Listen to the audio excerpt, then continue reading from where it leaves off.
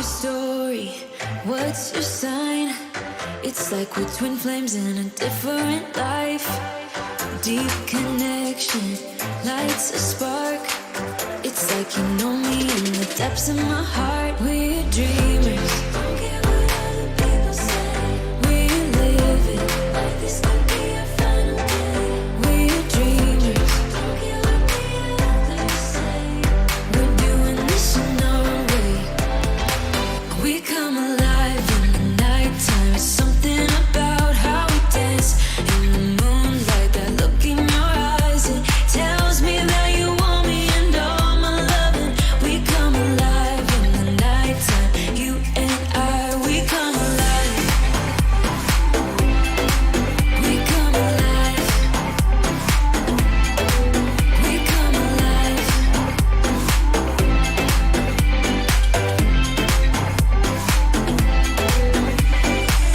What's your weakness? What's your type? Somehow I wanna know all about you. Deep connection lights a spark. You already know me when we dance in the dark. We're dreamers. We're living. We're dreamers. We're doing this in our way. We come alive in the nighttime. It's something about how we dance in the moonlight. That look in your eyes, it tells me that you want me and all my loving. We come alive in the nighttime. You and I, we come alive. Oh, we come alive. We come alive. We come alive. Tell me that you want me. I can see you want me by the look in your eyes. Tell me that you want me. I can see you want me by the look in your eyes. We come alive. We come alive. We come alive in the nighttime. It's something about how we dance in the moonlight. That look in your eyes, it tells me that you want me and all my loving. We come alive in the nighttime. You and I, we come alive. We come alive. We come alive. We come alive.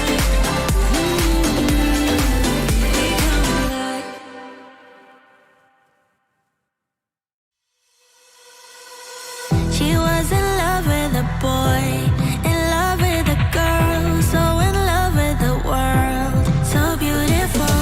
She was in love with the night, the way the sun shines. All she needed was love to have to hold, and nobody could make her feel down. She was always smiling from ear to ear, and everybody wondered around, would she ever know the feeling of tears?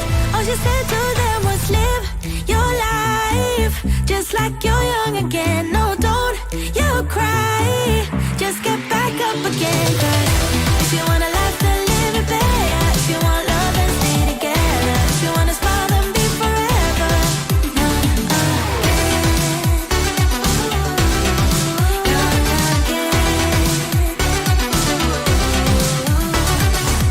she was the curious kind. To hate, she was blind. Always love on her mind. Just come what may. She couldn't quite figure out what fears all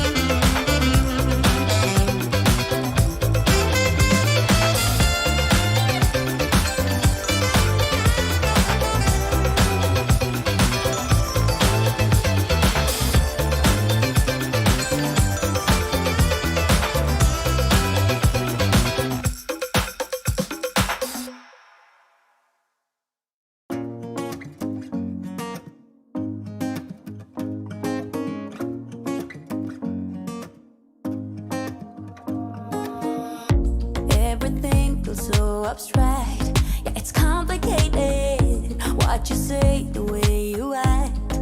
Well, it makes me so confused. I don't know what to do anymore. Can't you just make up your mind? My heart drops when you play around. How can you be up when I'm down? Don't wanna think about it right now. Maybe you just wanna be friends, but there is a vibe when we are talking. Maybe you just wanna pretend, but I can read between the lines. Even if I can't deny that all the things you said are hurting, still wanna be with you. I think you want it too.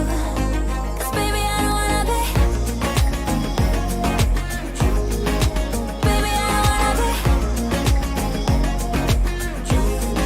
No, baby, I don't wanna be. Baby, I don't wanna be.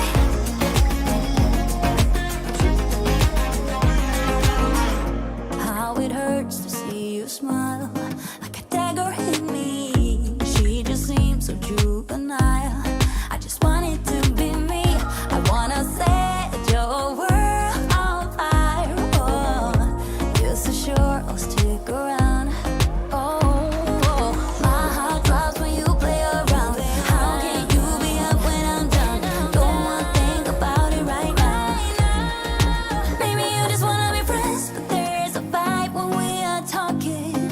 Maybe you just wanna pretend, but I can read between the Well, summoners and any wild gamers out there, it is a wonderful and snowy afternoon, especially if you are where I am from.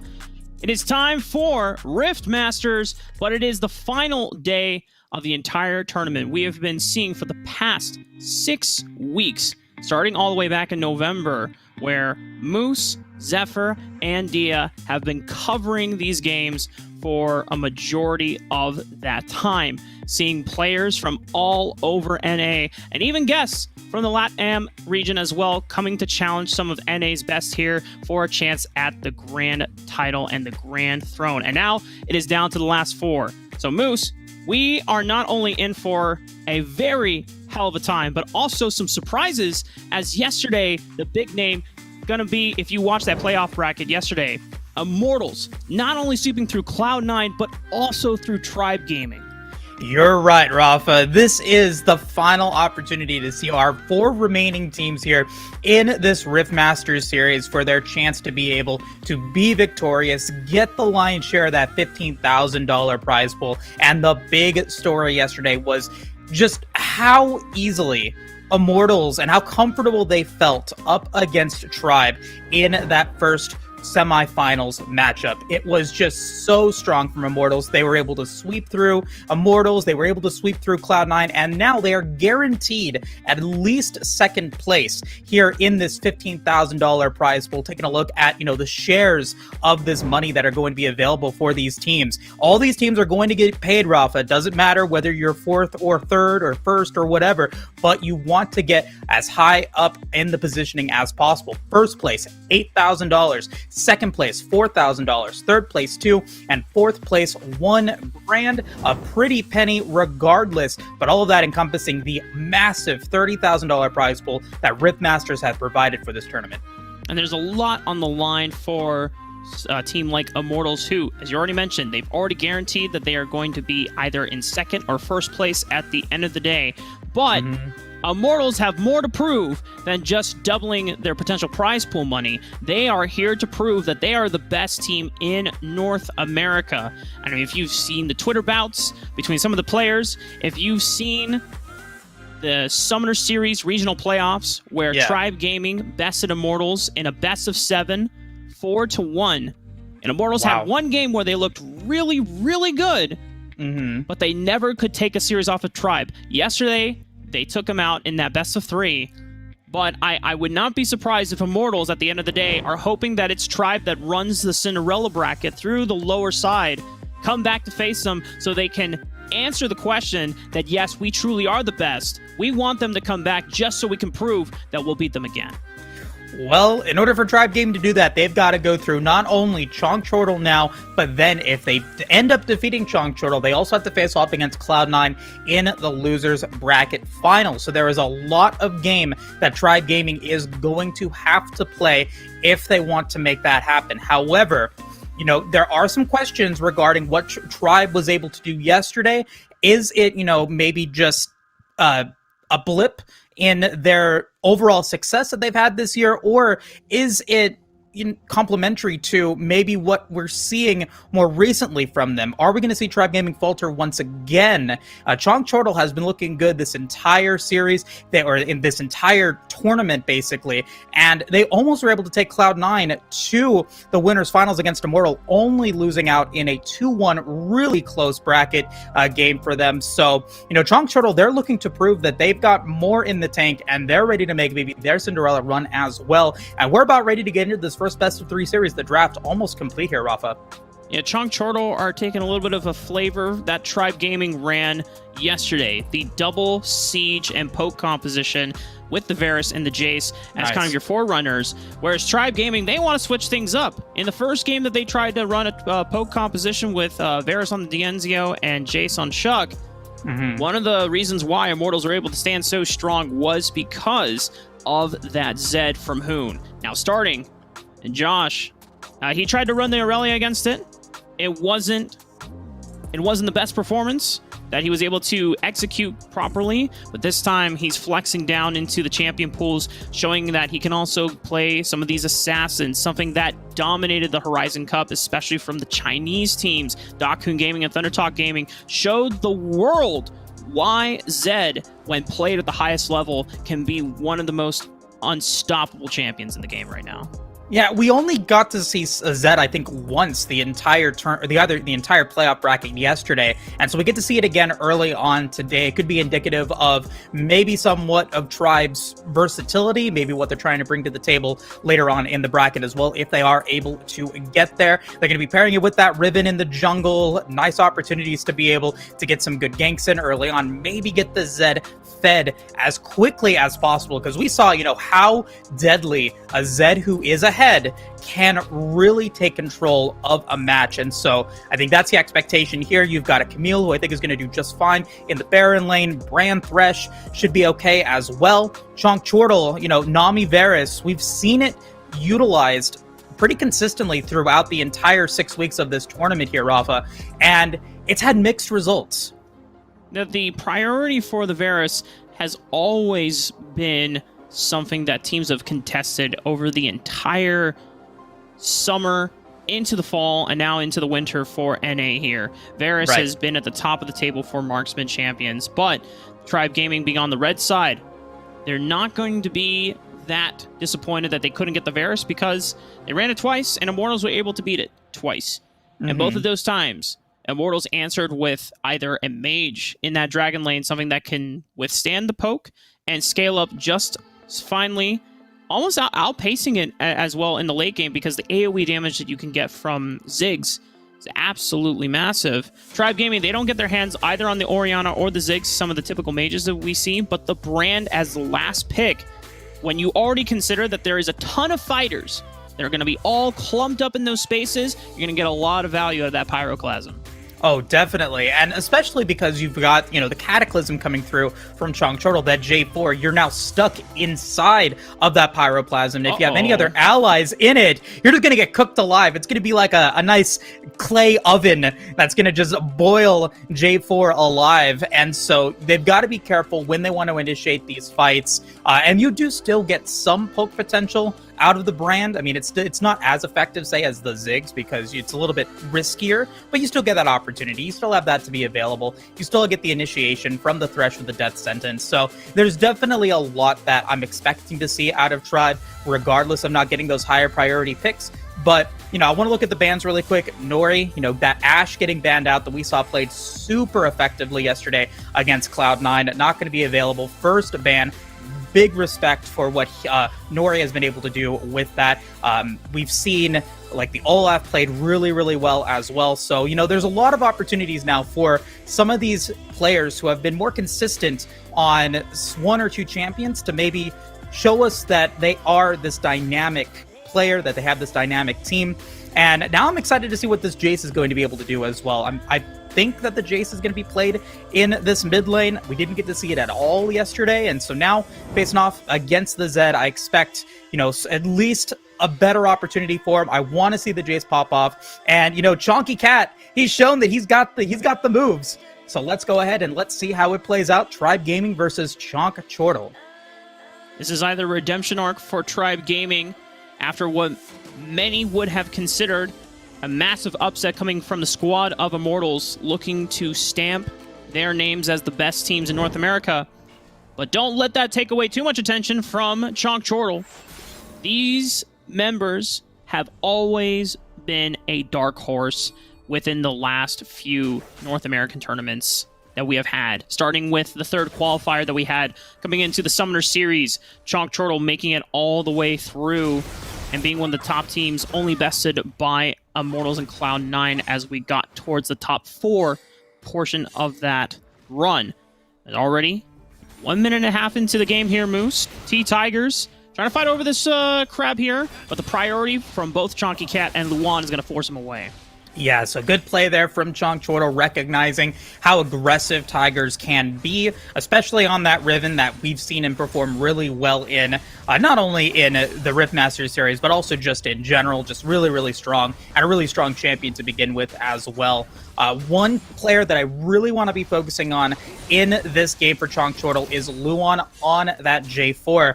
Luan was part of that composition on that J4 that was able to just really bring a lot of attention to that Baron lane and force Cloud9 to respond to how well he was able to play with it. So I'm expecting good things out of him. I'm expecting a lot of opportunities out of Chonky Cat as well, who has been fairly consistent throughout the series through so far for Chonk Chortle, but you can't count out starting, you can't count out the Enzio, but just like that, Chonky Cat gonna take the first kill of the game. Yeah, it just seems like it was a solo kill as well. Chonky Cat expending both summoner spells, Flash and Exhaust, starting. Looked like it... Obviously, we didn't get to see how the full fight unfolded. Starting did not have access to their ultimate ability quite yet. Chonky Cat pulling ahead with first blood. This is going to give a little bit of a spike towards the mid laner for Chonk Chortle. It is rushing that Black Cleaver first, so this is a little bit of a stray from what we first saw from Jace builds, mostly the Muramana into Yuma's Ghostblade, a more poke-oriented build. But talking with a lot of the players, the hammer stance damage is so much, Moose, and if you actually itemize more like a bruiser, you can be very durable while still putting out a considerable amount of damage. But we got fighting in the jungle here. A little bit of damage. Deathmark's going to land on the Black Camel, and he's just going to get destroyed by that. Chonky Cat is now in trouble. He will be falling as well, but a beautiful death sentence from Max Green is going to keep the fight going. Hestia will fall. Luan now in the area, can't do much. Flashing away. Tigers will take a turret shot, but will not fall. 3 kills for nothing in favor of Tribe. You know, just as we start talking about, oh man, Chonky Cat starting to get huge, first solo kill, and then cast your curse, Moose. Tribe say, all right, shut it down. No more of that. We're going to have a huge fight in the jungle where the members of Tribe are able to collapse. Max Green coming up first as well for that fight and providing so much utility. Beautiful multi-man flay into the box, keeping every member locked in there. However, Chonk Chortle are the ones first on the map after the reset. You already see Tribe Gaming a little late as they spend a little bit more time taking more resources. So the Dragon will go over to the Chonk Chortle's way, but T-Tigers and Chuck already on this Rift Herald.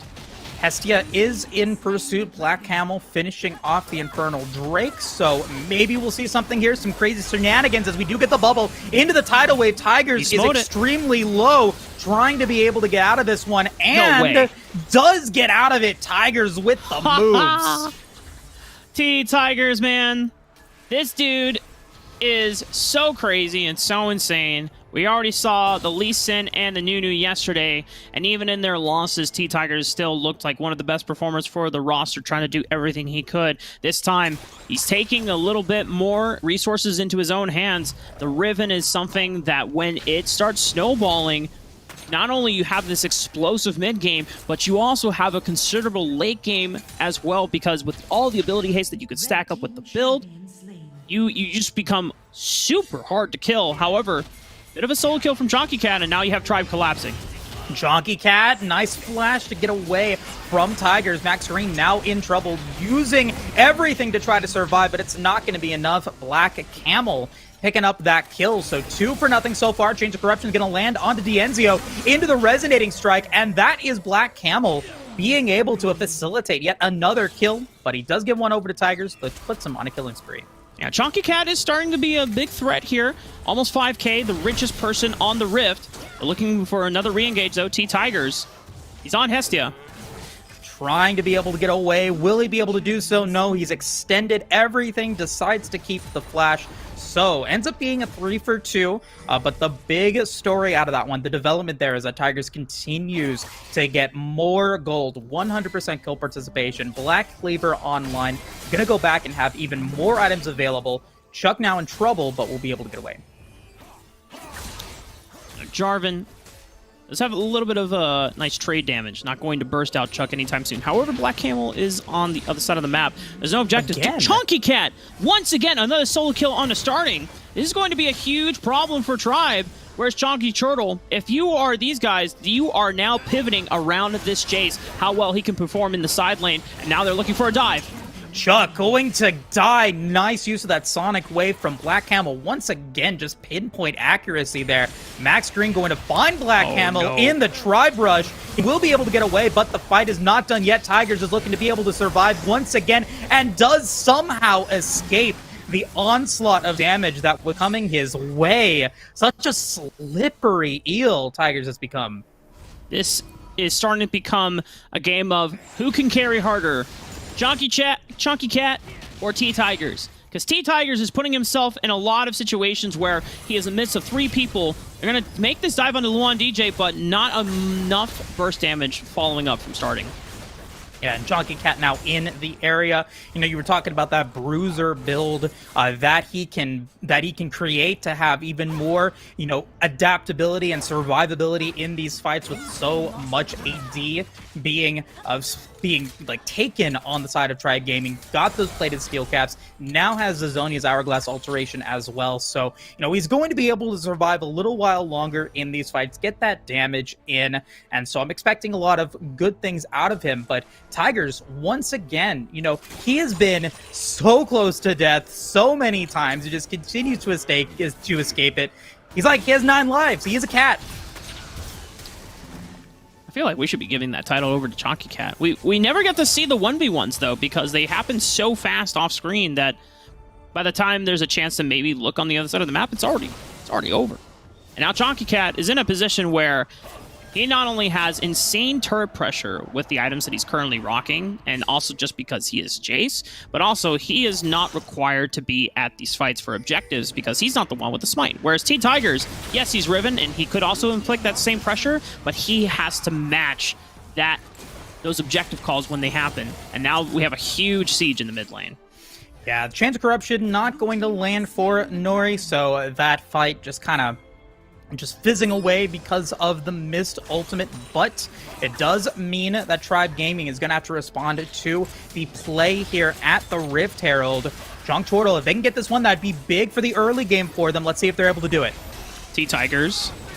It's already popped the ult hit. They have the Cataclysm up in there. Pyroclasm also comes out from D'Enzio, tries to get as maximum amount of damage as he can. Tigers is already onto the back line, has eliminated Nori. Jonky Cat on the run, has to flash away. And when Tribe are able to fight as a 5-man unit, you can still see the power of their team fighting. Beautiful there from Tribe Gaming. Tigers just able to slice his way through into the backline. Massive knockups and stuns. And so Tigers now 4-0-3. Death's Dance activated as well. Not only that, they pick up yet again another Rift Herald, but starting now, 2-4-4 will fall and give Jonky Cat his killing spree. Jonky Cat still finding multiple solo kill opportunities, and whether starting is underestimating the amount of damage of Jonky Cat or just Jonky is just taking the right times to engage when starting has no escapes, no ways to disengage. Once a Jace gets on top of you, and if you don't have flash or any mobility, then it is pretty hard. The slow from that to the skies is pretty damning.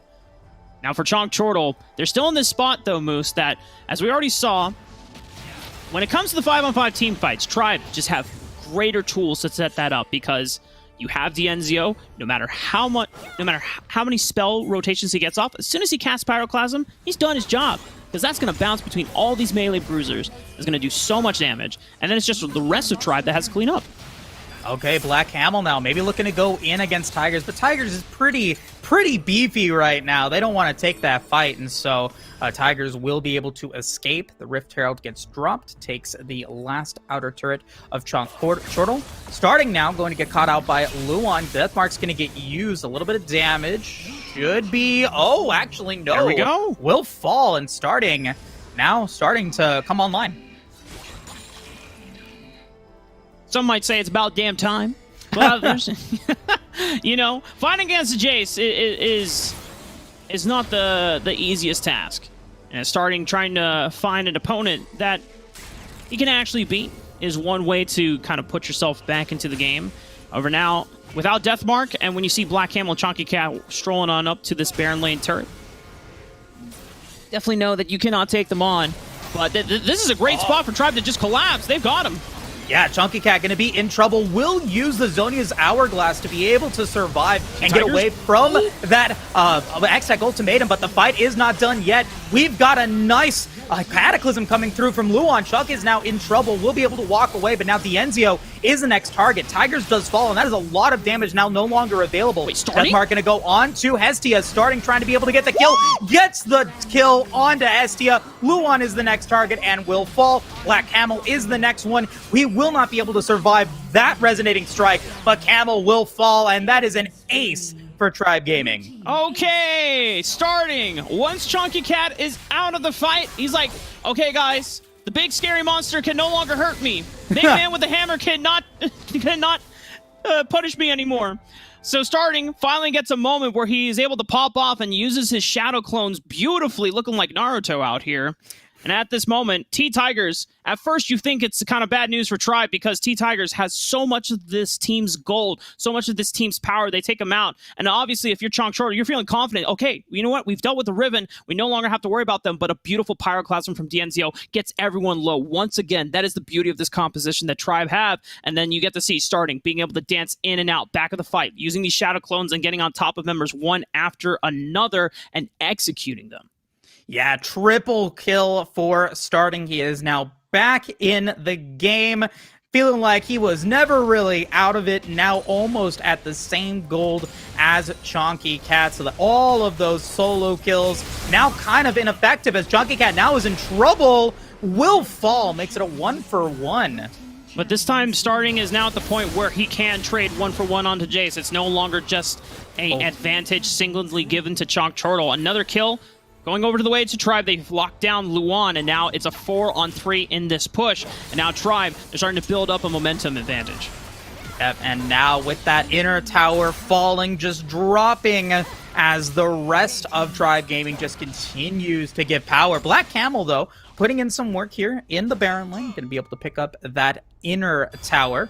Now looking to be able to escape with his life. Will he be able to do so? Looks like he does escape. So no inhibitor towers fall, but the gold lead is now at around 4K for Tribe Gaming. Chonk Chortle still have this Jace. Still a potent split pusher.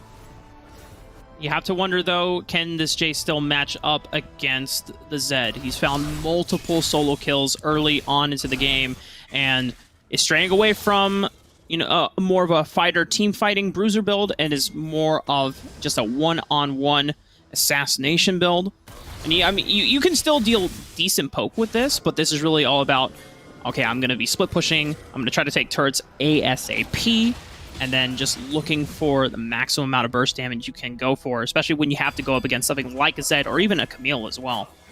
Yeah, and regardless of the 6 deaths, which it's the most out of anyone on Tribe Gaming. It's like more than anyone else combined on Tribe Gaming's roster. 8, 6, and 5. 13 out of 17 kill participation, though. Has been involved in a lot of these fights and has contributed. Has something to show for it. He has 3 items, almost on his way to a 4th, picking up that Sheen as well. So he's still feeling pretty good. And now he's a potent threat. And on top of that, the ticking time bomb that is Tribe Gaming's composition is now really starting to come online. You've got 3 items on the Camille. You've got almost 3 items. You have 3 items, 3.5 items on Dienzio on that brand. Everyone's going to start hurting. And Chonk Turtle, I mean, they've really only got 1 member that's really still online. It looks like they might be getting a fight here. Starting getting engaged on by Black Camel, but it gives a little bit of just a debate moment. Safeguards right back on out. Debate? Flexibility, mobility of Lee Sin. It's one of the beautiful things that I love about playing this champion, but also it just gives you the fluidity. However, Death Bush in the waning. Max Green doesn't get a chance to pounce on Black Camel, just dashes back out.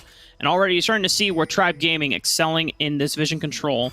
They know the next objective could be this Baron. However, they would much rather prefer wait for the Dragon, as it would be a lot easier to take down. And if we have seen anything over the course of Rift Masters Tournament, Moose, it's that whenever a team starts the Baron and the rest of the enemy team is alive, it usually is a bad call. You don't want to take it lightly. No, it has shown to be disastrous more often than not. We saw it be disastrous for, I believe it was Chonk Turtle as well yesterday, just unable to, be effective at the Baron pit. And so now looking to maybe find something here. Another nice flash into the death sentence, and a land on a Hestia who's now in trouble. Redemption's going to get used to keep him alive a little while longer. Hextech ultimatum, but Hestia will fall. A ton of damage as everyone kind of clumps up together as Tribe Gaming now with 4 members still alive. Stasis on to Black Camel, trying to be able to stay alive from this one as well. Luan will flash away. So a lot of action, but it remains a 1-for-1. And you were talking about, Moose, the portion where, yes, this Jarvan is so great at grouping up a bunch of people and putting them into the Cataclysm, but when you're playing against a brand, it's like you're putting everyone into your own homemade tandoori oven, but you're the ones that are getting roasted alive and becoming the next Indian dinner. And now for Tribe Gaming, being able to find an advantage once again. They still are not able to get any towers down. This is a great response for Chonk Turtle. If they burst this down, this is going to be so close, Moose. 4,000 HP, but the rest of Tribe, they're coming in hot. Max Green now in the area, but it will be taken by Black Camels. That's Ocean Soul for Chonk Turtle. Max Green is the target and will fall. Black Camel still has Guardian Angel alive. Nori is now in trouble and will also fall, but Tiger's now coming in for the teleport. Disaster for Tribe Gaming as Chonk Turtle gets a quadra kill onto Chonky Cat. He is a meal. He is the main course, and now he gets the ace. An ace at this point in the game, Moose, usually is game winning. 30 seconds on the nearest death timer for Tribe, but I believe Chonk Turtle are going to take the first game of this series. Beautifully capitalized. It was a Hail Mary as well, because had they not taken that dragon a second or 2 earlier, Tribe Gaming could have been in range. T-Tigers could have threatened the Baron steal. The Elder Dragon goes over to Tribe, and then it's a different story going into this game too. But it's Chonk Turtle that are the ones that are rewarded with their gamble. Well, it was all because of that previous fight that we saw. Tigers falls in that last fight, so he is not available to smite Steel, was still respawning by the time that the Ocean Drake Soul was getting taken. And yes, Hestia does fall, but support for Jungler, I'm going to take that trade any day, and you're going to gamble, yes, but it's a gamble in your favor, and Chonk Turtle, they're going to come home big with it. They get the ace, Chonky Cat with a quadra kill to end game number 1 in style, and are now just 1 game away from getting into losers finals. I think it's completely reasonable to look at this game and be like, oh yeah, Chonky Cat carried that game, like 1v9, held the team on his back. Everyone else on Tribe was looking super good, but it was only Chonky Cat. You have to give a lot of respect to Black Camel. The fact that he was able to maximize a lot of his damage on this Lee Sin and did so much to facilitate the pressure around not only the early lanes of that top side of the map, but also in these team fights. Some of these kicks were so good at making sure that T-Tigers couldn't always access the backline, because in the early fights, T-Tigers was just wrecking house. Later the games go on, or later the fights were being taken. T-Tigers wasn't achieving the same level of execution and success with being able to wipe out Hestia, wipe out Nori in those fights. And just Black Camel on this Lee Sin, a little bit of an unsung hero in this game. And then, of course, if the call is him or the rest of the team, having the composure to make sure to get that smite down, because there is a lot of damage that was coming in at the last second from Tribe. It wasn't a smite, but it was just a lot of stray damage, and had that smite been off, that Elder Dragon goes to Tribe, and we're looking at a Tribe win instead of a Chonk Turtle win. Exactly, and that, that was just so big there. And, Black Camel is that unsung hero that you were talking about. And, it really was, I think, a dual effort as well. But because Chonky Cat just had so much early game success against Starting was never able to get on the right foot. It meant that the Rift just opened up for Black Camel to be able to be so effective in those side lanes, to be able to be where he needed to be the most effective that he could. He got that hourglass alteration on his boots as well, so he was able to really be staying in these fights a lot longer than what he normally would be able to do, and it just worked out so well for them. But, Tribe Gaming as a unit still looked pretty cohesive. Max Green, some very good flash death sentences to be able to initiate some of these fights, had some great opportunities to be able to get those kills. Dienzio, well, he didn't show a lot of kill participation, didn't have the best KDA. He was assisting in a lot of these fights, was able to bring down the damage, and almost had this game be really successful for Tribe, but never was able to really get online. Starting, well, he did get online, just it was too little too late. And Chonk Chortle is going to be successful in game one game away by taking down Tribe Gaming, and really showing us the power that this team has become in this Riftmaster series. Yeah, Chonk Chortle, I know at the beginning of the Rift Masters tournament when it first started, I was one of the people that was, even though I wasn't, casting, and I wasn't on the broadcast with you guys, I was looking at home. I'm like, who's this fat cat, dude? Who's this? Where's Molly? Because then Molly goes over to Sentinels, and I'm thinking, man, unless Fat Cat can do the same type of stuff that Molly can, then this is going to be a huge stunt in Chonk Turtle's ability to perform. But Fat Cat has gone over not only an evolution, but a massive growth in just showing how well they can perform on stage, how clutch they can be in holding and putting Chonk Chortle on their back. They even changed his name to Chonky Cat now, because and it is so fitting to be part of this team, because he is now an integral core. And I could not imagine a world where Chonk Chortle in their previous form would have been able to beat Tribe Gaming in this game one.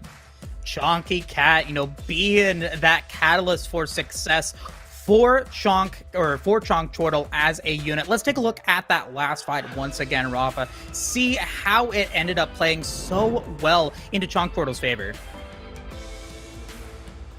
It was so close. I mean, 2,000, 600, T-Tigers wasn't there for the smite, right? But I mean, it is still potentially a risky call. And then, unfortunately here, by the time T-Tigers joins in, there's still enough CC to hold him down in that fight. And it just, I mean, to have that kind of composure as a team to make that call in that moment off of the back of a fight where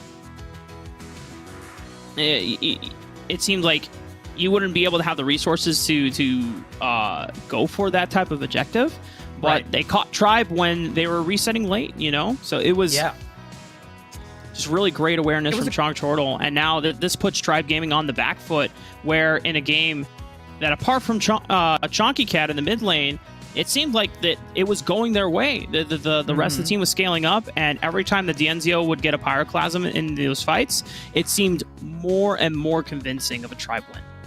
Right, and it could have gone that way. I mean, the question that, really comes back into my mind after watching that replay is, Tigers, there was never really a chance for him to really, I think, be super effective there because the dragon had already been slain. He teleports in late.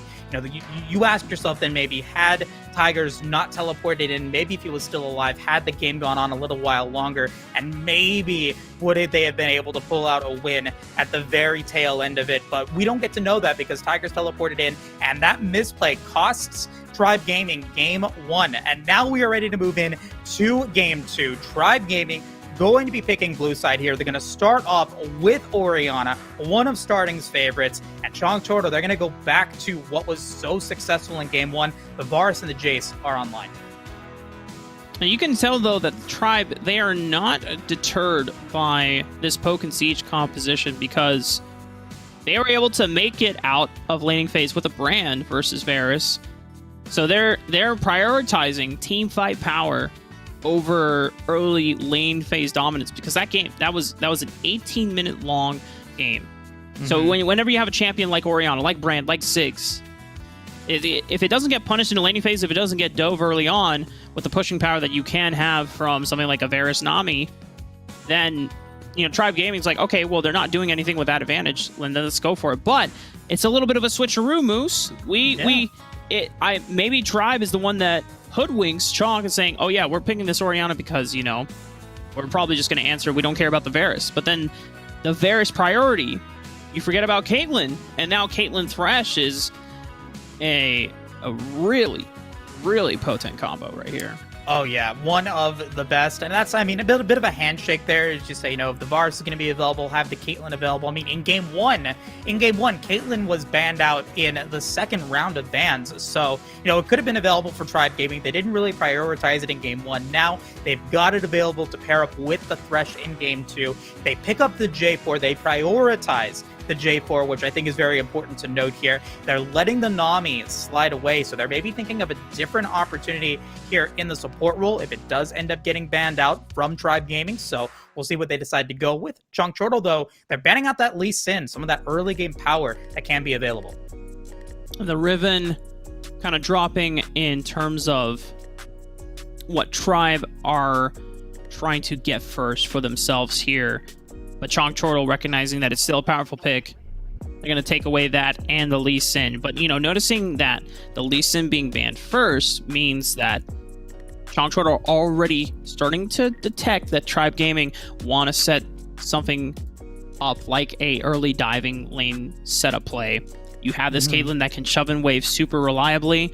Thresh, while it's not necessarily the best diving support, versus like a Leona or even a Galio that can reliably take Aftershock, and a max screen on this Thresh can still tank tower with a decently ranged auto attack, step out of range, and then allow Dienzio on the Caitlyn and T-Tigers on another early game champion to do the rest. But now with the Galio lock in, whether this is mid lane, as there's technically these three champions, Jace, Jarvan, and Galio, all flex picks. If that's a support, that makes it less incentivizing to dive early on.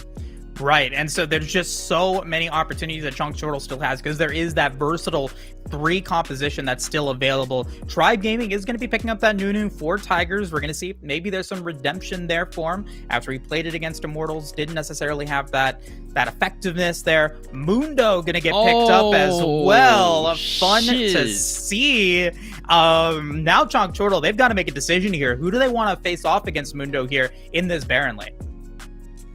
Someone that can build Blade of the Ruined King. That's all I'm going to say, because Mundo is so damn hard to kill once he gets his first item or two online. Man, I have seen Mundo go through so many fights in solo queue, and it just survives without a scratch. And he just soaks up so much damage. And then the closer he gets to dying, you pop the ulti, you instantly regenerate 20% of your missing HP, and then you regenerate another 20% over time.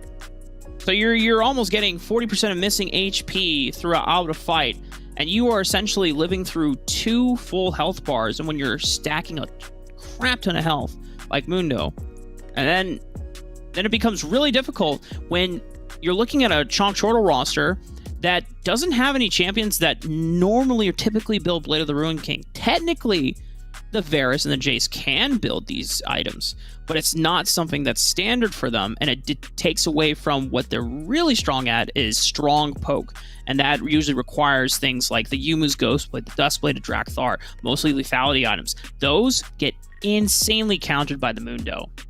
Right. And the other part of that is, the other option that you could potentially go for is maybe go in for some Grievous Wounds as well. Maybe decide to cut that healing away. And Chunk Turtle really doesn't build for that one either. I don't see an Oblivion Orb getting taken by the Galio. I don't know who takes an Executioner's Calling there for Chunk Turtle without really severely slowing them down in the mid game to be able to, counter that. So I think that's a really just great presence of mind there from Tribe Gaming, and we'll have to execute it as well. They've got so much slowing potential to be able to keep this Caitlyn safe. You've got the Shockwave as well to provide some extra peeling potential as well. Absolute Zero to slow down these team fights. So there's just so much layered protection for this Caitlyn and Orianna on top of the major health bars that this Nunu and this Dr. Mundo are going to be able to get.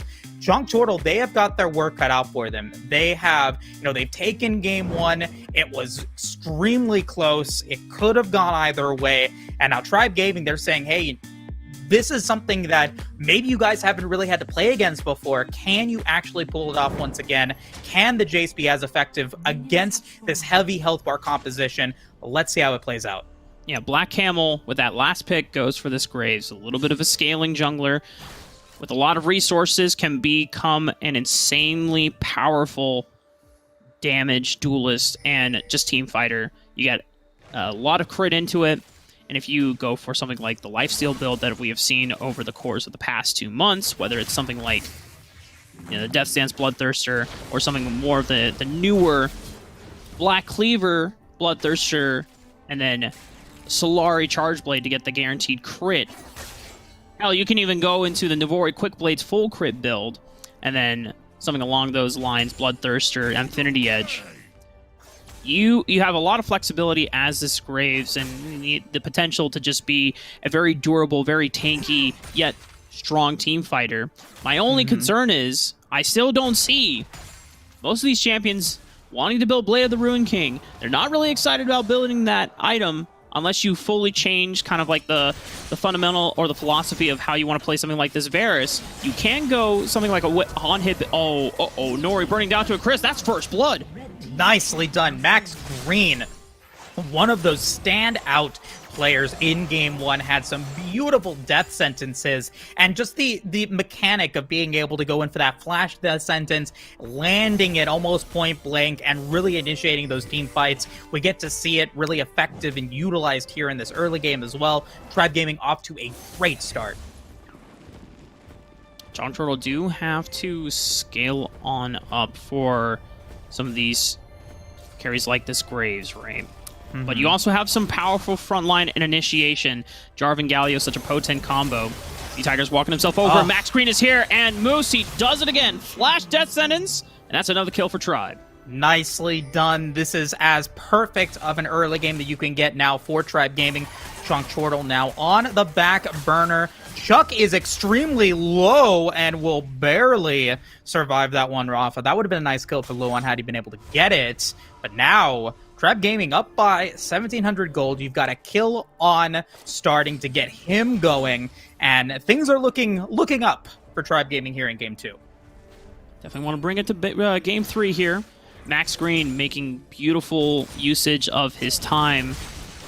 As soon as they get that first blood on Nori, gets the recall in and walks immediately over to the top side of the map, where there's still a potential fight over for that other Scuttle Crab. And it just coordinates beautifully with the rest of Tribe, who are able to collapse in, make that kill possible. Now talking about these two compositions here, Moose, you have a strong team fight setup this time for Tribe. It's a little bit of a different team fighting setup. As I say that, Chunk Turtle, Black Camel is here. He's going to make his presence. Missing the taunt, unfortunately. Hestia does use flash, so it is a flash for flash trade. And now Tigers is in the area, maybe looking to find something here, but no, decides to just disengage from that one. Chonky Cat with a lot of damage onto starting once again. Hasn't been able to get those early kills that we saw him go for in game one, but, still being able to keep in control. Unfortunately, though, behind in gold. Just thanks to that first blood that starting was able to pick up due to that collapse onto Black Camel in that river. We're looking forward in 20 seconds First neutral objectives about to be spawning into the game. Rift Herald, and it's going to be an Infernal Dragon. Normally, Tribe Gaming went for Rift Heralds last time. Infernal Dragon is probably the one dragon I wouldn't mind trading Rift Herald for, because if we already saw from the first game, it went to 18 minutes. We're in it for the long haul. The Rift Herald acceleration of gold early is not something that you're going to be completely upset about if you're missing out on it. And Tribe Gaming, they're the ones that they want to play for the late game team fights. They have this massive front line in this Nunu and the Mundo. Picking up this Infernal Dragon is going to make sure that your back line in Starting's Oriana and Dienzio's Caitlyn will be putting out damage. And you know, this is something that I've been talking about all Rift Masters series, is just the decisiveness that you have to have when you're up against Tribe Gaming. But it does look like we are getting a fight here, potentially. Black Camel's going to be able to get Max Green out of the area, cannot find the Dark Passage to save T-Tigers. And so now that Rift Herald's going to get a massive amount of work done here in the mid lane, picking up first brick as well. Chonk Chortle getting a lot of gold back into their pockets after the first 2 kills of the game, and the Infernal Dragon going over to the way of Tribe Gaming. To make sure that they are at an even game state. First item Power Spike's already online for a few carries here. Sunfire for both of the tanks for Tribe. Bloodthirster for Black Camel. And then you also have the Seraphs already completed for starting. So now remember, for Tribe, they don't mind the game going late. An early acceleration does give them less room to work with, especially when it's in the mid lane, because now you have someone like Black Camo who, on the Graves, he wants to be able to invade. He wants to be able to take resources away from T-Tigers, not necessarily for denial, but also for acceleration of himself, because as the Graves, you need a lot of gold to get to that point where you really are a 1v9 threat. And you said it earlier. You said, you know, the itemization that Black Camel is going to be going for, he's got a lot of options that are available, and he still keeps those options open while still getting some opportunities to be able to survive a little bit longer in these fights. Picks up the Bloodthirster first, and we are getting the Executioner calling out of Luan, so there is some of that Grievous Wounds coming online for Chonk Chortle, going to be able to use that potentially as we get longer into this game. However, Tribe is still feeling okay for the time being. Maybe looking to find something here in the river. Once again, Max Green, flash death sentence. Black Camel, however, makes it out of the wall. Doesn't burn down to the ignite attack. So it's going to have to be Dienzio flashing over the wall. And even though he picks up Black Camel, Chunky Cat is able to answer back in response. Max Green looking for another death sentence. Doesn't find Chunky Cat. And in the end, it's an even trade. Yeah, Nori, Black Camel, Tigers, and Dienzio. So as about even as you're going to get, and it's an even gold game as well here, Rafa. So a really exciting game number 2 here that is looking to not disappoint again. Really, really cool to see how effective both of these teams have become. That escape from Black Camel, really strong, and a great heroic entrance as well from Hestia to disrupt that offensive play and keep the fight going just a little while longer. Meanwhile, Chuck and Luana have just been chilling top lane, just staring into each other's eyes. Maybe there's a mistletoe up there somewhere. It is the holiday season. They're not getting into fights anytime soon. They're just scaling on up, farming it. Luan putting a little bit more pressure. Black Camel has now disrupted the sacredity of this 1v1. And Chuck is now feeling a little betrayed, thinking that, you know, it was just him and Luan up here by themselves, but Black Camel making sure that they can get a little bit more gold in their pockets. Oh, and Tigers picking up the kill onto Nori in the mid lane as well. So, you know, well, that dance in the moonlight was unfortunately disrupted. Tribe Gaming will get his revenge up against the Cupid on Chonk Chortle's side. And another death sentence, this time going to land on a Chonky Cat. Ace in the hole, and that is Dienzio picking up another kill. Now Tribe Gaming back in the lead. I almost imagine Dienzio's like, yo, I'm ulting. Don't take this kill away from me, Josh. This is mine. Don't take it. And Josh was just like, well, let me just auto-attack him once. It's like, bro, please. I'm ulting for this. Just don't touch my kill, bro. Rift Herald is going to spawn once again. Dragon. Second of the game is going to be Cloud. Chonk Chortle are already in position for the Drake this time. T-Tigers and Chuck, they're the ones that are answering for this Rift Herald. And now would be a nice time out. Oh, they actually want to fight this. There's a lot of item power spikes for Tribe. This could be a decent team fight. All right, waiting to see where the heroic entrance is going to go, and it is going to be able to get the knock-up onto only one. Black Camel is waiting to go into the area. Chonky Cat, in a beautiful position, is able to survive all of that damage. Starting is now out of the way, and disaster for Tribe Gaming. Hestia gets a double kill, and Chonky Cat picks up the ace for Chonk Chortle. That is massive for this squad.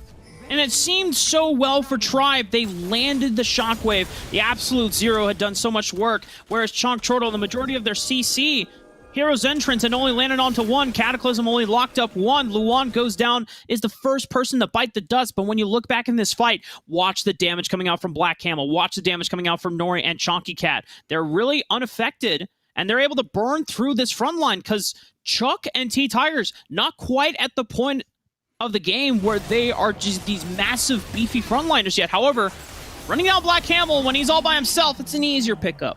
Oh, and that was a steal as well for Tribe Gaming on that Rift Herald. They take it away. Black Camel falls, but the fight is not done yet. The Cataclysm going to land into 3. The damage is there, but it's not quite enough. Chonky Cat will also fall, and that is a nice rebound for Tribe Gaming. Just being able to pick up Chonk Chortle off of off-sync moments here. The gold lead still slightly in the favor of Tribe Gaming after Chonk Chortle being able to answer back in that dragon fight. Yeah, we're going to get a replay of that Rift Herald, so thankfully we'll be able to see how close... Oh, man. Dude, he just walks up and takes it. I can't believe it. He says, it's mine, and it's feeding time for Tigers, and that is, as good as you're going to get there for Tribe Gaming. Black Camel, I mean, has been really consistent, though, for these smites. We lauded him for his ability to be able to get that Ocean Soul in Game 1, and now Tigers able to get some nice resistance here. We got a fight coming in. T-Tigers is burning down, but nice Dark Passage from Max Green is going to save his jungler from certain death. There's 4 members all ready to pounce onto this giant snow monster and his little child friend. However, huge chain of corruptions. Hestia answering back with the taunt, and they're jumping into this damage, but the Absolute Zero could be massive in being able to turn them back. But the Enzio just needs a little bit more time to build up these headshots, and he's playing around the bushes beautifully to build up the passives twice as fast. Beautiful there, 2-for-1 play. Max Green falling, but Chonky Cat is going to be the big loss there for Chonk Chortle. He's been so important in these last couple of fights and how important his damage has been.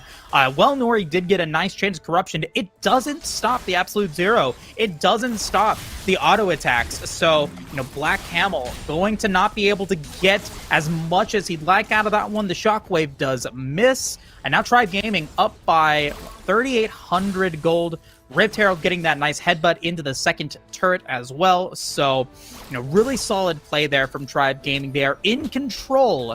Can they keep it up?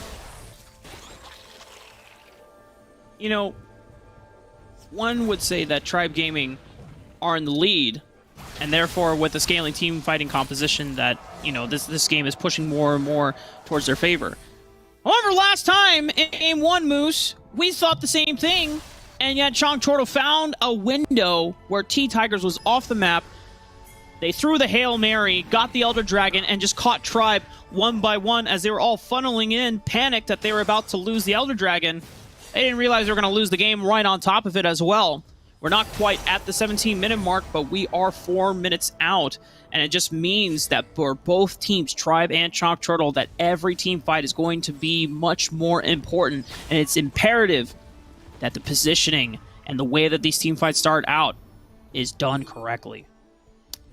All right, Rafa, count them for me. 1 Gargoyle Stone Plate, 2 Gargoyle Stone Plate, 3 Gargoyle Stone Plates here for Tribe Gaming. They have got just so much. I mean, both these teams, Luan and Hestia as well, all have just so much shielding and resistances to try to stay alive in these fights, and that could be the deciding factor of these games. Starting to be in trouble, though. A lot of damage already, but a huge shockwave. It is a nice knockup there. Luan is going to be able to get starting out of the fight. The Absolute Zero's going to get denied. The taunt is going to land on Max Green. He is in trouble. Chug is in trouble as well, but no one is falling here. Killing spree as D'Enzio picks up Black Camel. Everyone else is extremely low.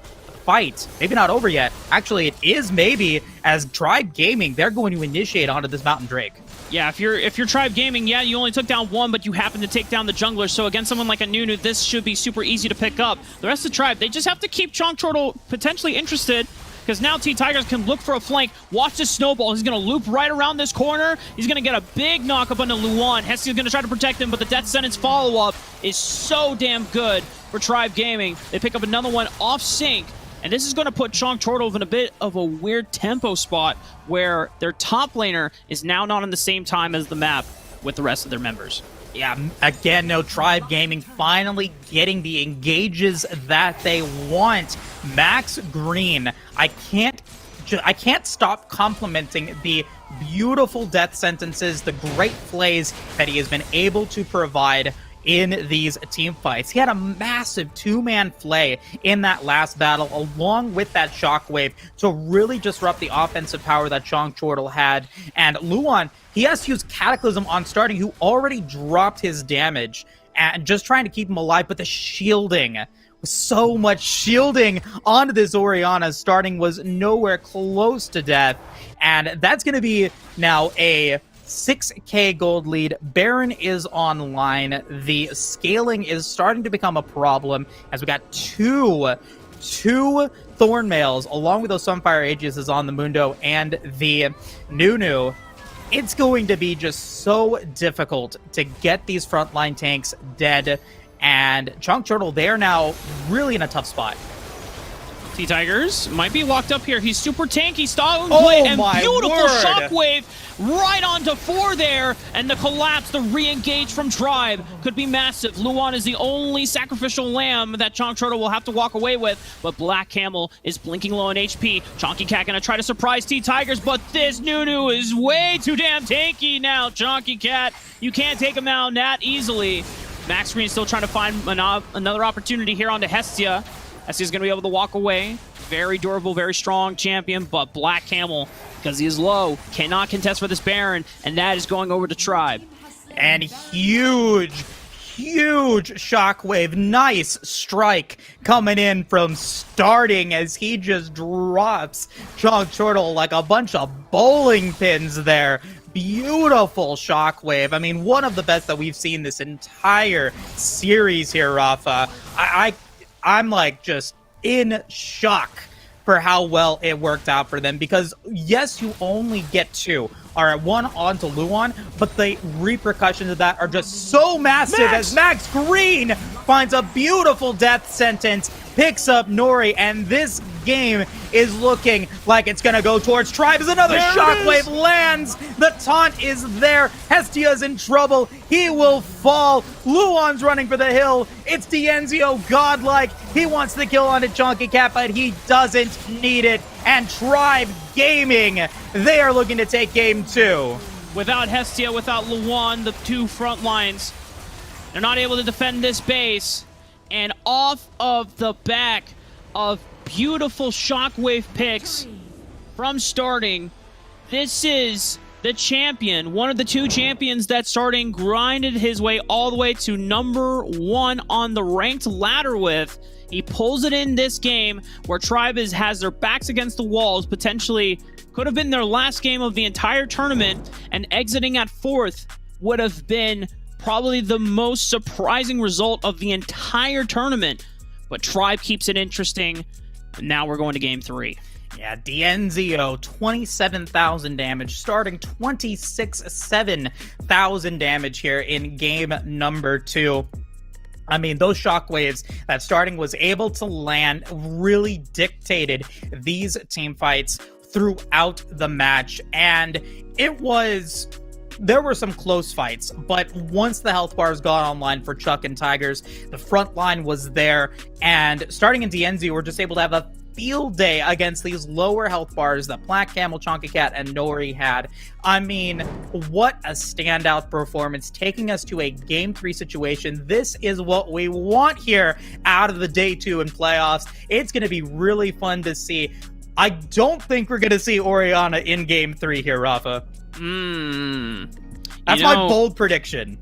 I would not be surprised if Chalk Chortle felt like that they had to take it away. They've been taking away Diana this entire series, which is the other champion that's starting not only known for, but also, between the two champions that a lot of people were kind of crediting him for the reason why of his successful climb to rank 1 earlier on. Between Diana and Oriana. He gets one of them. And then we talked about at the top of draft that Tribe, they recognized that game went all the way to 18 minutes, super late game. So for Tribe, they don't need to play super aggressive early lane dominant champions. No more Camille for Chuck. Put him back on something that he made a name for as one of the best tank players in the Baron lane throughout the Summoner series. Things like the Gragas, the Garen, and the Malphite were things that Chuck were so reliable and so consistent on. Brings out the Mundo. It's like, hey, you know what? It's a new tank, but it still plays the same role that you want for this squad. And you have Tigers and Chuck being the reliable, solid foundation of that composition, making sure that they can hold the front line strong. And then you just have Dienzion starting, just pelting damage onto heads one after another. Yeah, and starting, really a great rebound from game 1 to game 2. He was able to play so safe on that Oriana. So Chonky Cat, he was able to exploit the melee that is the Zed and really deny him that opportunity to not only get CS, but also kill him several times in the early game. Now you're playing that nice, safe, ranged mage like that Oriana. It's so difficult for a Chonky Cat to go in against him and really execute this Oriana. So it was super difficult for him in that mid lane. Not going to be that same level of success that we saw, but, Chonky Cat, there were chances for him to really have those moments of brilliance. He had some great some great positioning in some of those earlier dragon fights when those health bars were still fairly low for Tigers and Chuck. So there are opportunities for Chalk Chortle to really seal the deal here in game 3. They've just got to pull it back together. They've got to continue to play to their strengths and find the opportunity to be able to win out in this final of this best of 3 series. And I would not be surprised if things change up for the Dragon Lane duo in terms of champions. This is, Nori and Hestia, both of them running back this Varus. Hestia, she ran the Nami, one of her specialties, but then she goes to the Galio in game 2 to make sure that they can make that Jarvan Galio combo work. Unfortunately, we really only saw maybe one time where the Cataclysm and the Hero's Entrance got more than a single person caught up in the Hero's Entrance knockup. Every other fight, it seemed like it was only one person that they were managing to clump up here. And whether that was, beautiful spacing from Tribe Gaming, making sure that they were aware of never clumping up Dienzio and starting in the same kind of pocket of where they want to fight in terms of the lines of battlefield, or if Luan DJ was just never able to find successful Cataclysms to set up for those hero entrance plays. But the rest of Chalk Chortle, they looked at that team fighting composition, and the way that you beat that is you're able to be first to the objectives, and you're able to poke out the rest of the members before they get there, or you're able to buy enough time and poke them out. We have the replay of the last fight here where they make this miraculous pick that snowballs literally into a Baron. Yeah, and we saw it like you said there, where they're only able to pick up one into that massive play. We got to see that huge shockwave from starting, and Tigers was the target there. Nori finds the Chain of Corruption and finds, only Tigers with that play. And despite getting that, Tigers is able to escape with a beautiful dark passage from Max Green. And once he's gone, the ball has already been delivered, and Starting was able to find that massive shockwave that just obliterates Chalk Chortle there. And so you said it correctly, just finding those pockets that Chalk Chortle was never able to get. And now you find Chalk Chortle really having to recalibrate here and maybe finding an opportunity in game 3 to switch things up and get back on their feet. I want to see Chalk Chortle continuing to play their game. I don't want them to get nervous. I don't want the mental to get into their head and play into Tribe's game, because I think that they play well when the game goes into these, 15, 16, 17-minute times, we've seen them perform really, really well with it. But if you start to maybe play towards this early game where Tribe Gaming just has so much power and so much control of dictating the pace of the early game, it could be really difficult for them to find it. But let's see how game number 3 plays out. This is the opportunity for one of these teams to go up against Cloud9 for this losers finals, and let's see how it plays out. Well, Tribe Gaming are finally dropping the Jace respect ban. They didn't do it in game 2, but I wonder if it is so that they can worry about another priority pick that Chonk Chortle might be looking at. You called for an Orianna ban from Chonk Chortle. There's always the possibility that Chonk Chortle just lock in the Orianna for themselves if they deem it that threatening. But the Ziggs still topping the priority charts in terms of bans, because we saw, if you looked at Immortals Gume yesterday on the Ziggs, you get through landing phase just fine, no harm, no foul whatsoever. And then, in similar ways to like Orianna, you just start dropping huge bombs of damage. And even if you get the Orianna first for Chonk Chortle, right? You pick that first pick, Orianna. Now you ban it out. So I think, you respect that. You did that in game 1. You won game 1. Play to your strengths. Tribe Gaming taking the Ashe away, or taking the Jace away, taking the Olaf away, means that Ashe is still on the table here. Tribe could potentially ban it out, and then Chonk Chortle will get their pick of either Caitlyn or Varus for the first pick here in the first round if they want to go for that. So they have options here for Chonk Chortle, but Tribe Gaming, they're really taking their time here for this last pick. This is crucial because, this game is for all the marbles. There's just so much pressure for both of these teams, and Tribe Gaming, they're taking away Luan's J4 as well. They're saying, Nora, you want to play the Ashe, you've been playing it so well.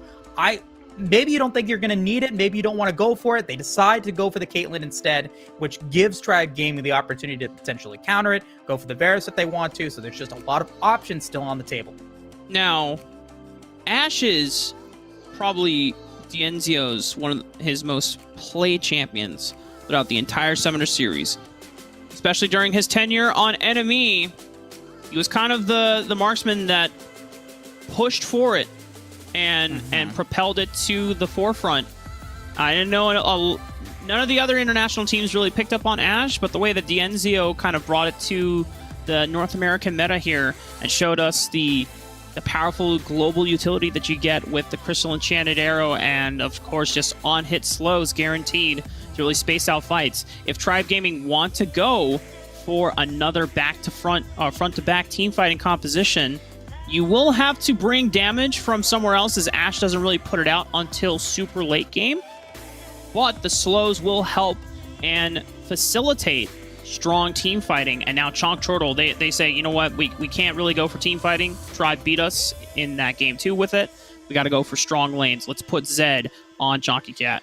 Yeah, and now Tribe Gaming, I mean, they've still, yes, the Zed, you get the Nami, you get the Caitlyn, but Tribe Gaming, they pick up the Camille, they pick up the Thresh, and now they pick up an assassin of their own with the Akali here.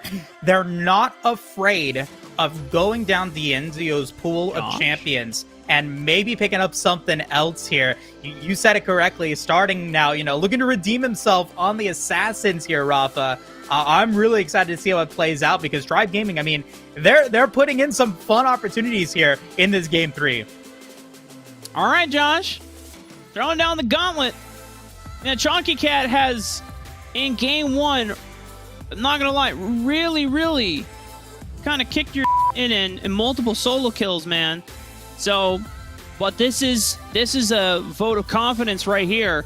Assassin on assassin, and definitely we're getting the fans all excited. Leading the entertainment, maximizing it for the audience. But now this kind of throws Tribe Gaming setup of a potential composition for team fighting out the window, because now you have strong side laners.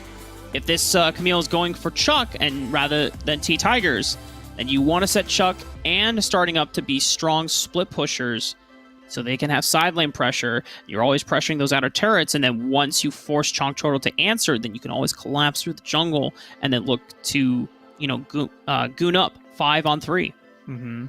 And now, I don't know about this decision here, Rafa. Chonk Chortle making the decision to take away the Varus and the Ashe from Dienzio. There are just still so many other options that Tribe can go for there in that Dragon lane. We saw the Brand in Game 1. We could essentially see that pulled out once again. You still maybe have the Lucian. The Nunu is going to be the pick, so they want to see what Chonk Chortle is going to pick up for the rest of their composition before they lock in Dienzio's pick here, Rafa.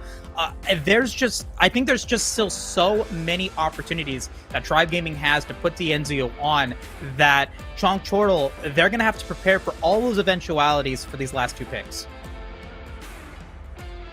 Misfortune was a big pick for Gume yesterday as well. Now, Misfortune is pretty susceptible to something like a Zed, but if you're splitting the Zed and forcing him to answer either this Camille or this Akali in the side lane, there is potential that you can get Misfortune to match the wave clear in the mid lane, and then you group up for a team fight between Thresh and Nunu.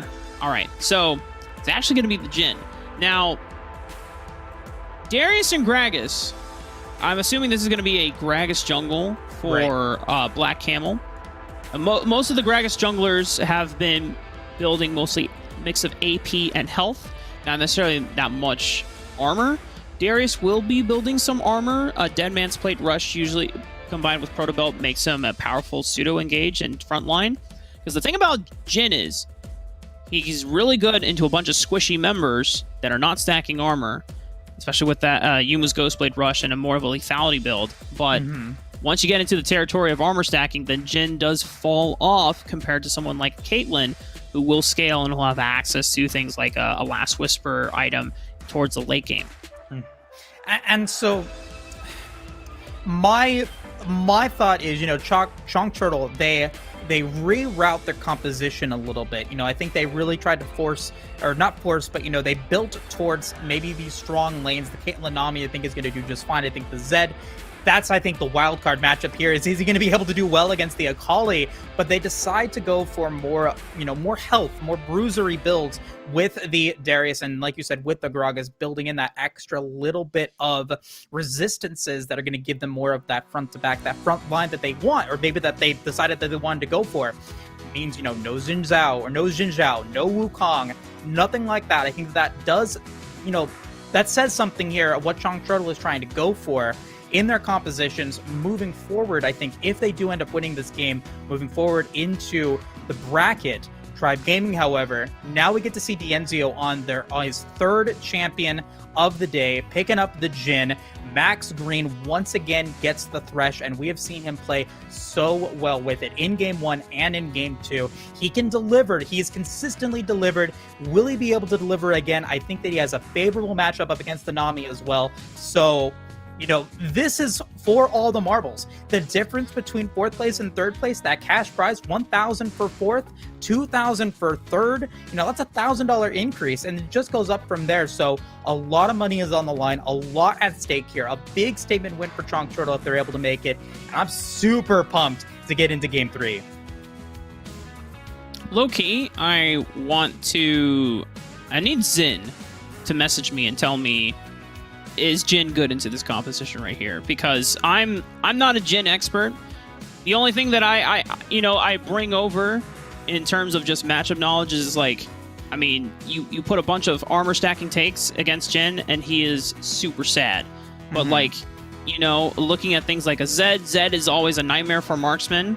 Jhin has a surprisingly strong laning phase, and I don't remember if it's something that can beat a Caitlyn, especially when it's paired with a Nami, because it's so much innate sustain, long-range poke as well. But Jhin has a lot of deceptively powerful all-in potential as well. So, and Xin is the best Jhin player that I know. It's the number one Jhin on the server. So, homie, if you're watching the broadcast, just add me in a Discord server or something. I need some insight here, because we're in a little bit of unexpected or untreaded waters right now as we are heading into Game 3, match point on the line for both Tribe and Chonk Chortle.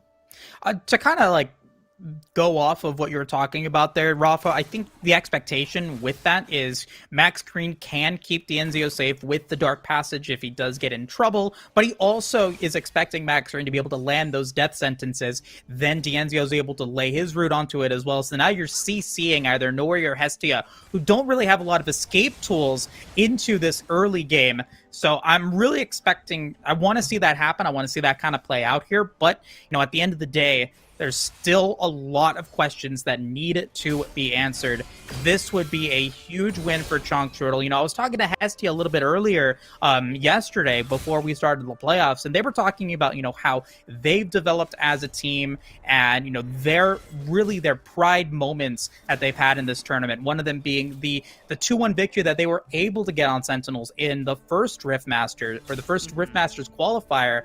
And I would say, if they're able to take down Tribe Gaming here, that would definitely take that spot. Oh, yeah. I mean, anytime a team takes down Tribe Gaming, that is hallmark worthy. And when you're able to take a series off of not only the undefeated Summoner Series champion in terms of the tournaments that they played in, they won the first 2 majors, and then obviously they couldn't be at the 3rd major because they'd already qualified, and they win the regional playoffs and represent NA as the #1 seed for Horizon Cup. This is the team to beat if you want to make a name for yourself and you want to challenge as a team for one of the top spots in this scene. Yeah, and this is the last major tournament that we're going to have of 2021. You can end it with a bang for either one of these teams by being able to take the victory here today. And regardless who comes out of this one, you still have Cloud9 and Immortals waiting in the wings, Rafa. I mean, this first game has been so good. Fat Cat is now in trouble, but he actually ends up making it a 1-for-1. Fat Cat, who's changed his name back to Fat Cat, is now looking to bring out the Zed and is able to get first blood. I wonder if he has 2 accounts. Maybe that's it.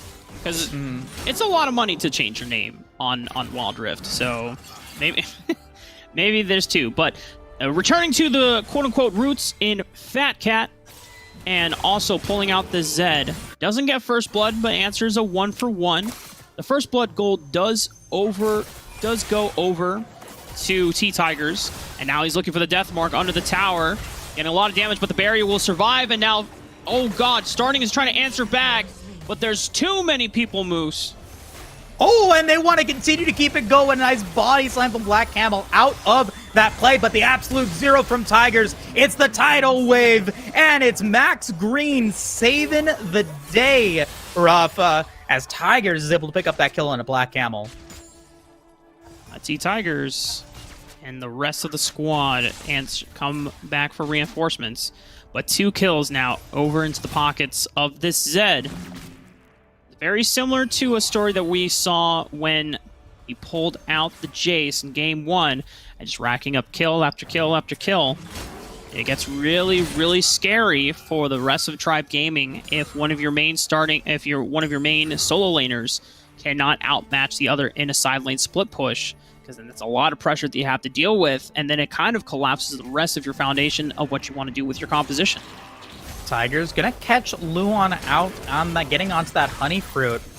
Now maybe in trouble, gonna flash away. Chuck still has Hextech Ultimatum, and he will drop it onto this Darius, who's trying to be able to get the kill. Nori comes in with the heal to keep him alive. It does not drop the Noxian Guillotine, but it does save Luon there in that fight.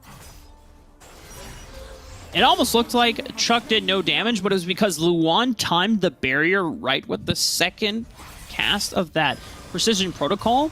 So, and that caught Chuck off guard. And then once Luon had already built up to 3-4 stacks and goes for the 4th one, Chuck is like, if I don't bail out now, I'm going to get a Noxian Guillotine full 5-stack to the face, and I'm going to die, because he doesn't have any defensive summoner spells. He went for the Ignite Flash, so flashing right away, making sure that he doesn't go down and give Luon a surprise kill. Make sure that both of the Baron laners are even. This Rift Herald still trying to be contested, but the rest of Chonk Chortle, they are here to fight back. Oh, and Nori now going to be the target of that curtain call. We'll have to flash away. Max Green going to get the play on the Black Camel, but no one dying there. And that curtain call not going to be available for a little while.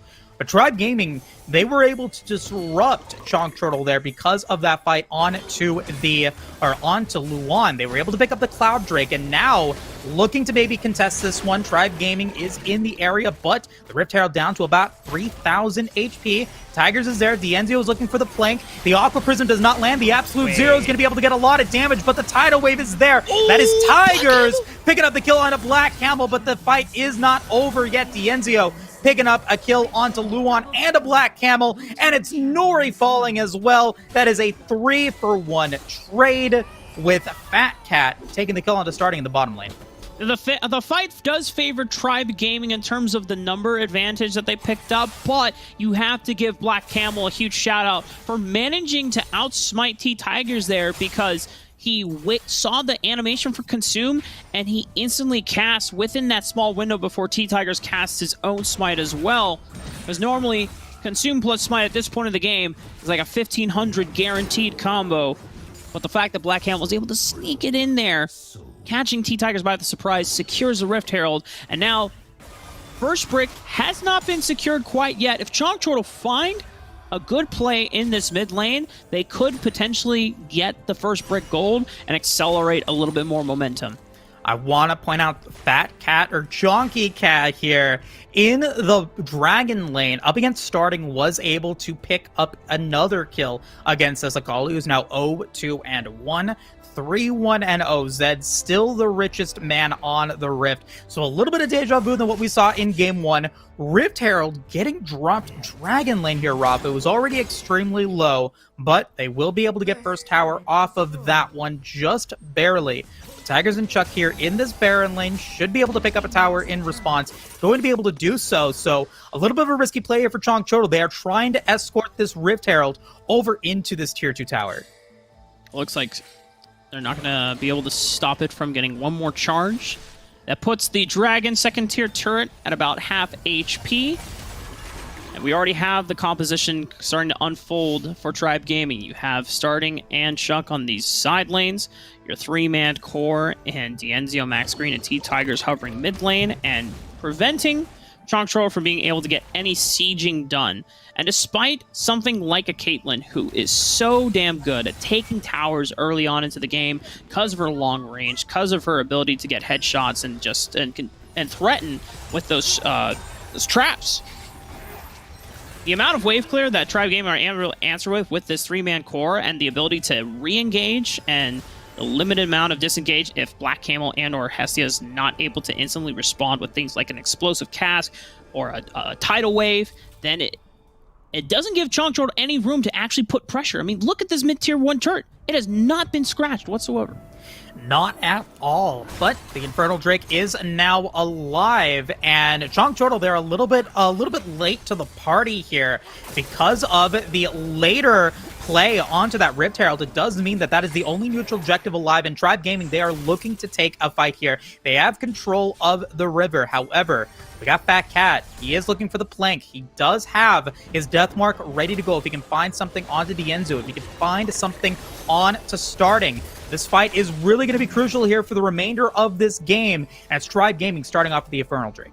Yeah, because they have Nunu, you would imagine that Tribe have the advantage, but they start off the fight. Explosive Cast breaks up the back line, doesn't really propel anyone into the waiting arms of this assassin on Fat Cat. They've already eliminated Black Camel, and Dienzio has distanced himself back into the very under the tower, opening up the curtain call, lays it right down on top of Fat Cat, even after stasis. They lock down another one in Luan. DJ Chuck diving past the turret, looking for Jen, but she's going to be able to escape. But it's 4 members gone for Chonk Turtle and the Dragon for free. Beautiful play there from Tribe Gaming. More of a miscalculation there from Chonk Turtle. The explosive cask lands, but it really doesn't get anyone to a great position, like you said, as we get to take a look at that once again. Black Camel really initiating this fight here. He goes with the explosive cask, but Chuck and Starting are the targets, and they're just able to reinitiate back into that fight, and it doesn't really have that much effectiveness. Hextech Ultimatum going on to Black Camel, and then Dienzio is just so safe. and is able to get massive damage onto Nori, gets the kill on the Flat Cat as well, and it becomes a 4-for-0 trade in favor of Tribe.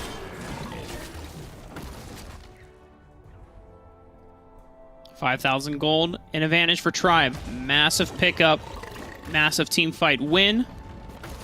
Now looking at Fat Cat once again, I can understand the thought process behind what Chonk Turtle were looking for by if they had been able to find D'Anzio with that explosive cat. That gives this Zed a free opportunity into assassinating the main backliner for Tribe Gaming.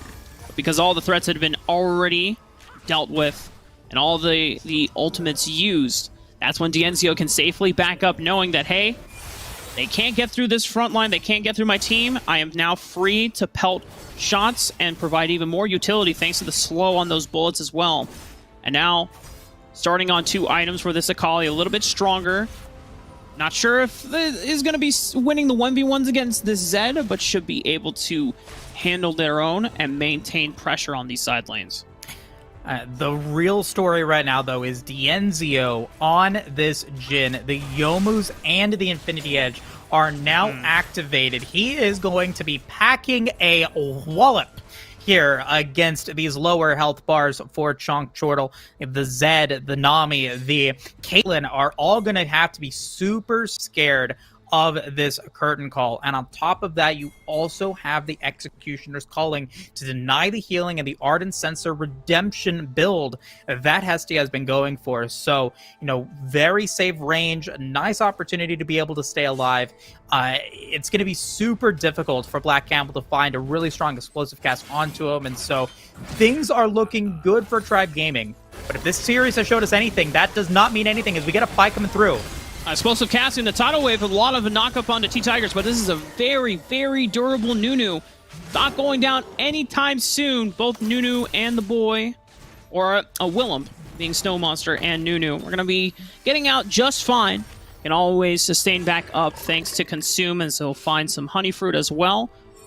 Going to get a recall in. No objectives to fight for if you're Tribe Gaming, so Chonk Turtle, it was a nice thought to be able to try and find a pick, but unfortunately, on that target, it's going to be a little bit more difficult to execute. And now there's a small window here, Rafa, where Tribe Gaming will have all of their ultimates ready to go with Black Camel and Hestia not available to respond with theirs. Will that mean anything? Potentially something here. Max Green, Chuck, and D'Anzio are in the area, and they're going to find the Flay into the root onto Luan.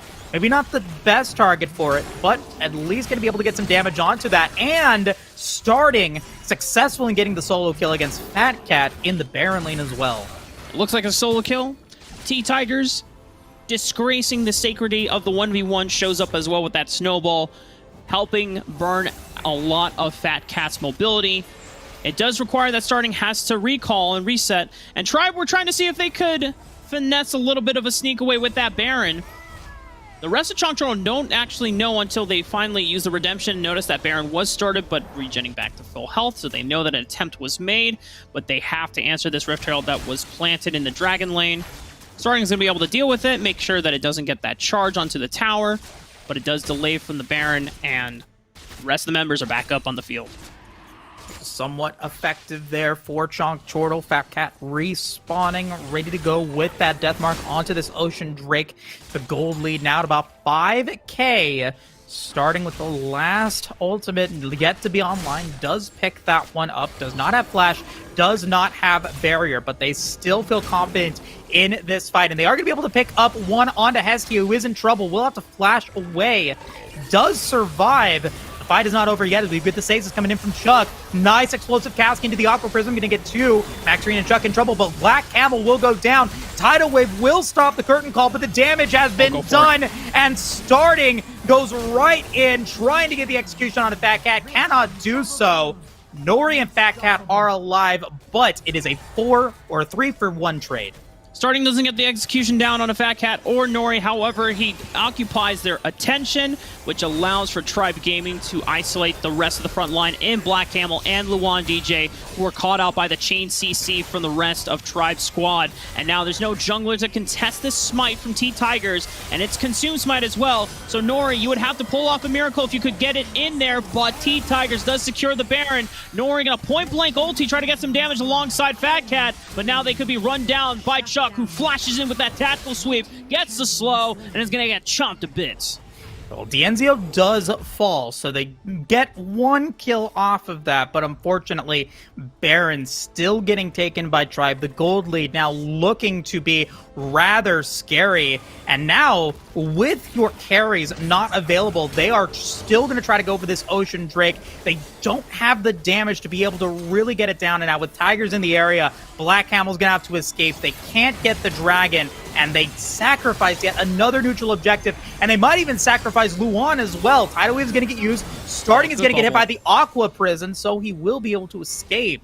Tribe Gaming now with 3 Drakes under their belt.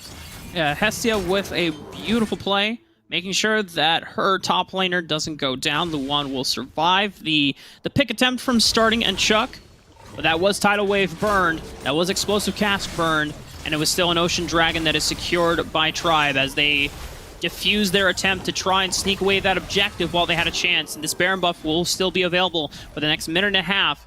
Let's see if Tribe can get a lot of damage down.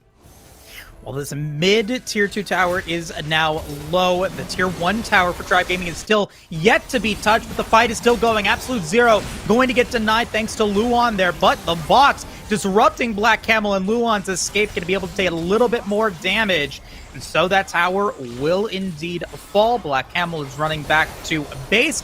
Death Sentence barely going to miss. The root is going to land on D'Enzio. This is big, and they will be able to get the Jhin to go down. Luan will fall, but he has done his job. Hextech Ultimate is going to land on Black Camel, though, and so it ends up being a 2-for-1 trade. Look at the base. It's a lot of damage, though, and meanwhile, throughout this entire time, Chuck in this Dragon lane will pick up the inhibitor turret. Maybe. You have to look at Fat Cat, though. He's been pushing this entire time as well. He's oh my goodness, I didn't even notice. He was on the Tier 2 turret. He takes down the inhibitor tower, and Tribe, they were trying so hard to see if that they could outmatch the split push from Fat Cat. But because D'Enzio gets caught by a beautiful bubble into Luan following up with that apprehend, that signals the opportunity so that both of the inhibitor towers get traded and Chong Turtle are not punished for that split push attempt. Because had Tribe Gaming survived that onslaught, they get those 3 kills without D'Enzio going down. There's an opportunity where they can push 5 men into the base, end the game, take the series right there. But now you have the situation where Fat Cat has unlocked super minions barreling down one lane. He has to answer down into this Dragon lane, of course, but that puts a lot of pressure and uncertainty into Tribe Gaming's minds now. Man, I was like Tribe Gaming there. I was super excited. I was seeing them be able to try to get that kill on to everybody, maybe get that tower in the mid lane, and now they're looking to be able to continue to keep the fight up as Black Camel falls. Fat Cat, yes, he does get the inhibitor tower, but now there is still one inhibitor tower for Chong Turtle, extremely low, and with Black Camel gone for another 43 seconds, Tribe now with the opportunity to be able to get a second Baron Nashor at the 18.5-minute mark. Now, thankfully for Tribe, they had Chuck push out that lane all the way towards near the base where that Tier 2 tower region was. No Black Camel means there's no smite contest available. This Baron should be secured easily by Tribe. Chuck and Starting just playing goalkeeper right now, making sure that no one can get into the river. The Baron will be secured.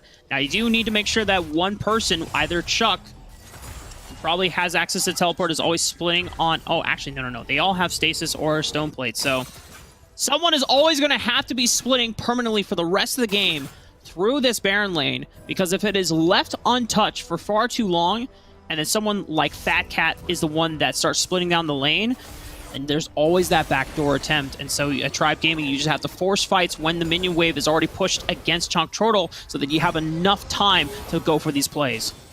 but you still have to worry about this mid inhibitor being so low. Luan is going to get it caught out, is in trouble. A nice use of the explosive cast this time, going to be able to get the knockup. Hacktech Ultimatum is there. Luan is extremely low, and he will eventually fall. And that is starting now on a killing spree. D'Enzio using Curtain Call, but now has the protection of that Guardian Angel. A flash into the death sentence onto Nori. He's in trouble. Tiger's going to use the Absolute Zero. Actually gets the damage onto Nori, but it is not enough. All 3 inhibitor towers are now gone for Chongchortle, but they are not out of the game just yet. 4 members of Chongchortle is still alive, and they are looking to make the defense of their lives. Deathmark going to get used. Fat Cat trying to do what he can, but he will fall. He goes and gives starting a rampage. D'Enzio gets the kill onto Nori, and that is Hestia trying to be able to survive. It is not enough.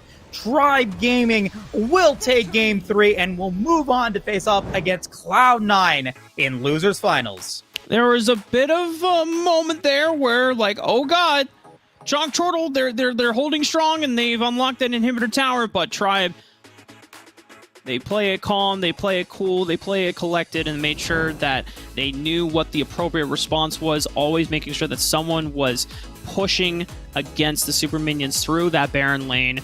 And because there wasn't enough of a threat through the opposite lane where they had unlocked the inhibitor tower, there's no threat of Fat Cat being able to reward themselves and get another inhibitor turret back, ever threatening to backdoor the side of Tribe Gaming. And because their front line was considerably stronger, their engage so damn hard to break out of once you get caught by a giant snowball or even the snowball barrage. It's just making beautiful usage of these picks here for Tribe Gaming, and they eventually whittle down. And for Fat Cat, you know, on this Zed, looked pretty damn spectacular in the early game. It does get pretty hard as Zed, though, once you start fighting against a bunch of stasis on the rest of Tribe Gaming. And if you don't have enough damage coming from the rest of your team to be able to pop the stasis early, then you realistically have no way to threaten any of these backliners for Tribe. Yeah, and unfortunately, I gotta point out the elephant in the room there. It was, unfortunately, this Gragas Black Camel. The explosive casks, they tried, and only 1, maybe 2 explosive casks were as effective as they needed to be in order to find the picks necessary to make that composition effective. And with that being said, D'Enzio staying safe most of the game, was able to get off some great curtain calls, some great damage into it, and was just able to stay safe for a majority of the game to keep himself alive. Black Camel unfortunately falling at really crucial points, giving away 2 Baron Nashers that Tribe was able to utilize to get those inhibitor turrets down and eventually close out game number 3. They're going to move on to the Losers Finals. We get to take a look at the bracket because it is a double elimination, and Chongchortle has now fallen twice. They will fall 2-1 in both of their series. There's still a nice clap for them. Really great performances in both of their series. Unfortunately, they do take 4th place, $1,000 in their pockets, however. Tribe, that Cinderella story that you've been talking about, Rafa, is still on the table, and we're facing off against Cloud9 here in this next bracket matchup. Multiple series that Tribe have to go through in order to get a rematch against Immortals after being swept by them yesterday in our day 1 of RiftMSTRS Finals. But now it's going to be up to Cloud9, and Cloud9, we have definitely a lot more to talk about this roster and some certain momentum swings that they have been experiencing, especially with the roster changes that we saw coming in this week. When we come back, it's going to be Cloud9 taking on Tribe Gaming in our lower bracket finals. There's something different about us, and the reason why we stay. We fly around like paper planes, we never know where we will fall. Nobody can see us, still they wanna tear us apart. There's something different about the way we are.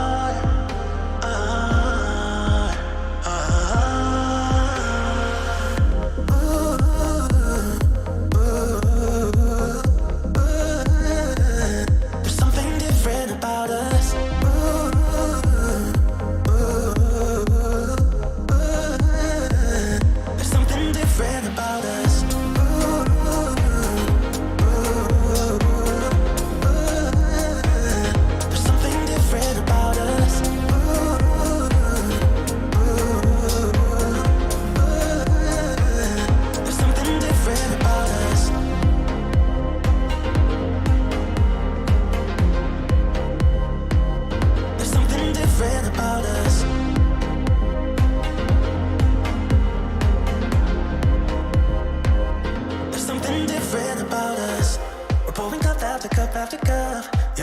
way we do it.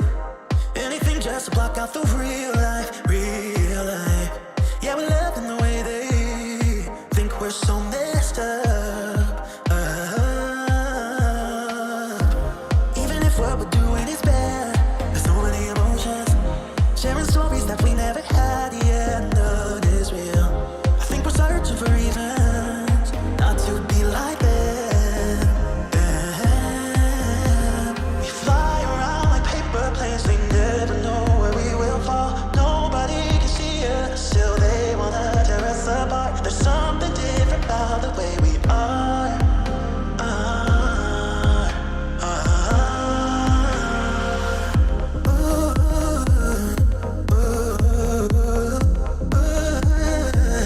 There's something different about us.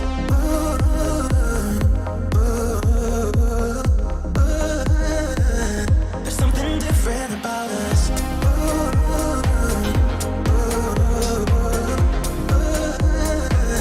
There's something different about us.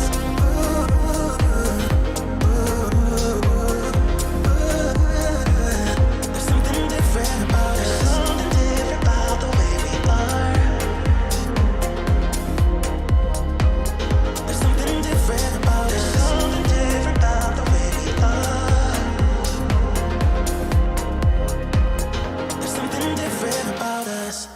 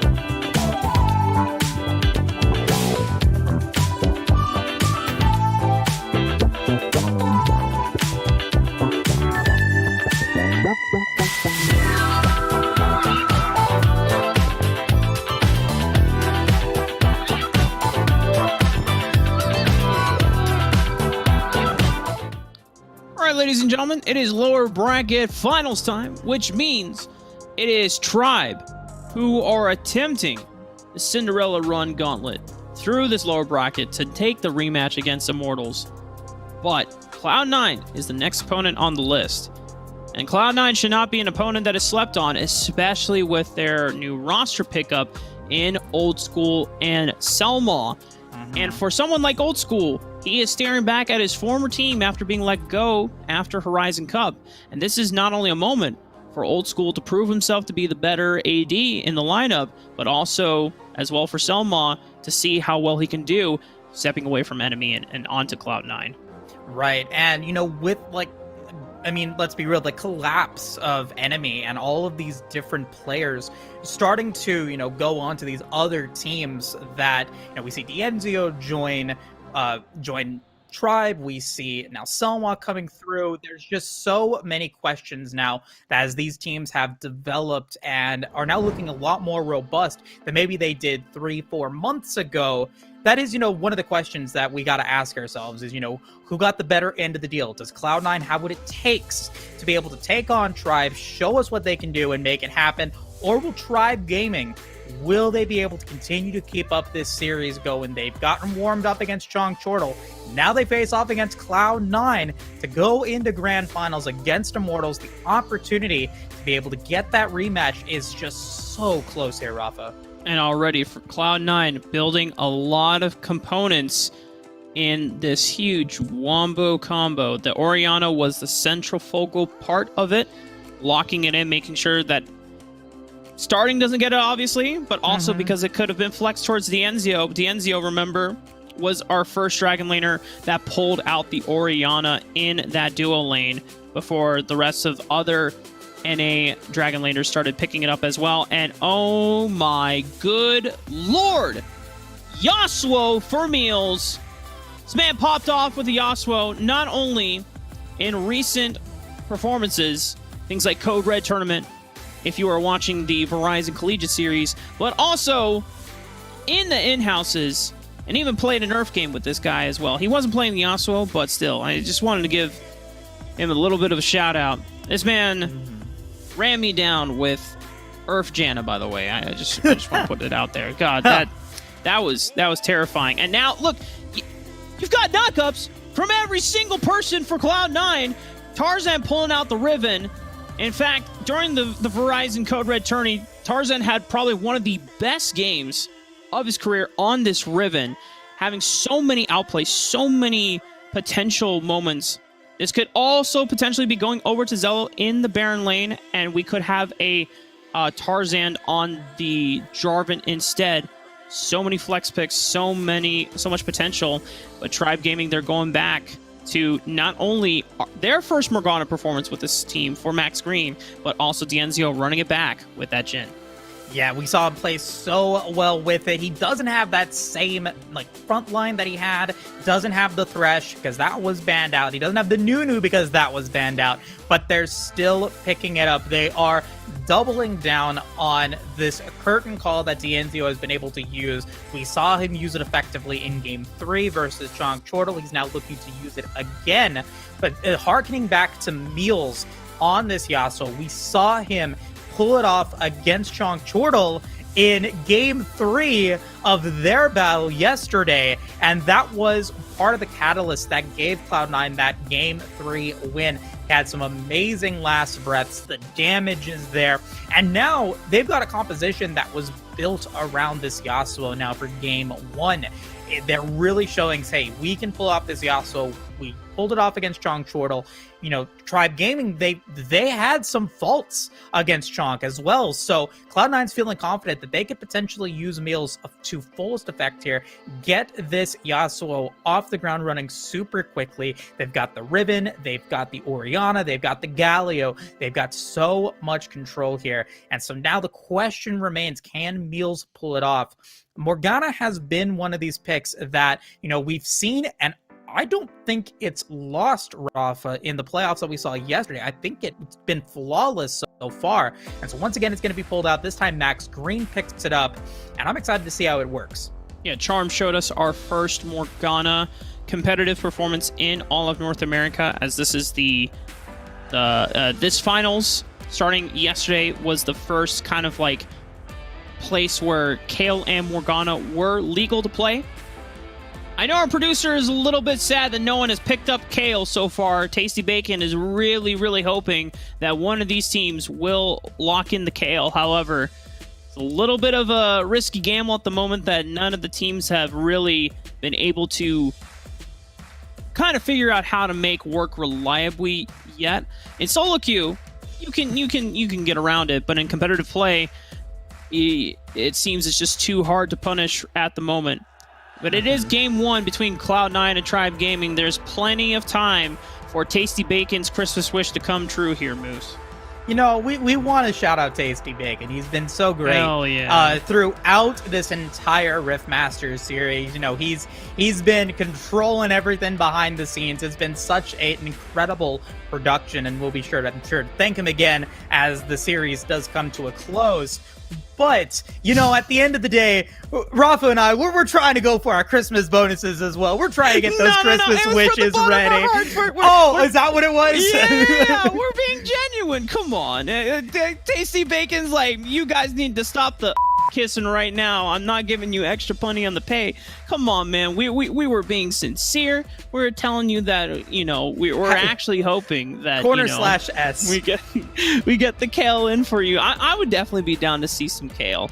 I do want to steer the conversation over towards a Cloud9 side though, because we're talking about meals obviously, and how now that we first thought the focal point of this composition was the Orianna because it was the first pick, and you have this Wombo already set up with a Jarvan Galio combo. But now when you lock in the Yasuo and you're giving every single champion a knockup that Meals can use Last Breath off of, then it is going to be very crucial that not only Cloud9 can make sure that Meals is well stocked on resources, but also that the target that they go for, they're able to wait out the Black Shield, because the Black Shield, the introduction of this ability into the game, has now made a lot of things like Vi or any other single target champions that rely on those stuns can be kind of negated by Morgana, because Black Shield takes away any crowd control abilities until the shield breaks.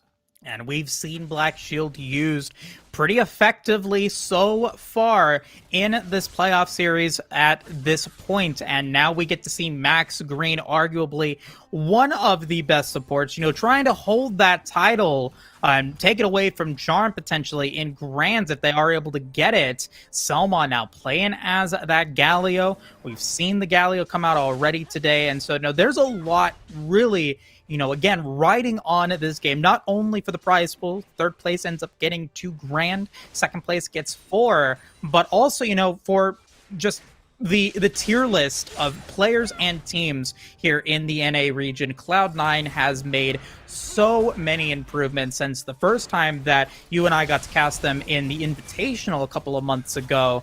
They're looking to really continue to keep that momentum going, and a win against Tribe is a win against Tribe Gaming. So let's see how that plays out. Cloud9 versus Tribe Gaming. Losers finals now underway. It's a banger of a series. God, was it really 2 months ago? I guess it was back in October. It was like early October. It's, you know, time flies when you're having fun. Tarzan trying to engage on Chuck. Gets the flash out. Answering back in lane as Zello had to burn the barrier earlier on off of what was a really great advantageous trade from Chuck, gaining access to level 2 first and putting Zello in a critical point. Oh. Some spaghetti code right there, starting just almost flying off my screen right there. You know what it was? It was the double knockup. He got the satchel charge into the tornado, and, you know, he ended on the right side of that one. Didn't have to use flash, didn't have to use barrier. So thankfully for him, he'll be okay. But, you know, we've had some questions about starting in the playoff series so far. We've seen him do well. We saw him do great on the Orianna, but we've also seen him really have some problems on the Zed. We've seen him just get annihilated by Hoon in their game against Immortals. So, you know, there's a lot of questions now that he's playing as the Ziggs. Can he deliver on another mage, another safe mage, especially up against another melee champion like this Yasuo? Max Green waiting in the wings. Not gonna bite. Starting is content of just letting Meals push in this wave. Chuck getting engaged on, but that Cataclysm makes it a little difficult for T-Tigers to get into the fight. Tarzan tries to walk away. However, T-Tigers does slow him down. Doesn't find another one on Zello. Was able to get the flash out. Blinking HP bars. But Cloud9 pick up first blood. First blood for Cloud9, but the gold lead is still available for Tribe. Even gold in the mid lane for Meals. That's where I thought the gold was going to be. It's actually Chuck, who's had a little bit of a better time in the early game here up against Zello on that J4, which is where we're seeing that gold advantage at. Also, Tigers being able to get that kill on to Tarzan, slowing down this Riven. That is an important part of this composition as well. So let's see how that plays out, though. Old School on this Orianna up against his former teammate Max Green. Selma just walking up. Selma also against the former teammate in Dienzio when they were both on enemy. It's a little bit of essentially both ADs traded supports at this point. And even though it's, you know, it's not Tribe versus enemy, Tribe versus Cloud9, the way that roster swaps have kind of ended up. So we do have a fight. Selma taken really low, but now it's Tigers who's facing death. Links down. Meals is going to be securing the kill. Finds the last breath onto a Chuck who is trying to walk into the fight and join the party. Immediately gets bounced out. It's a double over to Meals, but a nice dark binding onto Zello. Not going to bring him down to death anytime soon. Deadly Flourish does not connect. So ends up being 2-for-1 trade there. Actually, no, 2-for-0. Cloud9 being able to find it and being able to be successful there. I'm sorry, pardon me. Selma did fall in that play, but, you know, support falling is not as important as Chuck on this Darius. Damn, bro, what you trying to say? Support lives don't matter? I'm just saying, you know what? You know what? Support lives do matter. Support your supports. Give them a kill every now and again. But, you know, if a support falls, it's not as... The pacing doesn't necessarily get dictated by a support falling, but we do have a fight here at the Dragon Pit. Nice drag from Zello into the Cataclysm onto Tigers, but he ends up making it a 1-for-1. Zello will fall, but Tigers now without his smite, not going to be available. It's going to be Tarzan picking up the kill into the last breath on to starting. Can't take it, though, as Max Green able to get nice defiled earth there. Being able to get that nice damage, and that is now a 2-0-1 Ziggs in the mid lane for Tribe. The Dragon was still secured by Cloud9, but Tribe Gaming being able to answer back 2-for-1 this time around. And you see already, if it's not the Black Shield, or if it's not the Dark Bindings that makes your life very, very difficult as Cloud9, it is that second ability, the Tormented Soil. Because you saw, as Meals was looking to dance around right onto the rest of the back line, but then is standing in the Tormented Soil, and his life bar is just ticking away. It's like, oh, I gotta flash out of this. This is not a good space to be. Does more damage the lower your HP bars are. And they've taken the Rift Herald as Tribe Gaming, whereas Meals and Tarzan just trying to get as much plating as they can, almost looking to take down the tower. However, a nice bomb from starting is going to prevent them from sieging. Yeah, 2 ultimates used in that play. The curtain call from Dienzio getting popped as well to try to just be able to get those damage onto that. Minions does deny the tower from being taken, and Chuck already with the tower down in this Baron lane. So gold is starting to go towards Tribe for the time being. But I do want to point out, in that last fight that we had, that last major skirmish that we had there at the Dragon, Max Green did not use those Soul Shackles. Didn't ever have an opportunity to use them. Didn't need to use them in order to still be effective. And so really watch for positioning from Max Green here in this game to see how effective those Soul Shackles are going to be.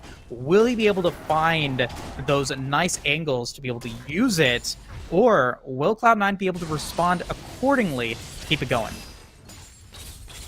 Zella currently pushing in this mid lane. The Dragon isn't spawning for another couple minutes, but they're shifting their priority over towards this Dragon side of the map. They want to pop this turret. First turret had already been taken by Tribe through the Baron side of the map.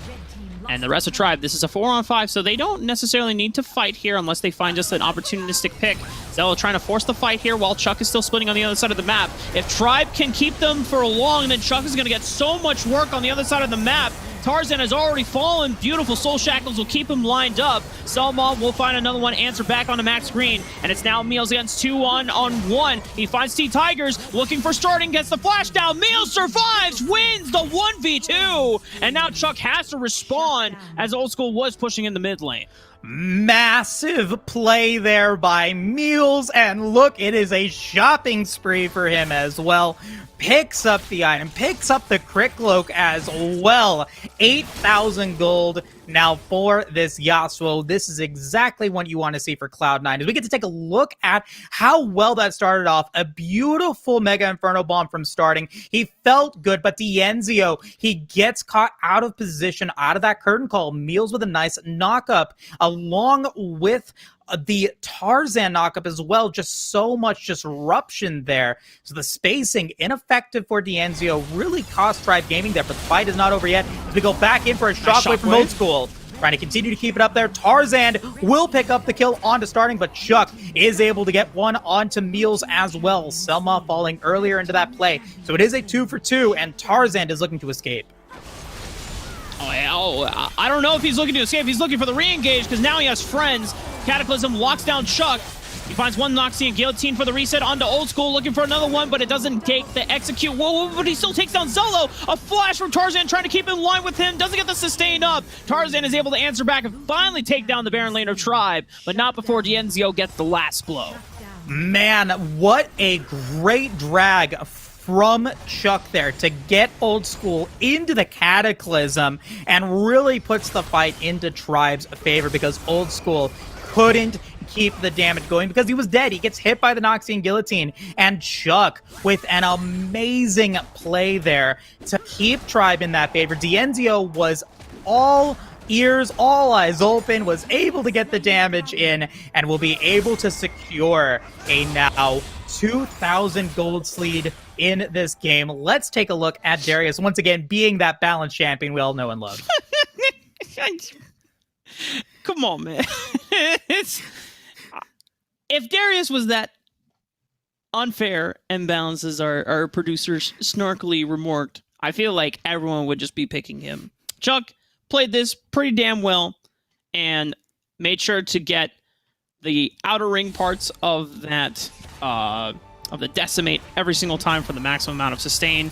Tarzan being locked up here by this Dark Binding, able to dash his way out before the Mega Inferno Bomb came in. Shockwave sets up Meals, but now he's in the middle of 4 people. Has to get the hell out of there, flashing away. Steel Tempest connects on the 3 members, and T-Tigers, meanwhile, was trying to dive through the back line, but gets instantly shut down by Tarzan and Selma. But now these are the last 2 members for Cloud9, whereas Tribe, they still have 4. They're able to push through this turret, and a Rift Herald is there for the compensation prize. Yep, 4, including starting on the Ziggs with the sieging potential that he brings to the table. That is now 1 more structure down against Cloud9. The gold lead, it doesn't look as massive as it can be, but with that Rift Herald getting secured, it means that yet another structure will inevitably fall as we continue to get to see it. Tarzan, though, maybe looking to try to find something here, trying to keep this blue sentinel alive so that Tribe cannot get it. Should be able to give that over to Old School, as starting now actually going to get denied on his back. Will be able to get away from the taunt, but that is not going to be enough. The Shockwave will get flashed away, but now Chuck is in all alone. A nice Mega Inferno Bomb. Old School is extremely low. No more Shockwave available for this Orianna as Tarzan tries to be able to do what he can. He will go into stasis. Starting is so safe. Can't get out of that one, but a beautiful Cataclysm onto 2. The knockup is there. Meals will get the damage, and he will be able to find it, but that was massive for Tribe as well, as it becomes a 4 for 3 play. It is huge damage, but Cloud9 comes out on top. Cloud9. At first, I thought that was a...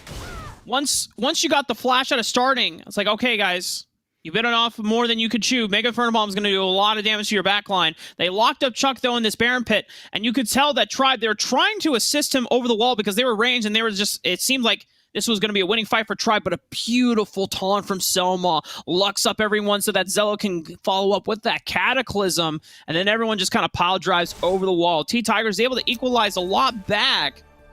Had it not been for that, it could have been so disastrous for Tribe Gaming, but Cloud9, I mean, they know that they're the ones that they were, up until that point, while Meals has been popping off, the rest of Cloud9 is only, for the most part, going even or slightly behind the rest of the Tribe in terms of performance, but that That puts Cloud9 in contention, and now they're only behind 1,000 gold. They have this Infernal Dragon, so they have a lot of scaling factors, especially when they have 3 strong carries and damage dealers in Old School Meals and Tarzan, and now Chuck might be caught out.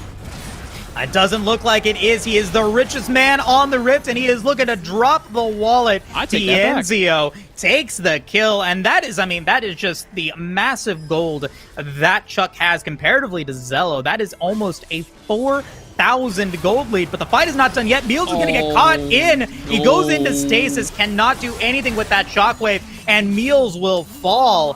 Dienzio with some nice damage again for that curtain call, and that's going to be Baron, Rafa. For those that are watching that come from League of Legends, we did not have Morgana up until just a couple weeks ago. And this Jhin Morgana duo is something that most League of Legends players are very familiar with and have had the unfortunate experience of having to lane and play against it. Dark Binding into Deadly Flourish can root you for 10 million years. And unfortunately for Meals, that is what he had to experience once he face-checked and got caught out in that mid lane. And the rest of Tribe Gaming. It was even for a while after that fight from Cloud9, but they ballooned the gold to about 4,000, and the next dragon is also up. So they are just snowballing and ping-ponging objectives into kills, into objectives once again. And now Tribe Gaming are really starting to kick things up. You know, 2 minutes ago, I was going to make a point that, you know, your gold for Tribe is on to Chuck.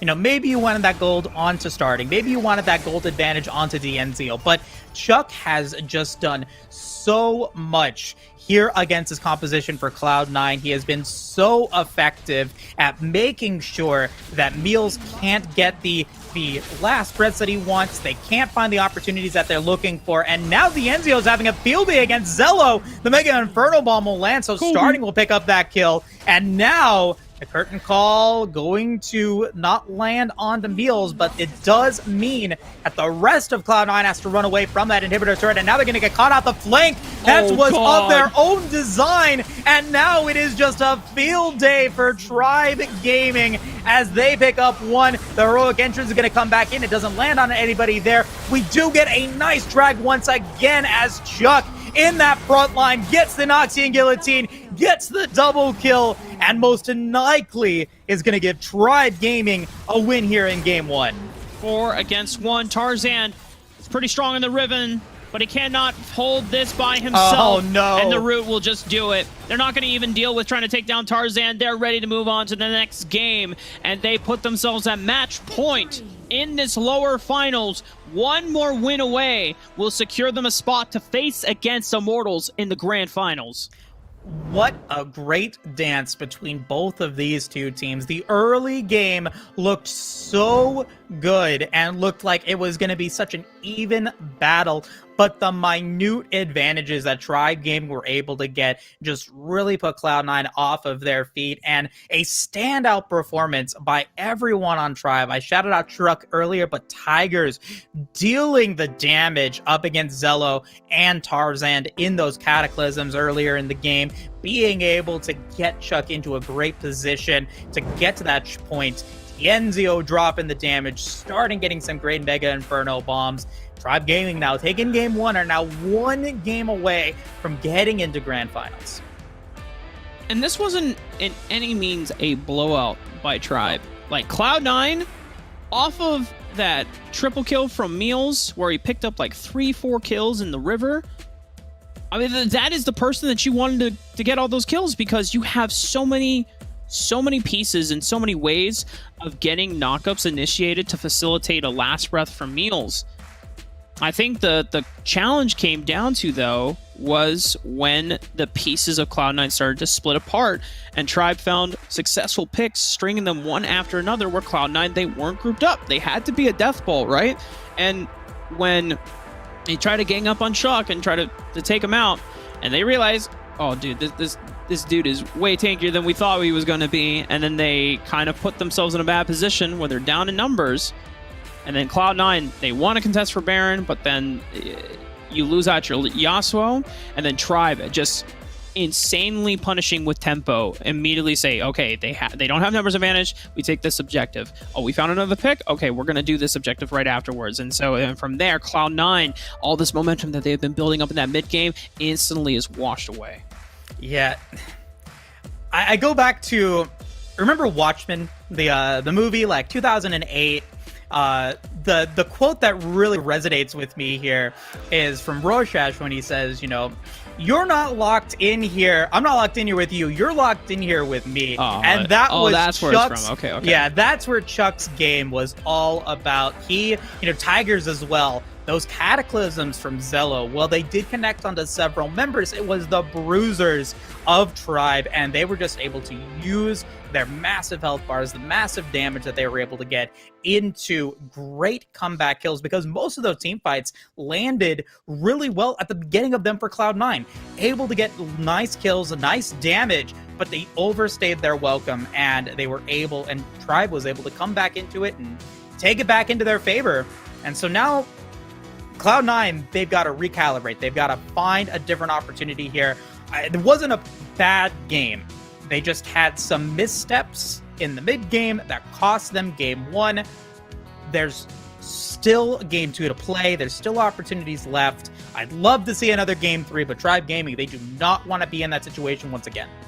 I have definitely been pleased by both of these teams, and even Chonk Chortle, despite their loss, that none of these games have been like just stomps, where one team was just so damn commanding throughout the entire game. Like from minute 1, every lane was losing. We never saw that. Like, and that still shows, even in this series between Cloud9 and Tribe Gaming.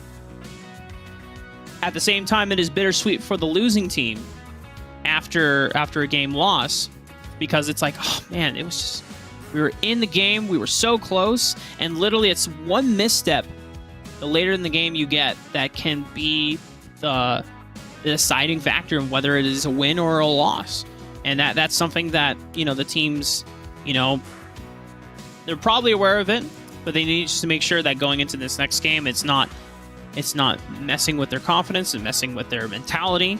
Cloud9 still showed many great things. I do believe we do have a replay of that last fight before Tribe Gaming were able to take the first game of the series. And this was really just Tribe Gaming. They had Chuck splitting through the Dragon lane already set up. They were ready to crush it through the mid lane, but then once members gave up the inhibitor advantage and tried to see if they could pick on the Chuck, Tribe knew that we still had a numbers advantage because there was no Zello, and so they just literally walked through the base, through the inhibitor tower, and just collapsed right on top. And at that point, Cloud9, but that it wasn't necessarily the moment where like, oh, the game had already been put into a pretty damning state before that moment, once it was the string of picks starting over in that Baron side of the map that it just really made it hard for Cloud9 to come back. Yeah, and that maybe that was part of the issue there with that draft, is that there just wasn't enough lockdown. You had the Cataclysm, which is, a lot of lockdown if you're able to land a lot of people into it, but Selma wasn't able to get those great heroic entrances, to get those multi-man knockups, so that Meals was able to be super effective with those last breaths. Doesn't mean that I would say, hey, let's not have Selma on the Galio again. Let's not have Meals on the Yasuo again. You got to coordinate a little bit better. You got to tighten up your lockdown if you want to be able to go for a composition like that. Let's see what they want to go for here in game 2. They have decided to go for red side here, Rafa. So let's see what they want to go for. They deny the Nunu from Tigers. Caitlyn going to be the first ban from Tribe Gaming.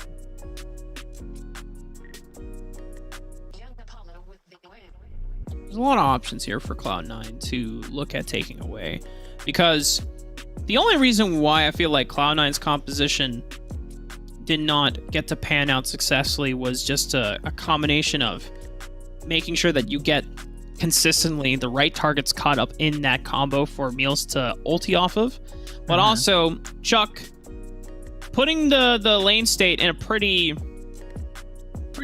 awful spot for Zello to compete in. And you saw, and you pointed out, a 4,000 gold lead by the end of the game. And that kind of started with the lead that Chuck had already started building for himself. Tarzan was able to stop the bleeding a little bit, but it just goes to show that, like, Jarvan as a Baron lane, if it doesn't win, then the best thing that it can do is just be a tank. It is just a meat shield. You are there to provide a knock-up and a cataclysm to lock people down in. Afterwards, you can no longer reliably lane against that Darius if it gets ahead of you, because then Darius, while also having pseudo-engage, also is just a very terrifying person to have to match up against in the side lane.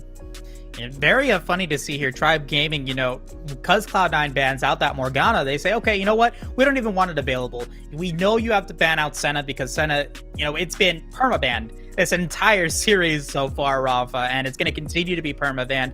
Thresh is getting taken away, and so now you really pinch the champion pool for Cloud9 because you then are able to pick up a lot of these other champions that are still available. And even if you give Cloud9, they actually pick up the Galio here first pick, so they're worried about maybe those supports coming through. But Tribe Gaming, they once again ban out Old School on this Varus and on this Caitlyn. So, maybe we get to see him go for the Orianna again. If you don't pick up the Orianna now, maybe you pick up the Ziggs here. You give starting one of his best champions in the Orianna. So you really are putting Cloud9 behind the 8-ball with these bans already. So Galio getting picked up first. I'm excited to see what they pick up with it. But Selma looking maybe for a little redemption here. Cloud9 can lock in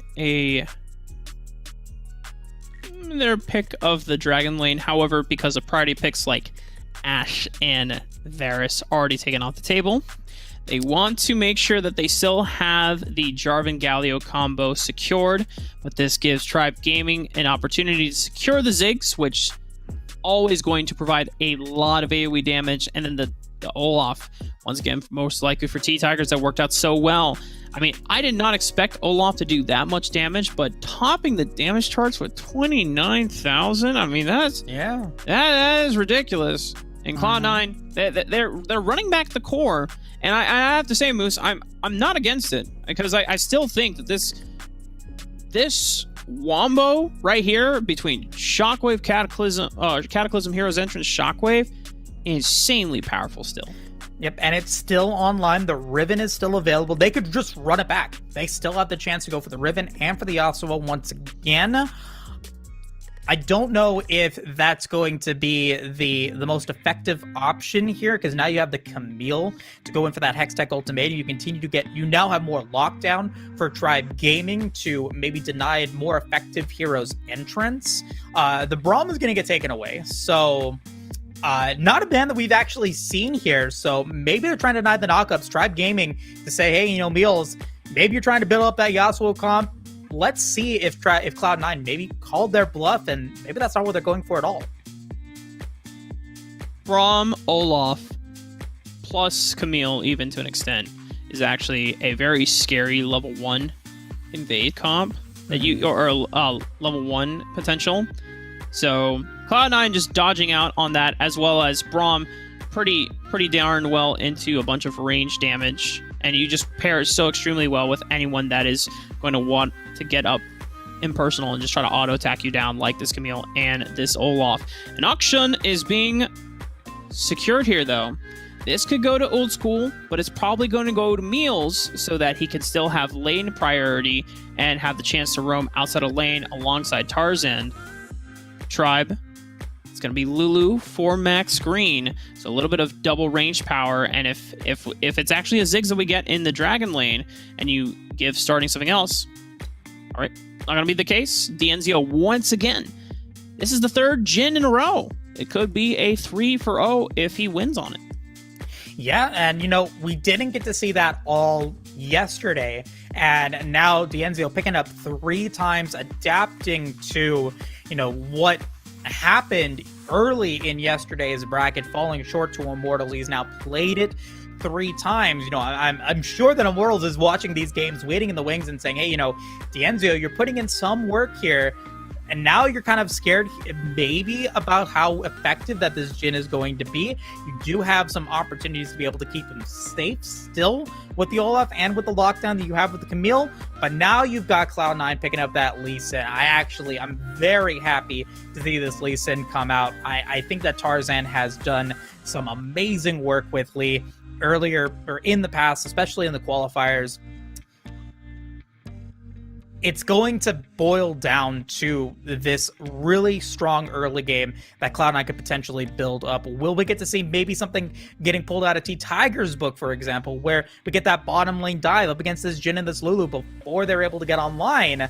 That could be something really effective for Cloud9. Get Old School off the ground running with this Orianna, and now you have a little bit more positioning that's going to be available. Maybe you get a nice Dragon Rage to be able to keep everyone locked into that hero's entrance, get that knock up so that Old School and Meals are able to get that damage and comeuppance. Another nice ranged assassination type of ultimate that could potentially pull in and maybe counter what DNZ was trying to go for on this curtain call. So there's some of the similar aspects that Cloud9 had in game 1, but they've adapted a little bit here in game 2.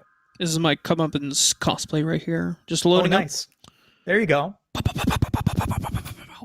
Comeuppance. Comeuppance. Yeah, you gotta use it when the targets are low though, because it is a bit of an execute. Does more damage the lower their HP is. Anytime I see a comeuppance used on a full HP target, I'm like, oh well. Nothing to see here. Let's move on. Just next part of the play.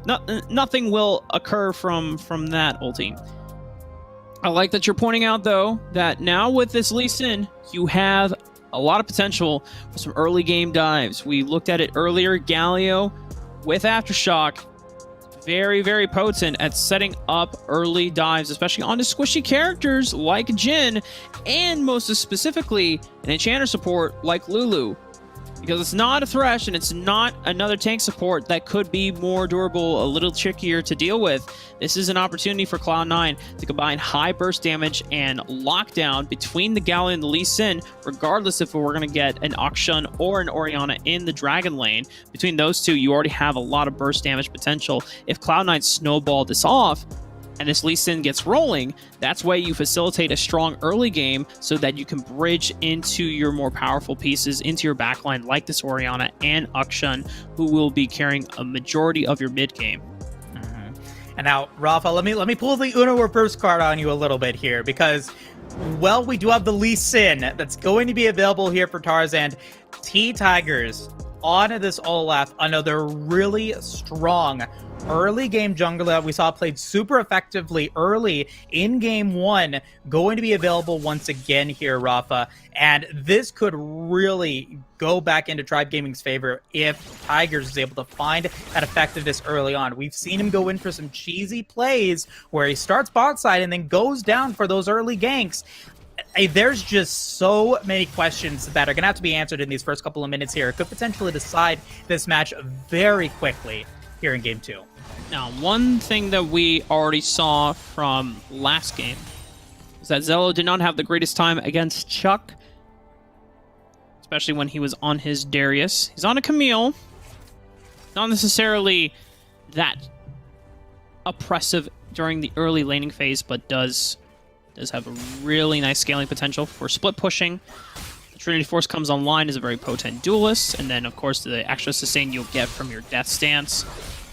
Zello should not be in as difficult waters for the early lane phase. We're already seeing the works of early game setup plays for Tarzan through the bottom lane. They were trying to link up with Selma and look for that dive. Lane's not quite in position yet, but now pushing out this mid wave. We're actually trying to go for the top side of the map here, but T-Tiger's now in a bad position because Zello's collapsing. Has a flash over. Now Chuck, he tried to collapse over Moose, and this is quite a snowball of effects. Sonic Wave connects, and Chuck has to flash away.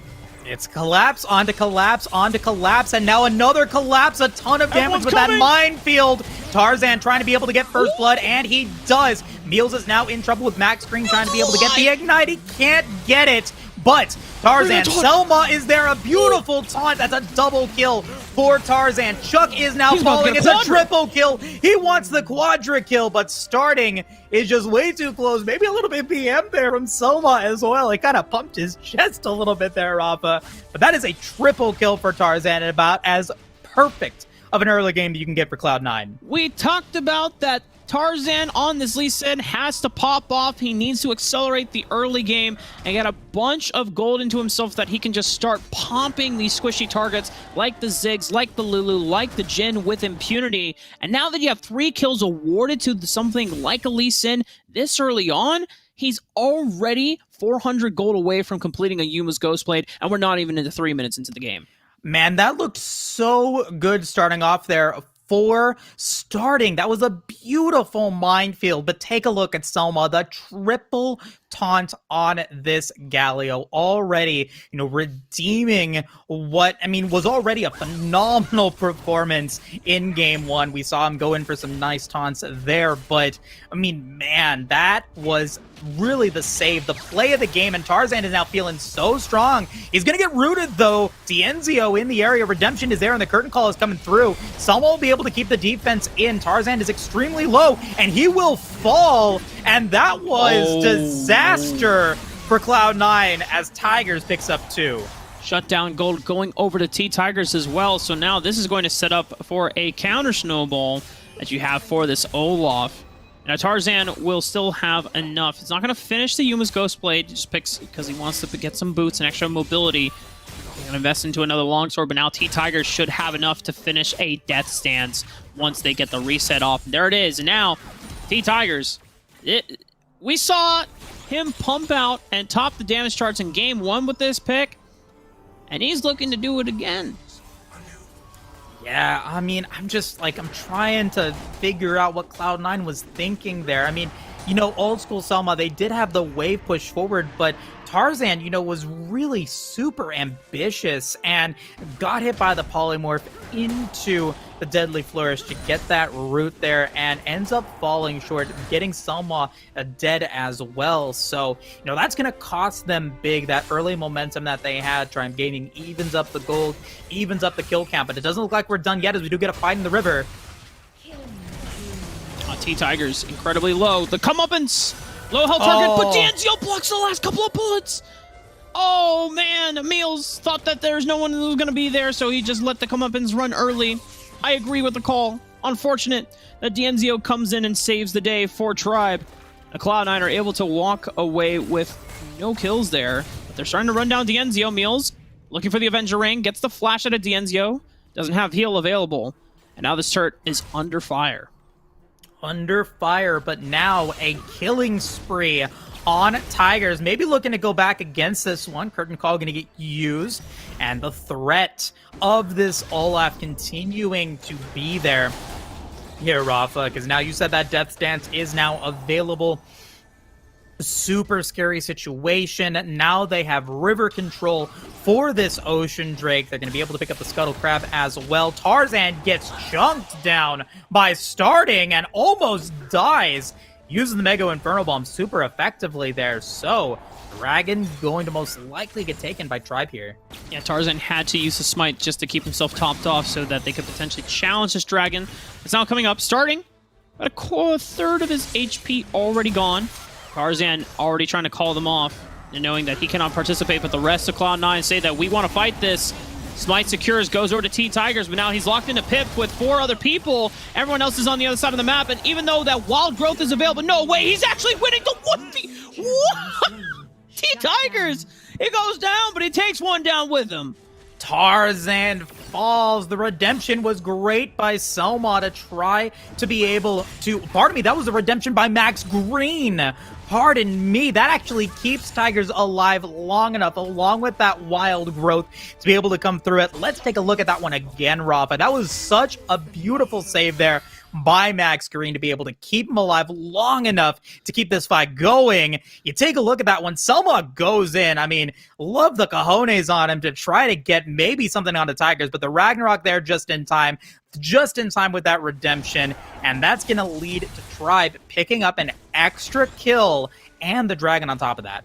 That was a raid boss moment for Cloud9. They had to deal with this buffed up Viking, Wild Growth on top of the Redemption.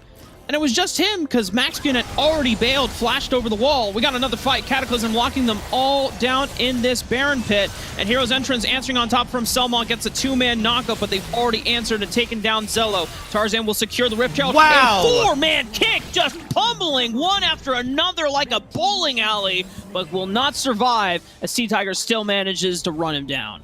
Meals, tried to go in to finish the job, but the polymorph coming back online for Max Green, saving the day once again on this Lulu, denying the kills from being able to be effective there. Tarzan does pick up the Rift Herald, so, they are going to be able to drop that, be able to get some gold back into their pockets. But now this is an Olaf who's 6-2-1. And once again, Rafa, Zello, these Cataclysms, it just feels like it's working in a Tribe Gaming composition so much better. Normally, this Jarvan Cataclysm is a soft counter to Olaf, because you lock him in there and then you make sure that he's not able to get on top of anyone, but because there's so many melee champions from Cloud9 that are also locked into the pit, it gives T-Tigers just straight up access and doesn't have to run anywhere. He can spam auto attacks, he can spam reckless swings. And he has the lifesteal and the extra attack speed from his passive, as well as the second ability active. Oh man, it just sets up everything for T-Tigers to exceed and do well when the other members of Cloud9 are locked in the cage with them.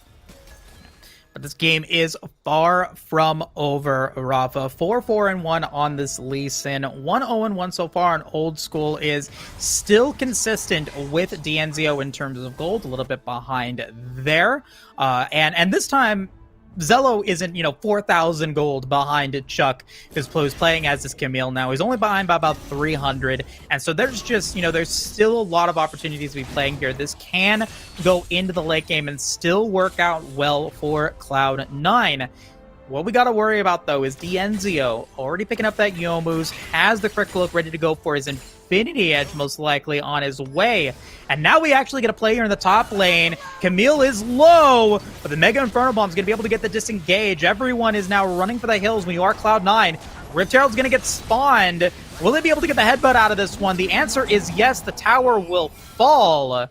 But man, just a lot of action here in this top lane. Yeah, Tarzan threatening T-Tigers' life, which is why he couldn't step up to that Rift Herald and take out the eye and go for a smite and stop the charge.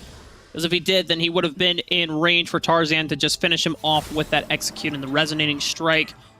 They secure that tier 1 turret going down in favor for Cloud9, making sure that the gold lead is not completely ballooned from Tribe Gaming. It's only 2,000 ahead. And at 10 minutes into the game, it's nothing that Cloud9 cannot come back for. But it's going to depend on this next dragon, because this Infernal, if Cloud9 are the one that picks it up, then it's a lot of damage boost into the scaling factors of their composition. And right now, Old School still does not have Shockwave. Used it a little bit earlier. The heroic entrance is going to come through, but it's not going to be quick enough. Meals will fall. Someone's going to taunt Chuck, but he just wants to go back in and goes in for Old School. Zella's going to be able to take the kill onto D'Enzio, but that is a double for Chuck. He goes on to a rampage, pardon me, a triple kill. As Chuck, he denies the damage that someone Old School could have potentially brought, or the disruption that they could have brought to the table. And Dragon's going to get secured by Tribe Gaming. And this is really good now for this blue side. Dude, T-Tigers is going off this game. Already, we knew that game 1, he was kind of quietly picking up a lot of kills and doing a massive amount of damage, as most of the flashiness had really been off of Chuck on that Darius, soaking up so much attention. But this time around, it is clear that T-Tigers is the one that is benefiting a lot of how the composition works for Tribe Gaming, especially this pick for Lulu. As a Shockwave stops starting and Chuck trying to engage into the fight, D'Enzio opening up with the curtain call, looking to aid more. Old School gets found out by one of the bullets. Another one, the final curtain call shot will take out Tarzan. And now it's Meals on the run. Zello trying to lock them all up into this Cataclysm, stop them from their roll, but he just goes in And it gives another kill over to Tribe Gaming. Meals not having enough damage to be able to back up the fight. Yeah, and he uses comeuppance to try to be able to maybe get the kill onto Dienzio, maybe try to resurrect some of his fallen comrades, but it just doesn't work out. Once again, it just is Dienzio with that first amazing snipe on to Old School. He gets the double kill onto Tarzan, and yes, you do end up getting the kill onto Chuck, but Zello, he goes in and says, you know, I'm going to be able to be that heroic J Ford that we all know and love, but it just doesn't happen this time, Rafa. At Cloud9, this is, you know, really a scary situation for them. They're running out of time to be effective here in this game to get us to that point where they could potentially still win it. With Tribe now, 2 dragons, the Rift Herald getting taken twice by Tribe as well, or once by Tribe, so 3 out of the 4 early neutral objectives getting taken. It's not looking good. Yeah, the damage from Meals is starting to get outpaced here by that of starting. In the mid game, Blade of the Ruin King Akshan really strong. The on-hit build can do a lot of work when you're given a lot of space, but the front line is starting to dissipate faster than Meals can actually kind of exchange damage with. However, Max Green has been separated, is locked in here with T-Tigers. If they get this Ray Boss down, he's gone, and now it's a 5-on-3. Maybe Cloud9 can turn things around, but Selma has already bitten in the dust. Comeuppance will get half of HP from starting. Tarzan will not fall despite the Ignite taking him down, and the GA will not be popped, which will give Cloud9 a little bit of relief in this mid-game. Yeah, a reprieve of this onslaught that Tribe Gaming was looking for. Oh, wow, Meal's actually going to be taken extremely low there. But, you know, at the end of the day, just finding that right angle and finally finding a Cataclysm that was super effective. Max Green gets caught out. He still gets hit by the taunt. He still gets hit by the Cataclysm, but still, Tigers being able to get some damage onto Selma. They do end up taking down the Galio there. Chuck falls, and at the end of the day, well, it does stop Tribe from being able to continue to keep this onslaught going. Cloud9, they are not out of the woods just yet. They've got to find another one of those great plays again if they want to come back really into this game. They're only down 3,000 gold, but they found an opportunity where Old School cannot fend off T-Tigers here. Mega Inferno Bomb, beautifully timed, gets more burst damage on the Old School, but now the front line is going to try and die for the cause. Nice kick from Tarzan, punts T-Tigers back. Old School won't fall, and he can't get encroached on by T-Tigers, but now it's the rest of the back line from Tribe. Dienzio has already fallen. T-Tigers now gets burned down, and now it's a re-engage from Cloud9. They're swinging. Meals is under the tower trying to take out Starting. Starting will survive, but now it's a numbers advantage for Cloud9. They are potentially looking at this Baron because there's no T-Tigers that can answer back. Man, great stasis from Old School. Yes, he gets hit by the Mega Inferno Bomb, but he stops the extra mobility and damage that Tigers was able to get with that Ragnarok. It expires, and he's able to flash away to be able to survive that play, and that gives enough time for Salma to come in with the heroic entrance. It gives enough time for the rest of Cloud9 to come in and get that damage through, and Meals, he finally gets the executes that he was looking for. We get to see how effective an auction can be when he's able to get those low health bars into his favor. Tempo Gaming being able to get revives. And surprisingly enough, it wasn't the revives that he succeeded in getting, but it was just isolating and pushing the backline members of Tribe away from the threat of pushing up onto the front line of Cloud9, where Old School was being threatened by T-Tigers. Now, we're running into the point where when T-Tigers has to pop Ragnarok early in a fight and then can no longer get access to the backline, it becomes much harder to deal with disengage options like Selma on the Galio and even the kick from Tarzan's Lee Sin. The Baron now in Cloud9's hands. They're the ones pushing forward. A Cataclysm will lock him up. Selma's going to try to follow up with this hero's entrance, and it's a beautiful insect from Tarzan. and is going to throw starting right into the waiting arms of Cloud9, but he flashes out and gets a wild growth, and that attempt gets nullified. Cloud9, now they're the ones on the run. Shuck with the re-engage of the Hextech ultimatum into the back line. Meals is the last one that will try and survive this ordeal, but he gets no one back. It's a full 5-man ace, and Tribe Gaming, they might have enough time to close out this series and look for the rematch against Immortals in the grand finals. What a flabbergasting play there by Cloud9. What were they thinking? They dived so deep to try to get those kills. The Dragon's Rage was fine, but it wasn't enough. The healing, the sustain, the damage that Tribe was able to get. A big miscalculation there from Cloud9 is going to give Tribe the Game 2 victory and will take the series 2-0, moving in to Grand Finals. Jaw's on the floor, Rafa. My jaw is like all the way down. I can't believe they went for that play. You know, I can understand the sentiment, but I think that's one of those plays where executed and you're able to get starting assassinated there. That's game winning in itself, because then they have no more wave clear. They already had the Baron buff as well on their side, so it's already hard enough for Tribe to push back against the Baron minions. But if they had taken out starting, no more wave clear, no more AP magic damage. He hadn't had a chance to use his Mega Inferno Bomb because he was just put right into the death zone. And then it's a 5-on-4, and suddenly Cloud9 can start sieging, and then potentially that's a game win play right there. But it's just quick reactions from starting. Stasis immediately after getting kicked. Flash and Max Green just waiting to press Wild Growth and save his life. And then it's just unfortunate for here. You look at this play.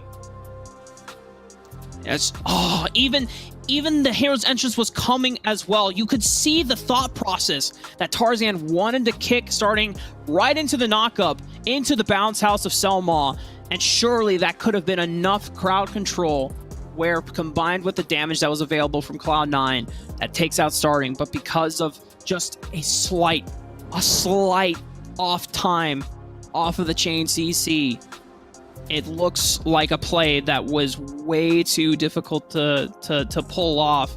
And so I just want to give credit over to Cloud9, because they were so close. But Tribe are the ones that pull through and through. They're the ones that emerge victorious. And we looked at it happening at the beginning of the day, but it still was a journey for Tribe Gaming to get to this point where they will now face Immortals in the grand finals. They will, and that is a best of 5 series, so we are in for a treat here, Rafa. But shout out to Cloud9. They are going to take third prize here in this inaugural series of RiftMasters Wild Rift. They're going to think about that last play. Had Meals and Old School been there just a couple of seconds earlier, that game and that team fight could have gone in their favor. They would have maybe won that out, and we might have been in a game 3 situation. Unfortunately, Tribe Gaming they pull the trigger a little bit faster. They get the standoff in their favor, and they are now moving on to face off against Immortals in our grand finals. You definitely do not want to miss this one. We're going to take a quick break before we get into that best of 5 series, so stay tuned.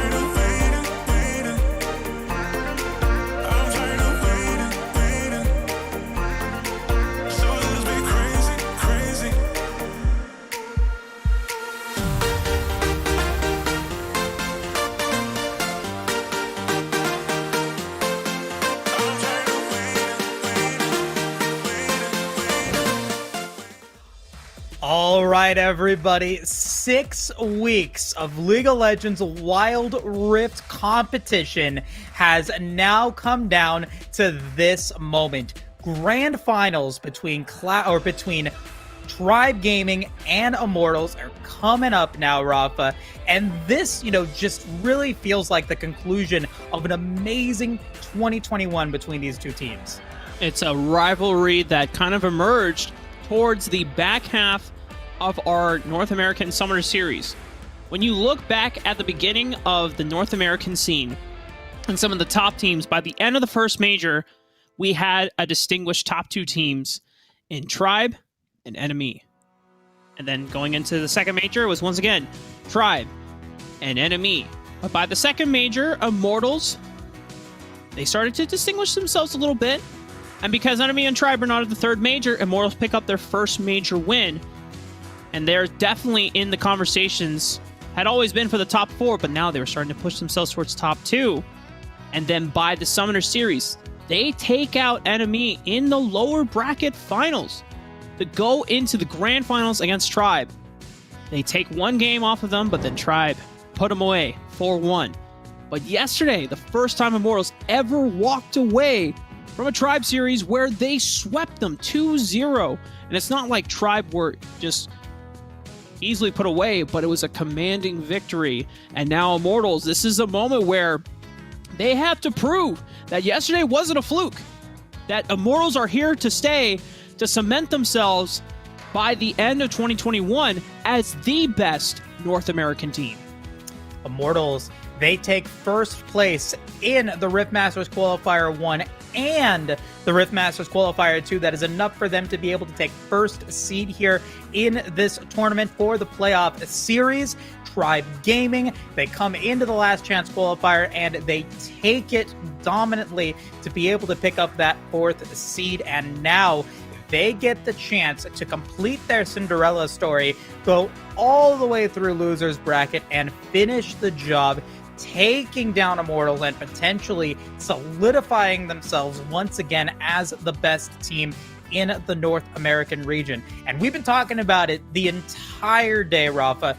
This is one of the last, if not the last, major Wild Rift tournaments of 2021. This is the stamp. This is how 2021 is going to be remembered here, folks. Tribe Gaming and Immortals, they are looking to be able to take this going, and I'm super excited to see how it's going to play out. The draft is already underway on your screen, everybody, and for the first time in this playoff series, we get to see Senna on the Rift. Senna had not made it through a single ban phase for our 2 series between Tribe and Shonk and Tribe and Cloud9. But this time we get to see it. And it's a Senna Galio.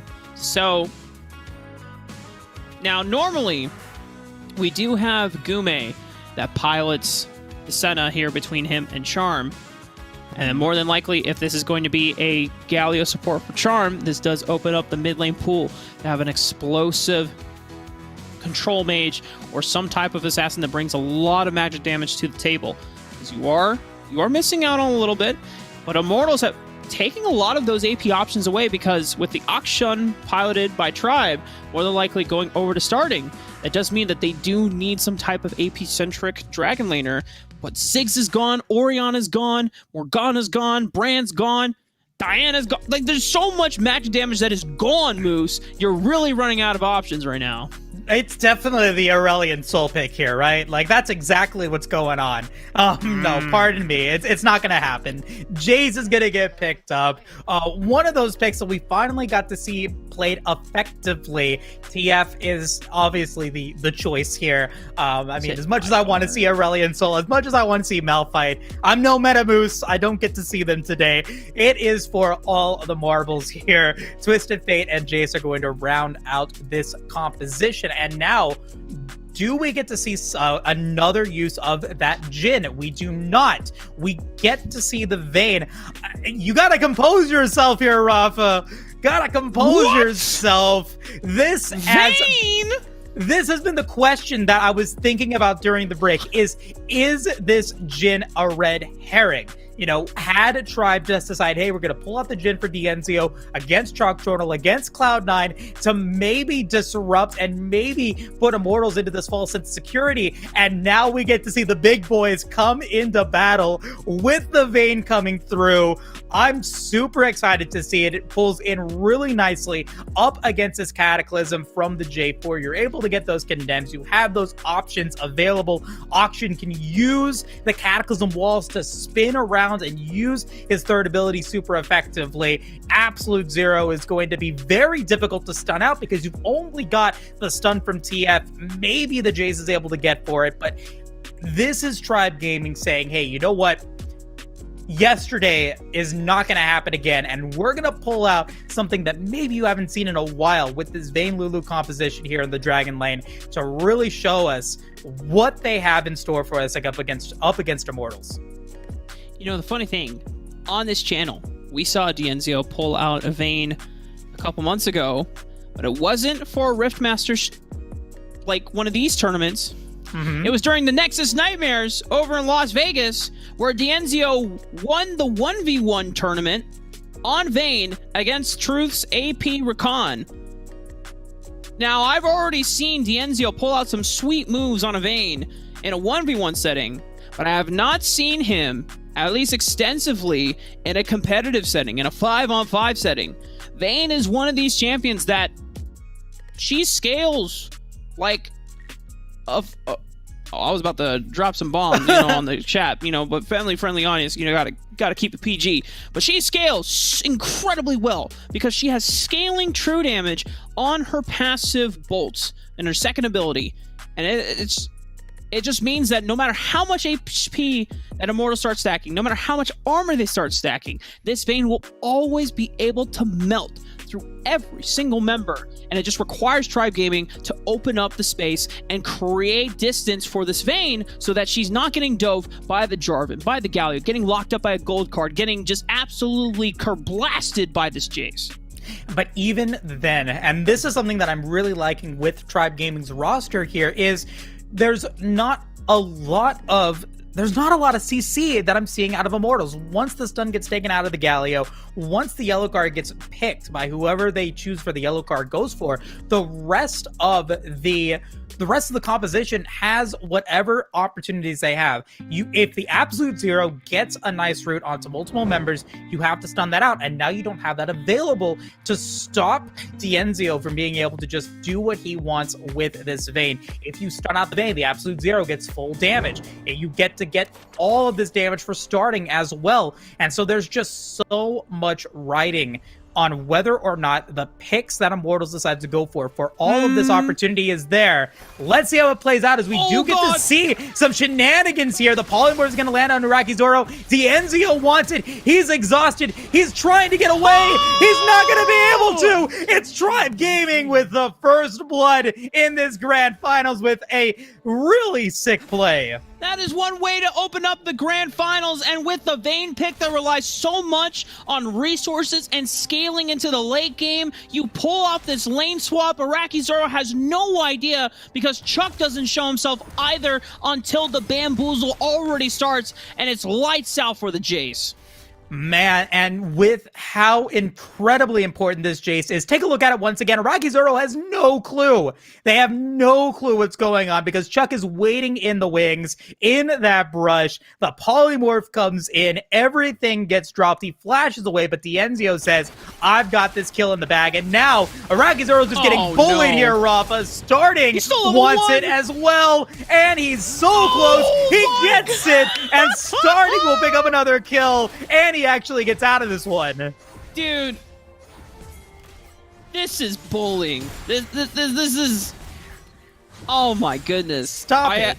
I'm at a loss for words right now because there have been, Iraqi Zoro is always pretty adamant about, performance on Twitter, but this is not his fault, guys. The Tribe Gaming are literally pulling everything, all the stops to make sure that Iraqi Zoro does not get any farm, does not get to play the early portion of the game.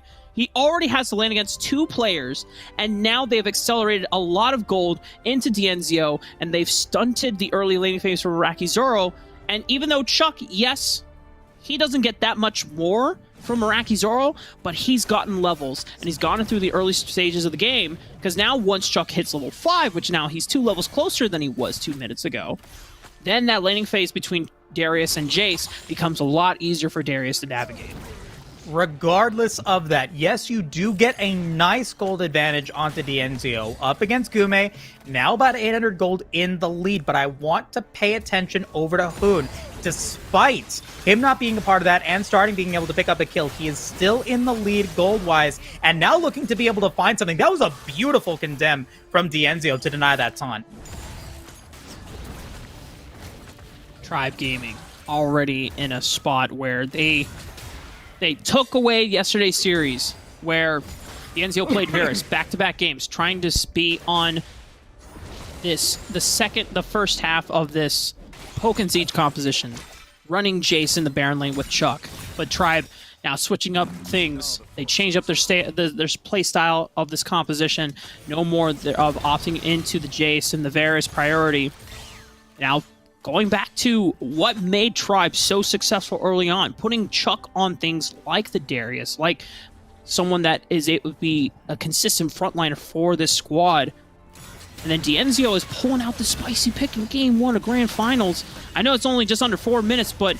And now we have a game coming in, Charm looking for the taunt. Oh, a lot of damage. Dawning Shadow's going to land on Dienzio. He's still alive, but it's a Nice double shutdown. kill as Max Green and Dienzio both fall. Hoon now way in the lead against starting, has the Rod of Ages, and because of the timing of that, Immortals should also be able to pick up this dragon. Now, while starting was able to help out in the bullying of Iraqi Zoro, that gave Hoon a lot of free time in the mid lane. And when you're a Twisted Fate who is unpressured and able to last it every single CS, you maximize and get more gold out of any other champion in the game. Just as I say that, though, starting, finding an opportunity, gets and routes out Charm. Well, we got 2 Blade of the Rune Kings here. Let's take a look at that replay once again. You know, Dienzio didn't have Condemn ready to go, does use the barrier to get away from the Dawning Shadows, but Lemont, with an amazing Cataclysm, able to secure the lockdown onto the Vayne, will be able to secure the double kill for Hoon, and now Immortals, they're right back into this game, despite the nice cheddar that we saw in the very early stages of this game. It's unfortunately not aged into the great cheese that we expected it to be, and now Immortals, they got Rift Herald as well, and they're looking to continue to keep this momentum going. Well, T-Tigers does have the Burnous Flash in that exchange, but Tribe Gaming still somewhat pulling ahead. You have to remember, if you're looking at a composition that includes Vayne, as long as you're going even or trading up, you're in a fine spot. Hoon might not be in a fine spot. He still has Flash, however, the bleed. Oof. Oh, it's already too late, my friend. If you wanted Flash, it probably should have been a while ago, but Chuck, the guillotine will still go through despite that Summoner Spell being used. Now, Lemont will defend the turret, make sure that it doesn't get any more chip damage, but during all of that pressure, Tribe Gaming unlock another tower. Yeah, shout out to shout out to Zephyr yesterday. You know, he talked about the importance that Yike-Z had for Immortals in their success earlier on. He, of course, is not available in this tournament, but he has been able to put in a lot of work, and he's going to help secure that kill against Chuck here on that J4. He has really proven himself as an amazing jungler here for Immortals. And with that being said, Immortals is still behind by about 2k gold. Dienzio feeling pretty good. You know, 1-1, has the Blade of the Rune King, looking to go for something else, but it looks like we're getting another fight here down in the bottom lane. T-Tigers gonna be the absolute zero here. Wild Growth giving him a knock-up as well, but he goes down. Lemont facing critically low HP members here, but the comeuppance will not find its mark. The rest of the Immortals are making sure that they are blocking the incoming damage from starting. Will protect their jungler with their life, and they get that turret unlocked. But Dienzio was farming up a storm on the Baron side of the map, getting a little bit more gold. And Hoon, a little routed off. Can they find Gume in this brush before he goes? Oh, starting, he finds him, and now Gume's in a bad spot. Good night, sweet prince. Oh, yes, the Senna will indeed fall. first death of the game, but the fight is not over yet as LeBmont's able to take down Max Green in the mid lane. Heroic Enter is going to be able to get the knock-up onto Tigers. LeBmont is now extremely in trouble. Iraqi Zoro, I mean, that had to have been less than 10 HP there. Going to be able to survive. This game is definitely living up to the hype here, Rafa.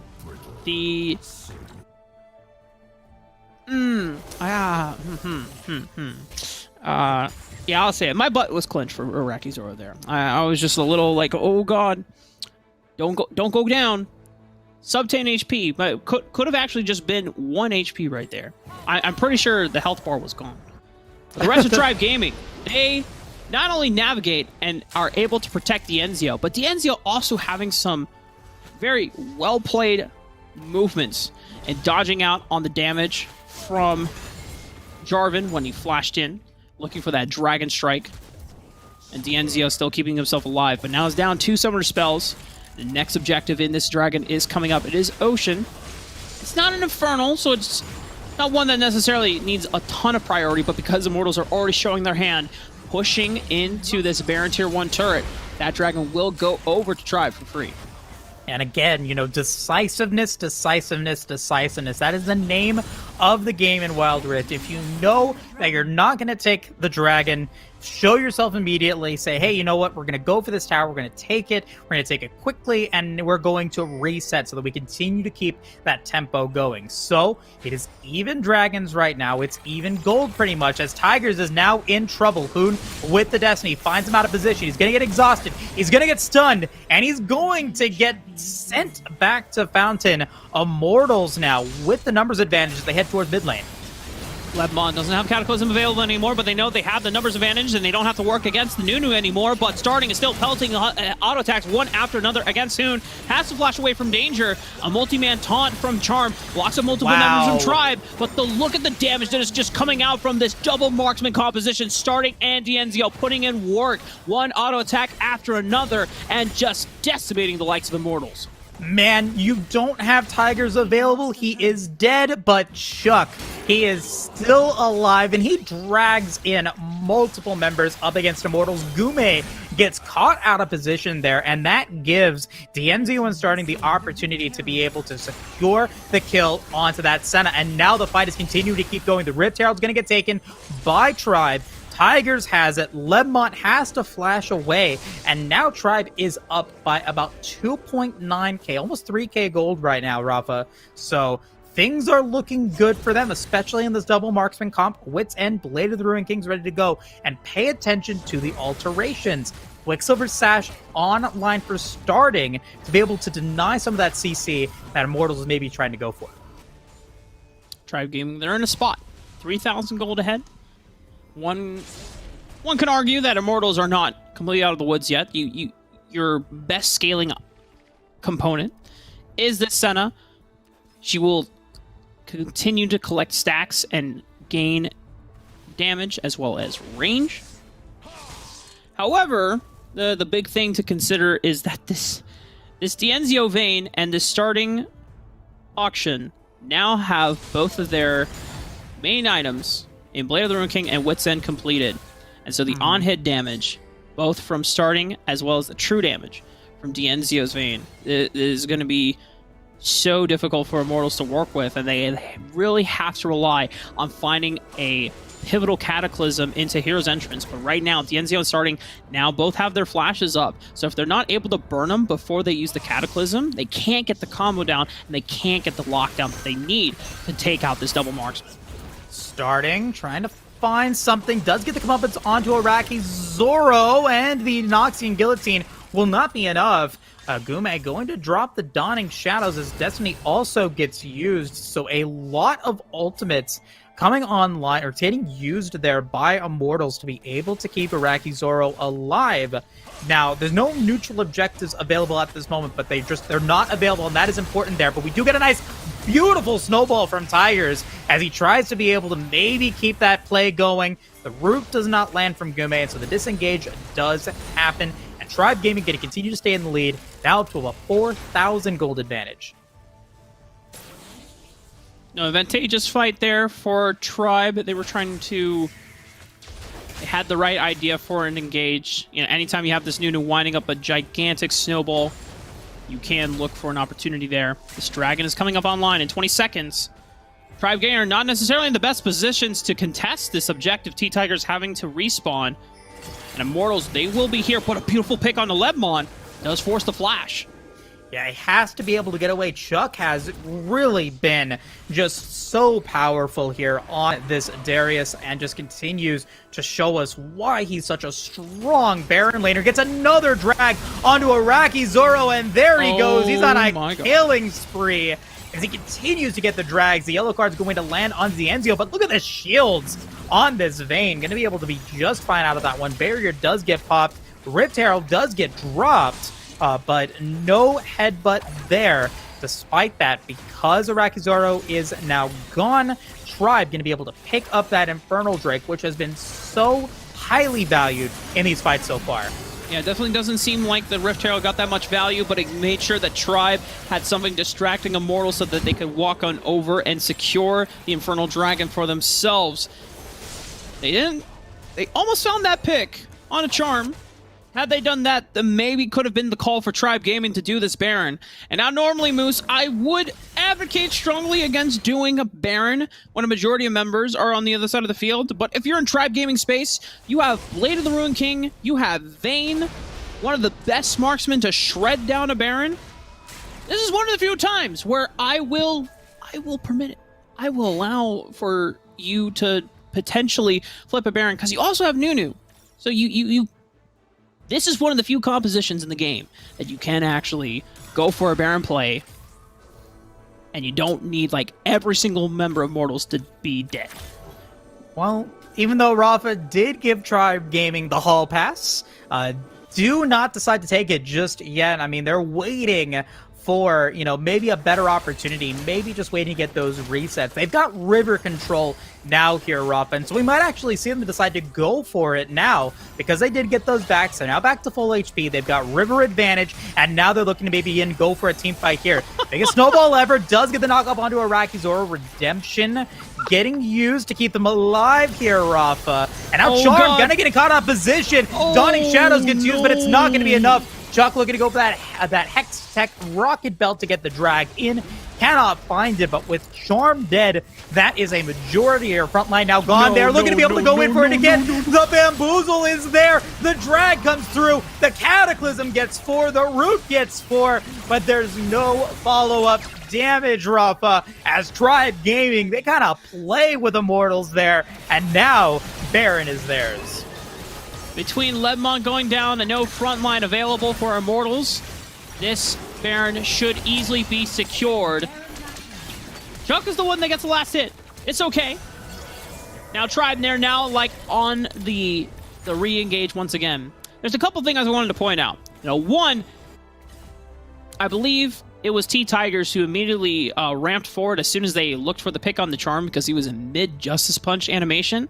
And so by stepping forward, it forces Charm to be interrupted and connect onto that person, so he can't get out, he can't escape. A beautiful awareness from Tribe Gaming. But the other thing, too, I didn't even consider, is that Max Green sped up T-Tigers when he started revving up the snowball, and he just started going much faster. And Chuck, almost looking for a solo kill here. He's brought the attention of 4 other people.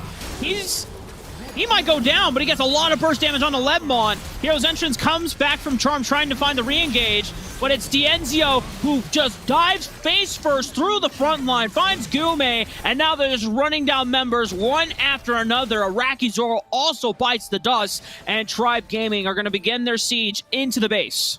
Baron is still active. Yes, Chuck falls, but so much attention was brought towards this Darius.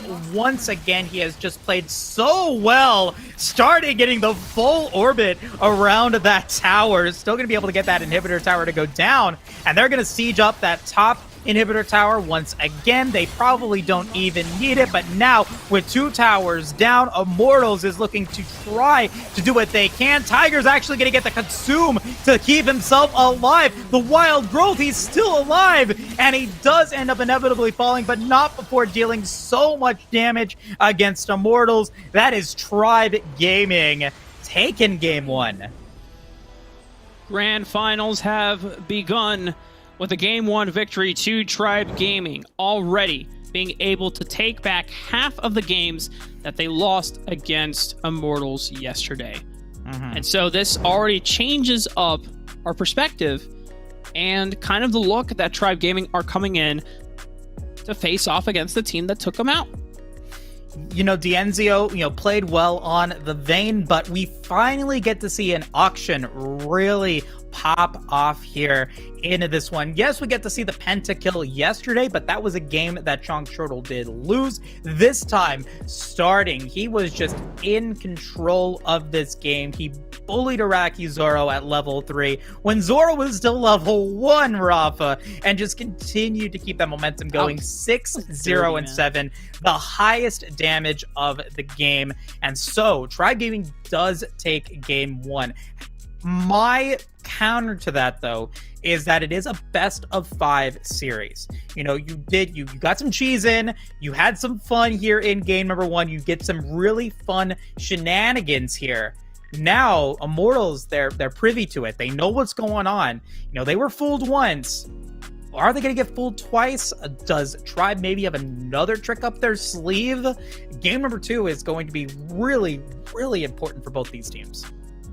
More than likely, Immortals would not get clowned by that once again. And I think it's just going to serve Iraqi Zoro a little bit of a reminder now that in future games, it's going to be like, all right, who's in this bush? Who? Someone here? Am I truly alone right now? And if he walks up in a lane, he doesn't see a laner pop out immediately, he's not going to even overextend. He's just going to be like, I'm backing up until I see everyone on the map right now, just instantaneously. But going into this next game, Immortals will be returning more than likely to the blue side. And their priority was for the Senna. Unfortunately for Immortals, Gume did not get that much mileage out of the Senna. This was one of those games where the marksman damage output, both from starting and Dienzio, eclipsed that of what Gume wanted to get done. And yes, Gume wasn't necessarily punished and didn't receive the same brutal treatment that Iraqi Zoro did in the early game, but we never really saw that trade-off really leverage for Immortals.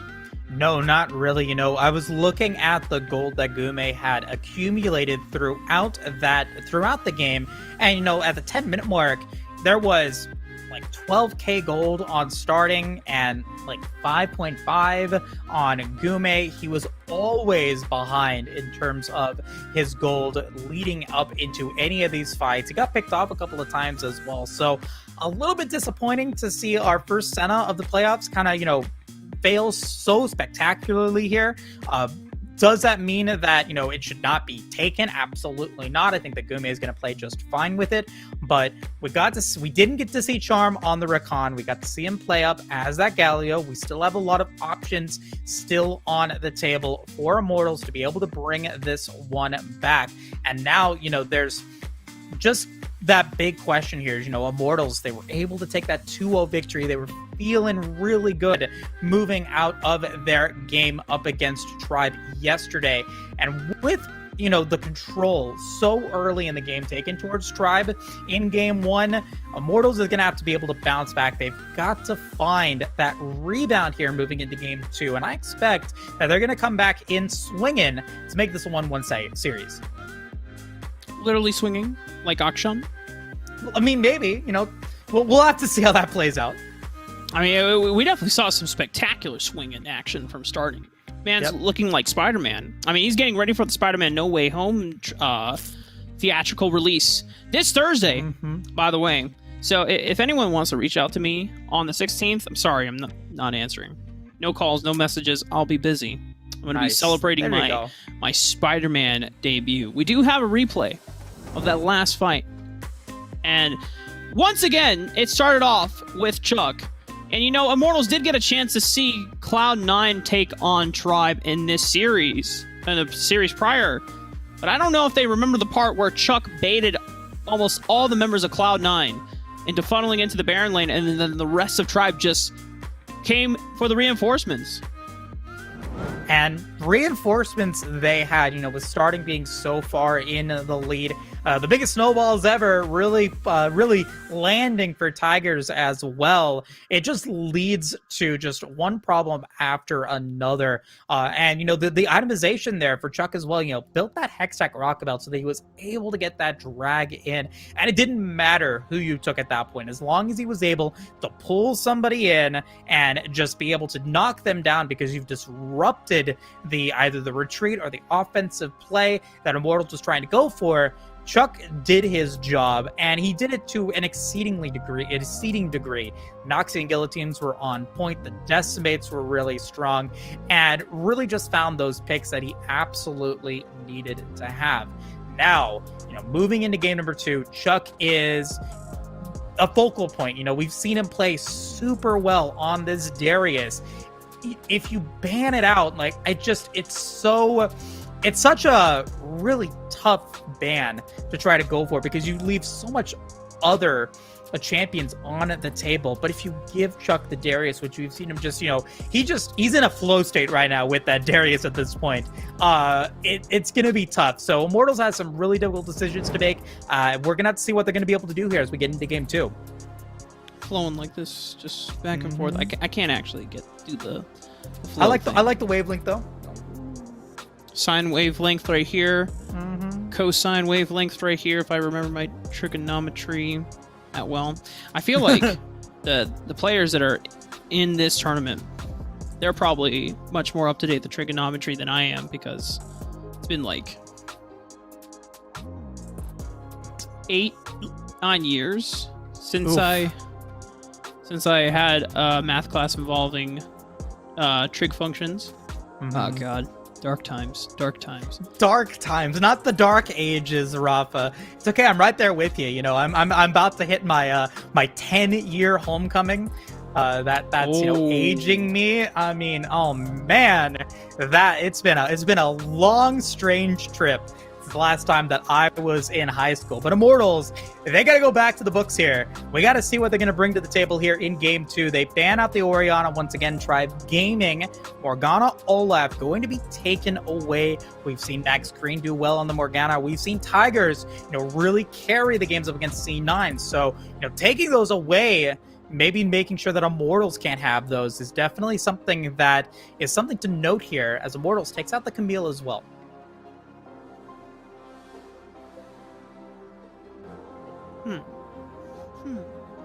What becomes priority then?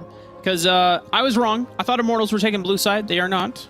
It is Tribe that will be on blue side, as Immortals are elected for the... how do I say side in Espanol? Side roja. Oh, yes. Calle Yes. Roja. We'll just call it Calle Roja, but that's Red Street, and I don't want people getting the wrong implications. Tribe Gaming open up with first pick. Now, there's a lot of options. The Senna, once again, going through the ban phase, unpicked or unbanned. However, Tribe Gaming have already shown that they can deal with the Senna. They answered it beautifully. So other things like the Ziggs kind of pop up in terms of priority. Orianna's not available. There's a lot of things that you can grab. And it is going to be the Ziggs. You called it. It was Senna, Ziggs. The handshake between the Varus and the Caitlyn has really kind of fallen off here as we move forward. I think that's something to note here, is that, Senna and Varus, or I'm sorry, Senna is available, and Caitlyn and Varus are not banned out here. So that is something that both of these teams have thought about. They say, hey, that is not the problem here. It's this Nunu, it's this Camille, it's this Diana, it's this Orianna. So that's really something to pay attention to. Hoon, however, he played so well game 1 as that Zed in their first showing yesterday.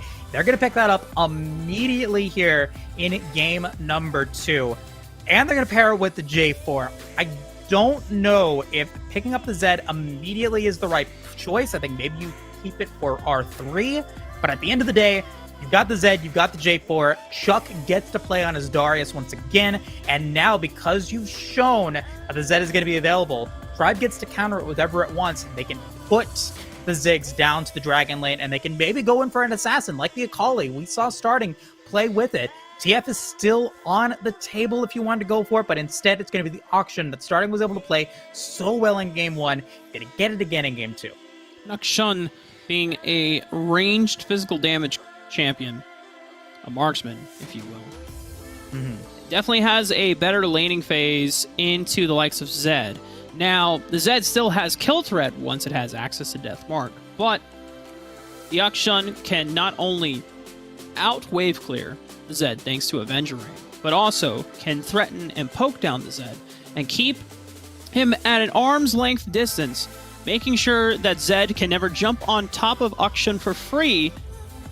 Starting is going to have access to potentially stronger laning phase. But with this Lee Sin lock-in for Lebmon for Immortals, this now makes it so that Tribe Gaming need to lock in a jungler that is, or that can scrap just as early as the Lee Sin if you want to maintain this pressure for Starting, because otherwise, yeah, you have Akshun, but you can't outplay 1v2 both a Zed and a Lee Sin. You need your jungler to help, and if it's something that doesn't match up the early game prowess, then you will lose the 2v2. What's worrisome here now is that Immortals, they do decide to ban out the Lulu. Max Green played well on it here in Game 1, but he still has the Nami available and he still has the Thresh available, so it doesn't really matter what you decide to go for. I think Immortals, since they ban out the Lulu, they're indicating that they do want to go for an R4 support pick to pick up the best support that they can in that bear or in that dragon lane. Rakan's going to get banned out because Tribe does not want to give Charm that. Wukong is actually going to get banned out here. So it leaves the Nami, it leaves the Nautilus, it leaves the Leona all on the table for Immortals to pick up here. Tribe Gaming now has to make a decision whether or not they feel comfortable with Charm getting his pick of supports, or do they maybe worry about picking up maybe a different dragon marksman. They don't want to maybe even see the Caitlyn or the Varus. There's a lot of opportunity that's available. They take out the Misfortune instead. I think that I like this choice up, especially because it's so paired up so well with the Cataclysm. What does Immortals decide to go for here as their R4 pick? I mean, this is a tough decision. Galio's not bad, because you get the J4 and the Galio combo once again. The only thing that does feel a little, I don't want to say bad, but it feels lacking is the amount of AoE damage you can combo with it. You don't really have any more Dragon Laners or even Control Mages that can combine with it unless you pulled out a brand. But I don't know if Gume wants to go down that route. Nami is locked in. So now, Tribe Gaming, you can either match this sustained support with another sustained support. Your options now are Janna, Sona, or Seraphine. But Nami is kind of just takes the cake in terms of just the queen of the support laning phase, where you have poke, you have range, you have sustain, and you can pair this with something like a Caitlyn, who is still available, Varus, who is still available. We know that it didn't necessarily work for Tribe Gaming or for many of the teams over the past couple of days, this Varus Nami. And now anticipating something long-range poke could be coming in from Immortals to pair off with this Nami, lock in the Braum to make sure that they can block that damage with that Unbreakable Shield. Yeah, and Immortals, they're kind of really forced into, pick something up here in this Dragon Lane. I don't expect to see the Zed go down to the Dragon Lane. I mean, that would be, hey, you know what? We're going to go for it. It's Grand Finals. We're behind the 8-ball a little bit here. But the Vi is coming out. You're talking about, maybe the dominance of Vi in the jungle kind of being denied because of the Morgana Black Shield. Well, that's banned out. And so now you get the Vi that's really doesn't care about the tidal wave, doesn't care about the Cataclysm, doesn't care about the Dragon's Rage because of the Assault and Battery, going to be able to just go right into that backline and get that knock up and that knock it down. Corki is going to get chosen. Now, this is a champion that really hasn't been shown off here into the playoffs just yet, but we have seen it really be used to full effect here, especially with how valuable Valkyrie can be. You get that AoE damage if you're able to hit that Cataclysm, you're able to get that slowing field, and you also get the Pug of Corki as well, which is, is probably the best skin in the game. Yeah, you just go zoom, you're flying all around, and then those package plays can be make or break in a lot of these fights. You land a package where everyone is just burning and sitting on top of an open barbecue. Oh man, it's a lot of AoE magic damage that then makes it easier for characters like Zed, like Lee Sin to get to execute the last blows down onto these squishy targets of Tribe Gaming. I am a little sad though that Immortals and Gume denied us the Vi versus Caitlyn matchup from Arcane. We don't get the what, they're not necessarily secret lovers or admirers, but you know that we all know there was something there. Arcane never let us get to see what could have been, but you know, the ship. But it's not sailed yet, Rafa. It's not sailed. It's still there. And we're just gonna, you know, fingers crossed, season 2. Let's hope it doesn't actually come in 2024. No, they're joking us. They're trolling us, bro. It's actually coming in next year. They're gonna have a movie or something. It's gonna be great. Please. Now, Immortals, Rafa, maybe like bold prediction once again. Do you maybe put the Corki in the mid lane? And put the Zed down with the Nami. I mean, you need levels on Zed. I know, but I know, but you know, it's at the end of the day. I want to see it. I want to see something strange happen. We're not gonna get it because this is grand finals. There's $8 grand on the line, Rafa. Maybe we'll get to see something shenanigan-like in Game 3, but let's go ahead and get into it. This is game number 2, potentially getting Tribe Gaming into match point if they're able to win this one. This Vi, this Braum, not yet seen in the playoffs just yet, now coming onto the scene. I'm excited to see how it plays out. I just wanted to let that hang a little bit because, you know, the way it closed so nicely. And we went to the roster screen and I was just like, yeah, the music was vibing and we're just jamming. It's almost like we were going into break or something. But no, we're here into the game. 50 seconds have already taken place because the teams don't wait on us, even if sometimes the game decides, you know what, let's just crash your spectator client. We're like, oh no, panic. It's okay. No kills have emerged. No summoner spells being burned early on, apart from Smite. That doesn't count. What if support lives matter, Smite lives matter too, Oh Rafa? my god, oh, wait a minute. It's just a summoner spell. Relax. Scuttle crabs. They be spawning. No one's taking them quite yet. Just actually a little bit of full clear, or a lot of clears from T-Tigers. Wiped out Frogs, Raptors, red buff, blue buff before making their way into this crab, and now is on the other side of the map. Whereas Lebmont could be in position to influence the bottom side of the map. However, there's not really a lot of CC set up for Immortals, and no one can reliably tank this turret early on, so it looks like Lebmont is just going to continue full clearing, and we got a really passive game in the first couple minutes.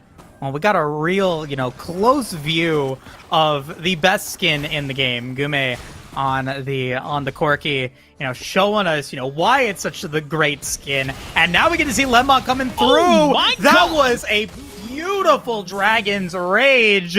My goodness, that's why Lebmont went for that full clear. He's now level 5, and that is first blood over to Immortals. Dude, man, what the hell? The Lebmont just came in so fast, no hesitation whatsoever, and just immediately sent Dienzio straight through 10 piles of brick with that Dragon's Rage kick into the wall. And the only thing that Dienzio could do with the time that he was given is pop the barrier, and that was it. There's no point in even burning the flash, even if he had a split second to. In the first blood, this is how you open up a statement response. Well, you know what? Hashtag supports lives matter, Rafa. First blood gonna go over to Charm. You know, I'm gonna be able to get that quick Rod of Ages, most likely because of it. So, you know, no first blood over to Gume, unfortunately. That's maybe the the little consolation prize you get for using that barrier there. Dienzio denying the first blood gold going over to Lebmont or to Gume. But you know what? Supports, they need that extra gold too. They need to get their Rod of Ages as quickly as possible. And so, you know, at least being able to get something going. Let's see how we continue to see things going as we do get a Cloud Drake on the first Drake pickup here, along with the Rift Herald spawning in about 20 seconds. Lemon is on the better side of the map, helping Iraqi Zora push in this lane. They might be prioritizing this Rift Herald, looking for the snowball. Definitely when you have champions like Zed and Lee Sin, you want to explode in the early game. The Tigers is here, looking for Lebmon. He has the collapse from Chuck. Assault and Battery all locks him down. It's a nice Dragon's Rage. But the flash is answered back from T-Tigers, and Chuck ensures that Lebmon cannot escape. Really nicely done from Chuck as well. You know, he tried to get that safeguard away, but he gets knocked up, but the tidal wave is there, and Tigers will fall. Gume with the package, and now that Cataclysm from Zoro. That is Hoon picking up the kill on Max Green. It's going to be Charming. Gume falling, though, to Chuck once again, showing us what he can do on that Darius. It is an even kill count game right now, Rafa, but it's Zoro still alive, and now with Lebnon on the Baron, or on the Rift Herald once again, Shelly will go towards Immortals, and the gold lead will head towards them as well. I almost thought the NCO stole that shit. And Rift Herald almost going over. T-Tigers finding Lebon in transition over to the mid side of the map, has to flash away. And this time, Tribe, they're the ones that interrupt and catch out members from Immortals in mid-rotation over to the next objective. Tribe Gaming going to try to take advantage of this, look for this dragon. However, Immortals still have the Rift Herald. They're going to pop it. They're going to push in this wave. And because Iraqi Zoro was the one that had the Rift Herald to begin with, they will be able to answer back with a lot of damage onto this mid-turret. Doesn't give them first brick, but it's a nice response, and it keeps them ahead in gold. Yeah, a little bit of tower damage is good. It actually evens out the gold, unfortunately. You know, would have liked to have seen that tower go down, but just how quick, you know, this lineup, Tigers on the Vi, Chuck, you know, you got that extra damage coming through. Also got starting, you know, off screen, Gume falls. And so, you know, looking pretty good there. Once again, on this auction, already has the Blade of the Ruined King. Starting to get hit by that Sonic Wave. Resonating Strike is there, but he'll be able to use the nice use of the hook shot to get away. However, Tigers will fall thanks to a great death mark and all the summoner spells getting popped by Hoon. Starting to try to answer back with that comeuppance. Unfortunately, there's not enough damage to answer back into Hoon. Max Green also rotating in. Unfortunately, not soon enough to save their jungler in T-Tigers. The NZO parking it in mid lane right now against the duo lane of Immortals. They're just pushing back against each other. And now the mid laners have taken towards the side lane, which is where both Starting and Hoon want to be. We've already seen, you know, I think Hoon fell short. It was a 2v1 there. Starting was able to get that kill onto Hoon to or not, pardon me, it wasn't onto Hoon, it was onto Gume, pardon me. But Max Green actually going to be in trouble, going to flash away. Nice satchel from Dienzio, going to keep his support alive. But now the big question now is, you know, you've got both Hoon and Starting getting some gold, getting some damage in, looking to be able to be productive here. Iraqi Zoro going to take some damage, actually going to be in trouble here. The Noxian Guillotine lands, and the flash gets used. Chuck is just putting on a show with this Darius. Chuck is built different with this champion, man. I mean, like, I've seen Chuck do pretty darn well, and sometimes his performance gets eclipsed by the rest of the members of Tribe Gaming, but man, on this Darius, he looks like a whole different player. Looks like a whole beast. Just single-handedly just wiping out Iraqi Zoro and catching him out in mid-flag and drag with that apprehend, so that Iraqi Zoro now tries to call the bluff. It's like, there's no way that Chuck all-ins me here right under tower. There's no way, right? And then Chuck is like, all right, bet. Let's go. Let's limit test it. Iraqi Zoro burning both of their summoner spells. Not going to have it available for the next couple of minutes. There's no objectives on the table to punish, but it was a first brick secured by Tribe Gaming. despite them not getting Rift Herald, and now Hoon might be in trouble.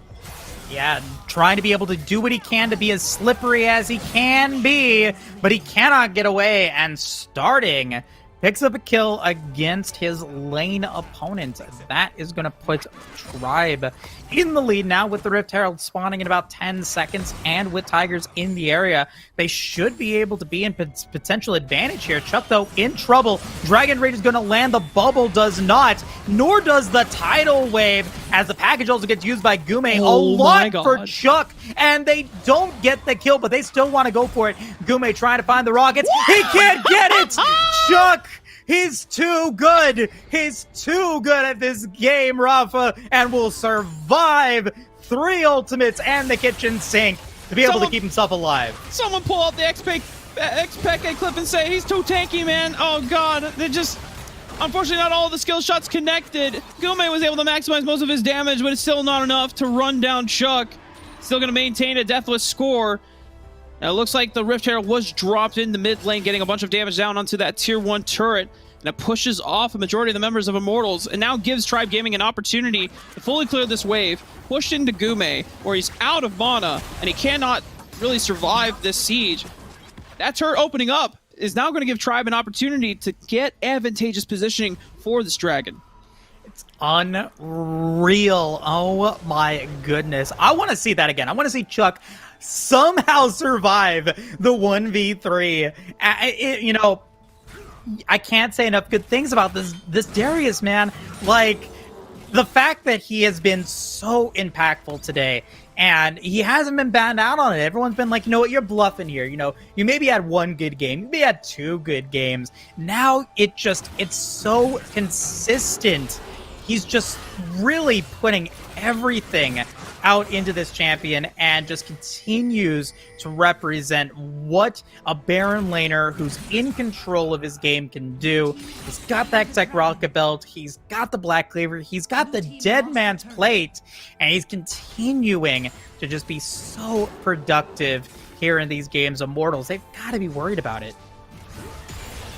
When a Darius is this far ahead, he provides engage, he provides kill threat. Charm's dead.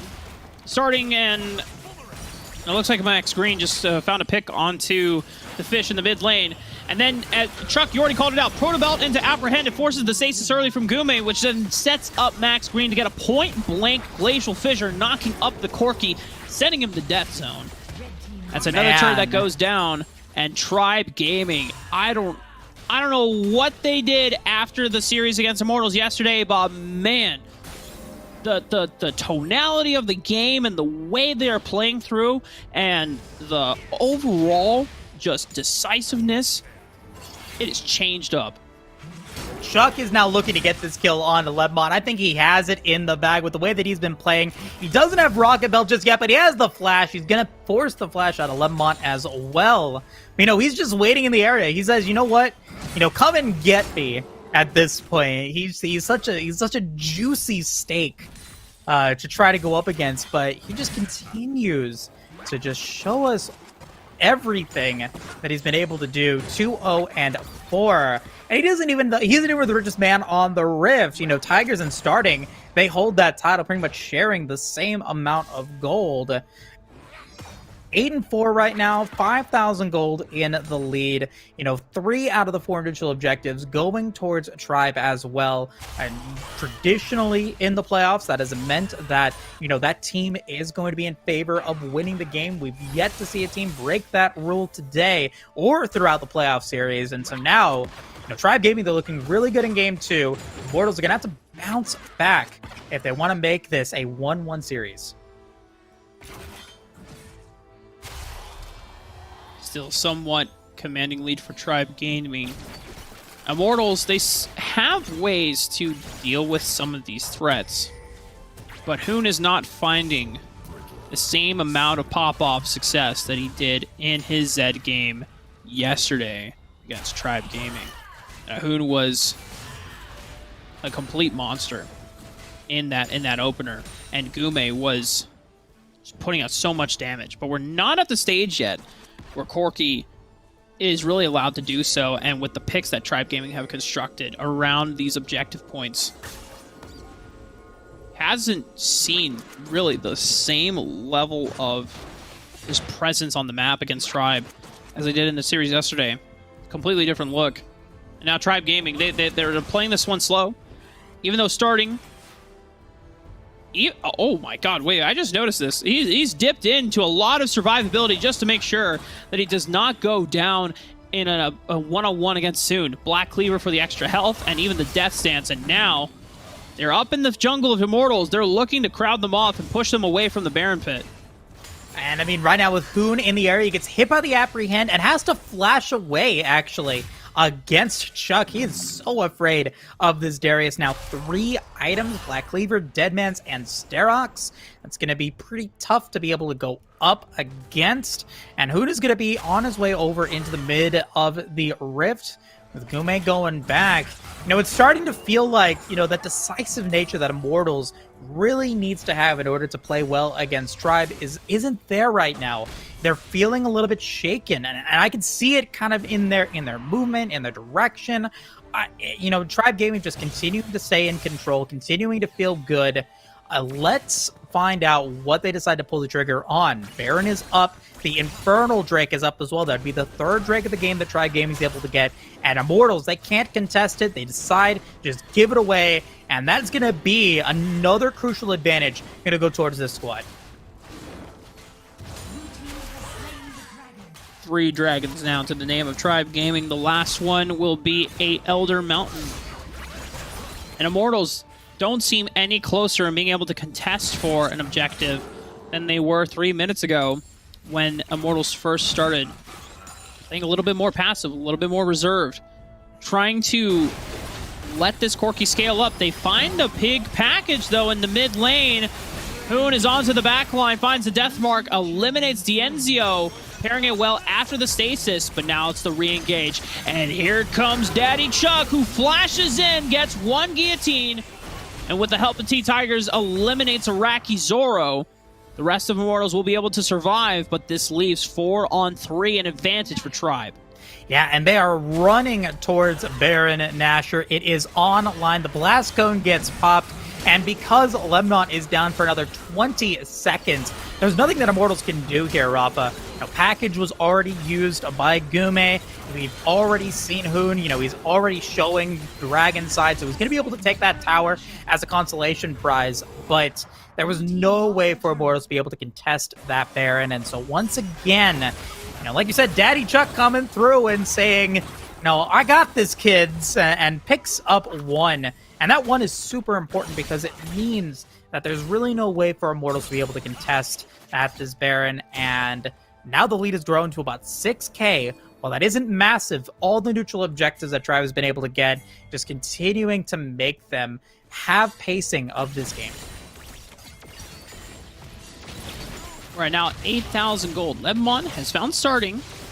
However, this is a very durable auction here.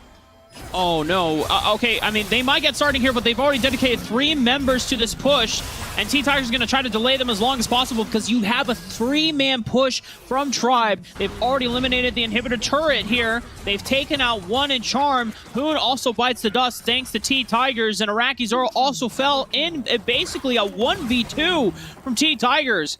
They pick up starting, but now it's 3 members that are gone from Immortals, and so this just opens up Tribe to get so much structure damage down. They're going to open up the base even further. Game 2 is looking inevitably going towards Tribe. Tigers with that Guardian Angel still alive. Chuck is at full HP. He doesn't even care if he gets hit by the Sonic Wave. And with Baron still up on Chuck and the Tigers, the Guardian Angel will get popped. The Stasis will get hit by Gume. But Dienzio is putting down the law, and the siege is complete. Tribe Gaming looking really dominant here. We'll take game 2 and are now at match point against Immortals. Oh, baby. 2-0 from Tribe. Had this been a best of 3, it would have already been over, but it is a best of 5, so Tribe Gaming, they need 1 more game. They are on match point for the grand finals. No bracket reset, no takebacks. It is now on Immortals to construct and facilitate 3 back-to-back-to-back wins here if they want to secure their spot and take the #1 prize and cement themselves as the best team in North America. Otherwise, their series win against Tribe Gaming yesterday, it's washed away. It's erased. That work to get here through the winners bracket will all only be for the second place prize. Yeah, and that would be, I think, super devastating for Immortals if they're unable to take even a single win against Tribe. And really, the secret sauce that's been so powerful for Tribe in these last couple of games has been that Darius. Chuck has just done so well with it. And at this point, like, I have to wonder, like, do you put a ban up against it? I know you open up the Diana, you maybe open up that Orianna, but Chuck has just been so impactful in these last couple of games. He's done so much with those apprehends, and he's pairing it with that Hextech Rocket Belt. He knows what he's going for, and he continues to get unpunished for it. He did not die a single time in Game 2, despite 3 ultimates, despite multiple summoner spells getting used up against him in that dragon lane in the mid game. He still continues to survive. He continues to excel on this Darius, and that is really something that is worrisome, that is like troubling if you are Immortals. If I'm looking at Immortals, I'm thinking, you know, like, you have to be considering the fact that maybe it does have to get banned out here because it has just done so well. But like you said, Rafa, this is a best of 5 series. Immortals is not out of this just yet, but they have to win 3 games. They have to find the reverse sweep. I come from a Smash Bros background. I've seen it happen before. The reverse sweep is very real. However, you're up against one of the best teams. You know, they may be questionable coming into today, but they're looking to erase any doubt here and take this 3-0 series against Immortal and solidify their position as the best team in NA. How poetic that Smash Summit is also going on this same weekend. It is. There's been some cool stuff. I actually am going to have to catch back up once Rift Masters is over because I love tuning in. Those are my favorite events these days for Smash community to tune into, but there's something I've been keeping track of, Moose. Chuck is now 4-0 on Darius, and not just on Darius, but specifically against Jarvan. Every single time that Cloud9, and in this case also Immortals, have locked in a... Oh, wait. I'm lying. Okay. Don't lie to me. 3-0 on Darius versus Jarvan, specifically. Gotcha. Yeah, Chuck is 4-0 overall today on the Darius, but 3-0 versus Jarvan specifically. Because I remember that Iraqi played Jace and then had the unfortunate cyberbullying incident of Dienzio and Max Green clowning him and then coming in. But anyway, the point stands is that this Darius is not only a pick that has not been contested by Immortals nor Cloud9, but it's also something that Chuck is continuously able to get back to over and over again.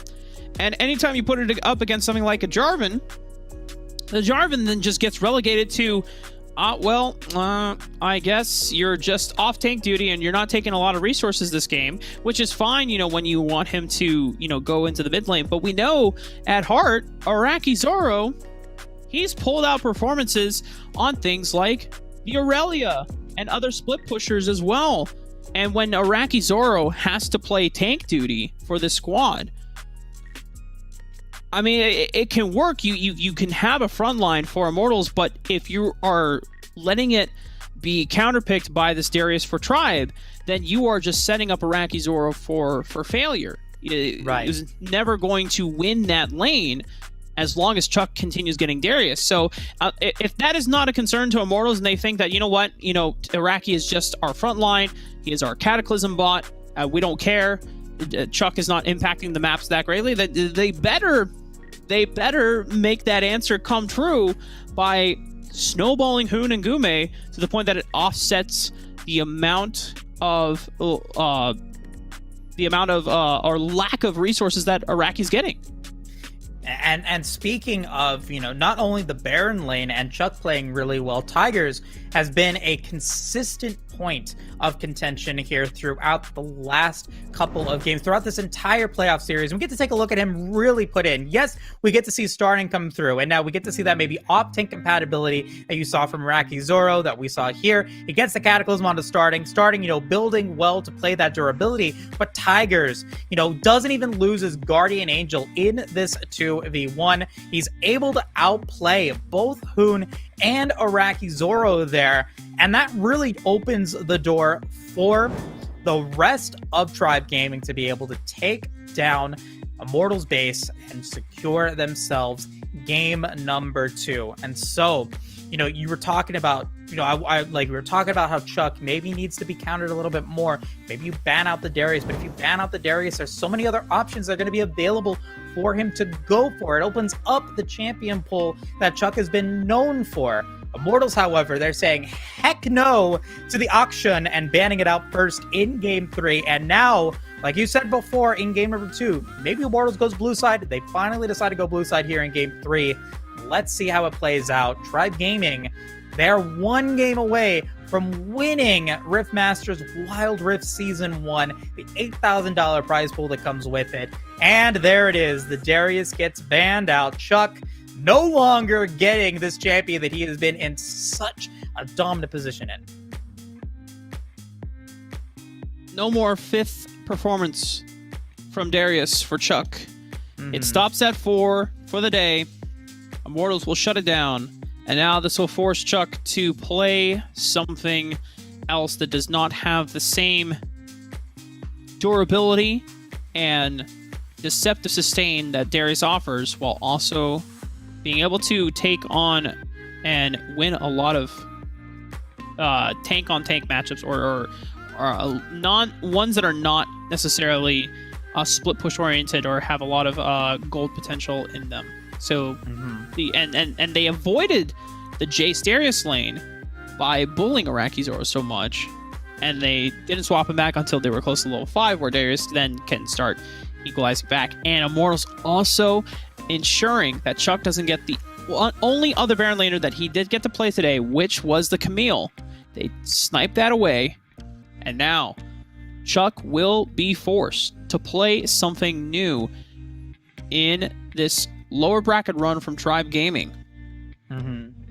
But there's so much else that's still available for him to go for. He can go for a Renekton, he can go for a Garen. He can, if he wants to play really aggressive, he can go for the Fiora as well and really just shake things up. And, one thing to point out once again, Dienzio, the Jhin that we saw played throughout his games against Trunk Chortle and up against Cloud9, not yet seen here in this game against Immortals. So we could potentially see that once again. The Morgana getting banned out, though, which means, Immortals, they still have the chance to be able to get Rakan on Charm. They still have the chance to get Diana onto Hoon. They have a chance for Akali to get onto Hoon.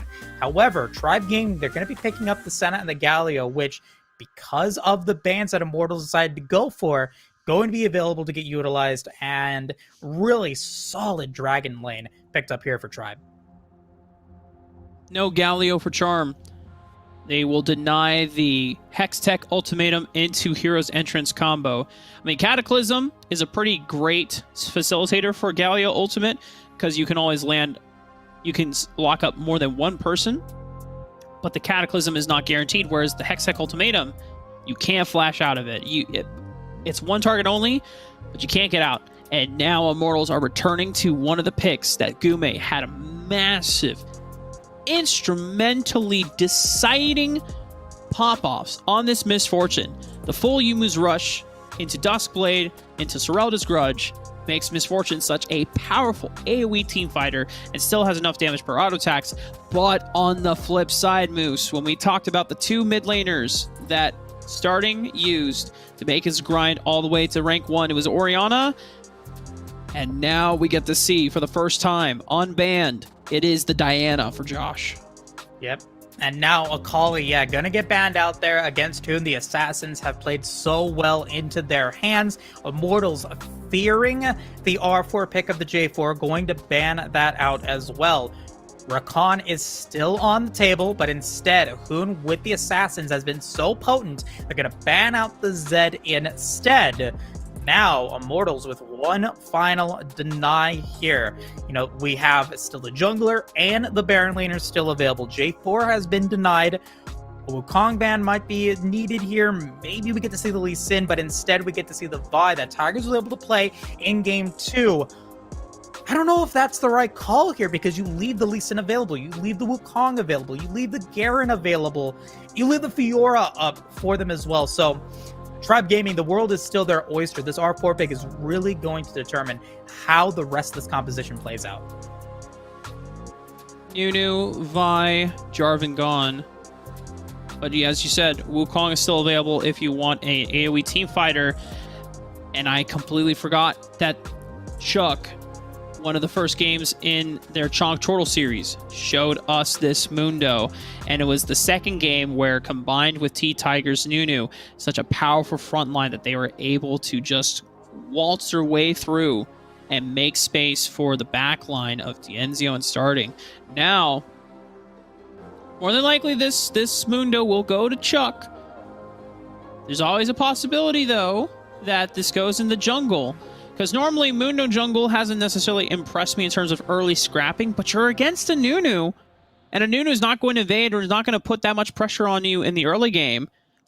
So there's a possibility if you want a better split push match against the Camille, you can go for something like a Fiora who is still available, but I would not be surprised if it's just the good old tank machine of Mundo. You need some hard displacement, or you need some hard CC from Tribe in this last pickup here to deny the bullet time, to deny the absolute zero. Immortals with so much slowing potential, with the Glacial Fissure, with the packaged Valkyrie, with the absolute zero, to keep this misfortune safe, and they will go with the Xin Zhao. Xin Zhao going to be able to use that Crescent Guard, which is going to be really effective against bullet time. He's got the Audacious Charge to get in up against the misfortune as well. What a counter pick here for Tribe Gaming, something that has been overlooked this entire playoffs run so far, now finally going to be available. You get that bruiser that you've been looking for. You've got your front line with your Mundo and your Galio. The Senna's going to be able to be just fine in the back line, and this Diana going to be able to find a crucial Moonfall that could potentially be the deciding factor of these games. Rafa, Tribe Gaming, they have come to play, and now we get to see them really potentially show off this early game power here in Game 3. I saw the Xin Zhao pick, and I'm already excited. I'm so surprised that we've actually taken this long to get to this champion, because he received some buffs, not only for his late game scaling and more armor per level, but also I think it was some base armor as well. So he's just an overall stronger fighter, or a more durable fighter, both in the early game and the late game. And it allows him to contest with things like the Lee Sin, even though we never saw Xin Zhao in response to Lee Sin's earlier in the series. It is very difficult for Xin Zhao to get out stat checked by any other champion in the game. Like, maybe the one person that you can contend with is like a Olaf, but even then, Olaf wants to continuously run and throw axes at you, whereas Xin Zhao can just stand still. It's like, yo, let's go, man. Let's fight it out to the death. But Xin Zhao, you don't win fights against Xin Zhao 1v1 super easily, even if you are a fighter or a bruiser. So let alone if you're a tank like Nunu, that is going to be very difficult. And I wonder if Tribe Gaming want to enable T-Tigers to do some aggressive plays in the early game. Oh, absolutely. Absolutely. Like, that was what Tigers is known for. You know, it's how they were able to get into this playoff series. You know, last chance qualifier up against Sentinels. Tigers with massive plays on the Lee Sin, on the Xin Zhao, on the Olaf, just was able to just be so strong. And he gets those early game junglers here in Game 3. I really feel like this has been such a draft outplay from Tribe Gaming because of the past experiences that Immortals has had to dealt with in this series. They were forced to ban out the Auction, they were forced to ban out the Darius, and they ban out the Vi here as well, which, you know, I'd like Tigers was good, but I don't think it was ban worthy. Now, would that have changed the situation here? Maybe the Vi gets picked up instead of the Xin Zhao? Probably not. I think that Tribe Gaming knew what they were going for. They had the play ready to go, and now we get to see it potentially come to fruition here. We get to see potentially the clean sweep against Immortals. Game number 3 is about to be underway. Can Immortals deliver? Can we get ourselves to a Game 4 situation? This is a very cohesive composition, one that can succeed here, Rafa.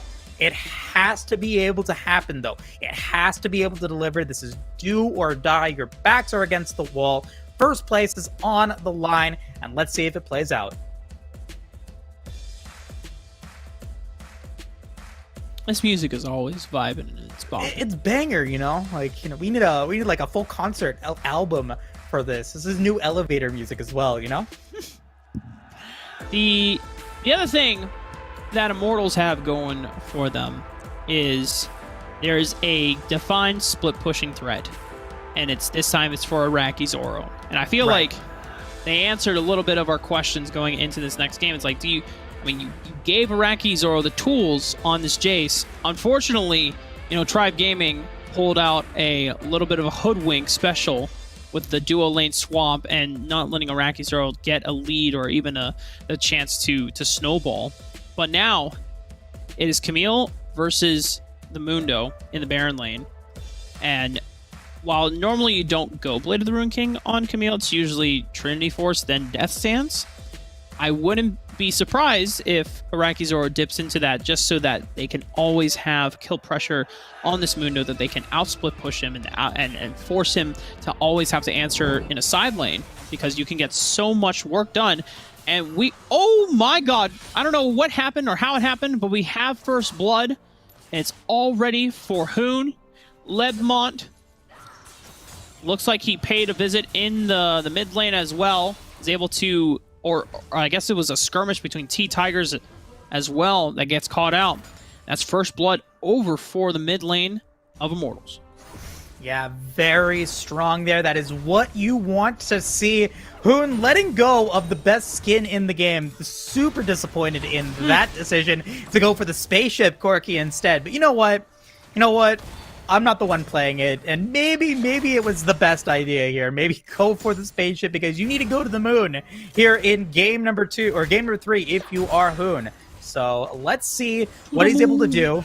He does get, you know, first blood. He's able to pick up that Caulfield's Warhammer very early on. That's really a solid position there. And, you know, was feeling pretty good, but starting playing as a Diana, and we've seen Diana really just take control of this mid lane here in the RiftMasters series. Because of something like a Corki who's not going to put that much pressure on you in the early laning phase, opting in for something like a Rod of Ages. I know it's typically standard anyway for Diana, however, with the Rod of Ages nerfs, I've always been...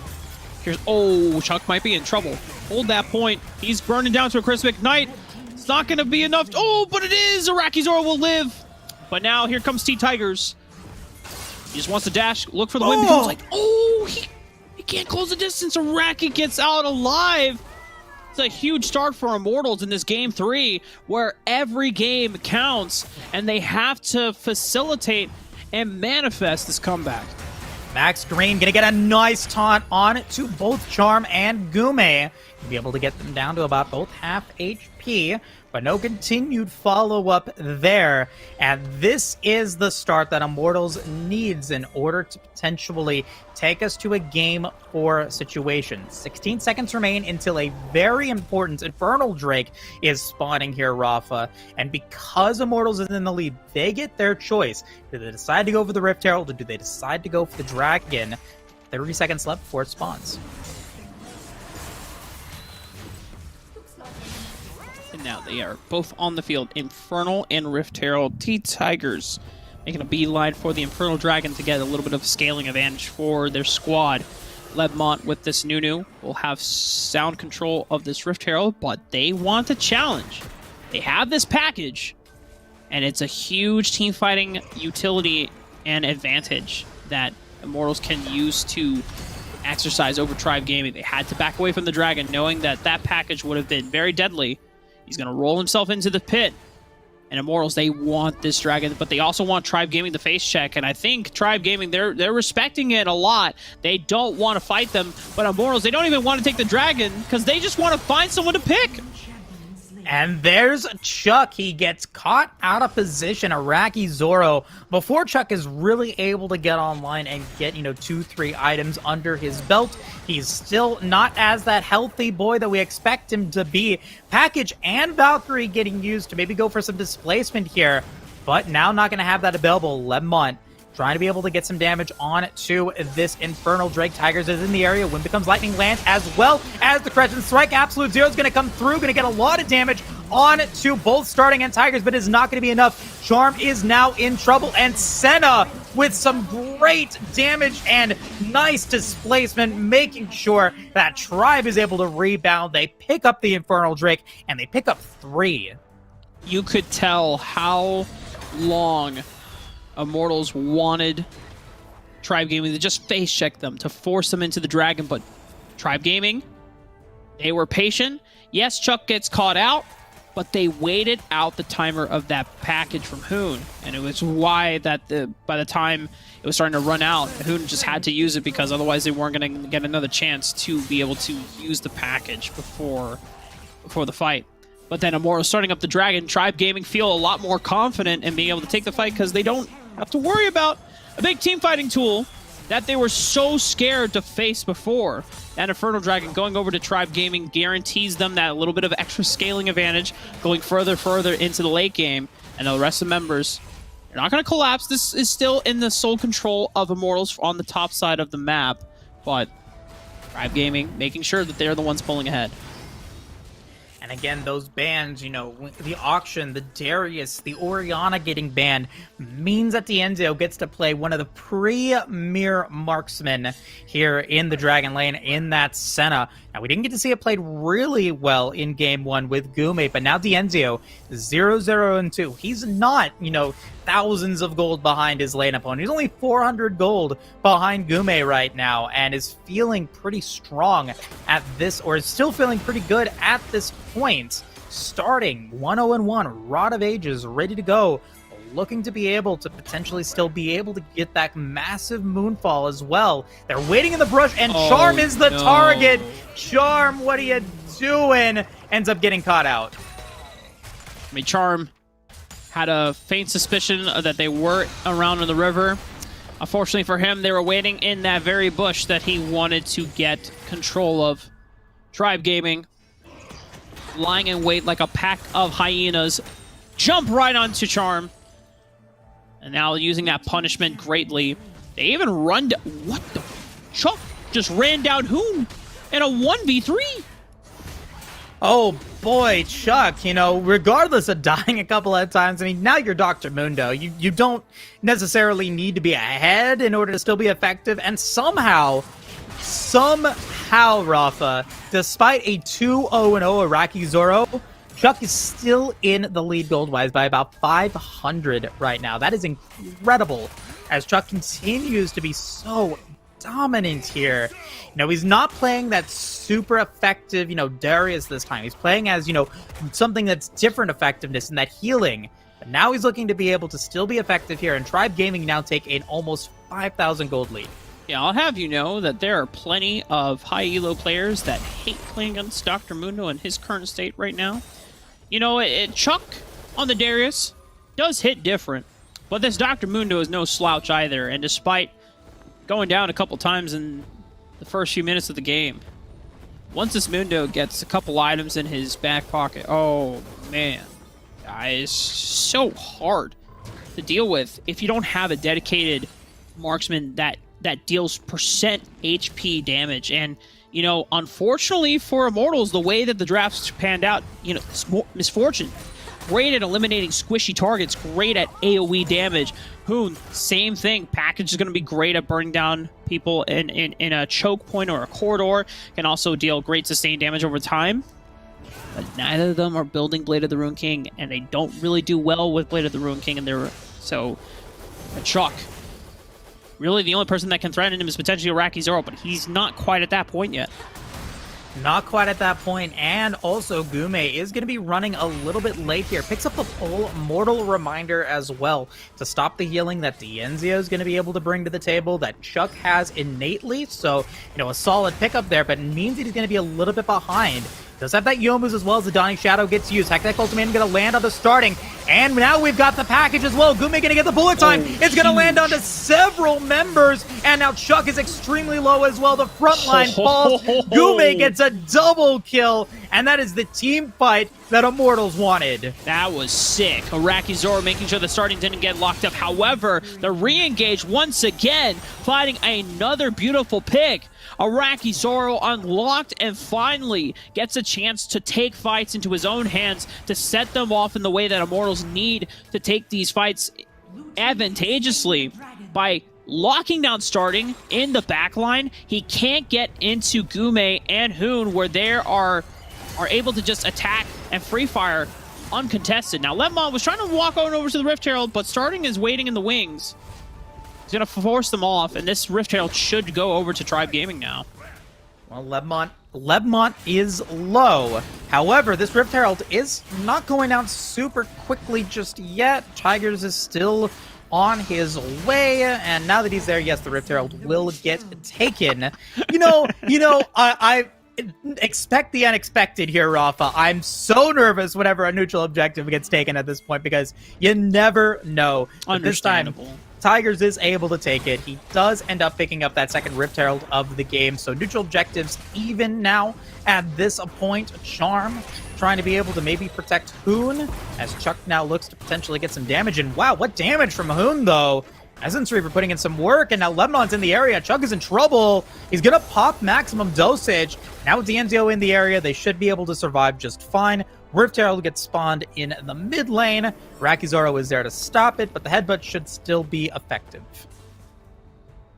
Charge comes in, gets about half of the turret down in HP. Starting is farming up some Raptor camps, just accelerating a little bit more gold. He's the richest person on the field, just barely, as Gume got a massive amount of value in that last team fight. And I believe with that Stinger, this is a Solari Charge Blade that's coming in for Gume. And I'll be honest, I have not seen a Charge Blade Misfortune quite yet, and I don't know how effective it will be. It does mean that your overall damage from the bullet time will be slightly weaker compared to a full lethality build or full damage build, but you will have guaranteed crits on your auto attacks every time you cast your spells, and if this is an Infinity Edge 4th item afterwards, you will be a lot more lethal just auto attacking and weaving in spells one after another when you're playing against Dienzio and starting. I don't know if it's going to be enough to take down Chuck now that he is getting closer and closer to these tank item breakpoints. We'll have to see. Maybe that's not necessarily the objective. I mean, the Mortal Reminder is there to potentially stop it. I think it's more, just so much frontline that's going to be there, and just there is some displacement that can come through, starting with the Moonfall, Tigers with the ability to knock up as well, Max Green with the taunt. This is Baron getting started by Immortals, and I don't think that there's vision here, but it does look like where there is a fight, Hoon is in trouble, and now Lebanon actually in trouble as well. Bullet time's getting used, Chuck is going to get some damage onto it, but he will be able to dodge it, and there it is. Hoon is in trouble, now Charm is in trouble, Glacial Fissure gets used, Heroic Entrance gets used, and so while the Baron doesn't get taken here, Rafa, it does mean that it's going to be a little bit difficult for them to maybe contest it now, as Iraqi Zoro is now in the area. Dawning Shadow is going to get used. The root is going to be there. A lot of damage on the Lemon. He's going to have to flash away. Starting will try to go in to get the kills, but he cannot find it. Dienzio gets the root on to Charm, but they will be able to back out Everyone's health bars are low on the side of Immortals, and with 18 seconds remaining until the Mountain Drake spawns, Tribe Gaming win out in that fight. Yeah, T-Tigers and I believe Starting had routed off Hoon on the left side in that jungle quadrant. Just getting that pick off. Moonfall and Crescent Guard, or Moonfall was used. Just capitalizing on the fact that Hoon either did not have Flash available or just being able to catch him out, and you get both of their summoner spells as well. Tribe Gaming, it didn't seem like they were working their way through that front line, and everyone else on Immortals got out. Now a Hextech Ultimatum right on the T-Tigers. When this dragon is spawned, if they take him out, that will be a free dragon going over, but Hoon will fall to Starting before T-Tigers finally bites the dust. Starting is traded over thanks to Gume's efforts, but the rest of Tribe Gaming, they're looking to run down the rest of the members of Immortals, because Iraqi Zoro was also fallen, or also fell in the exchange.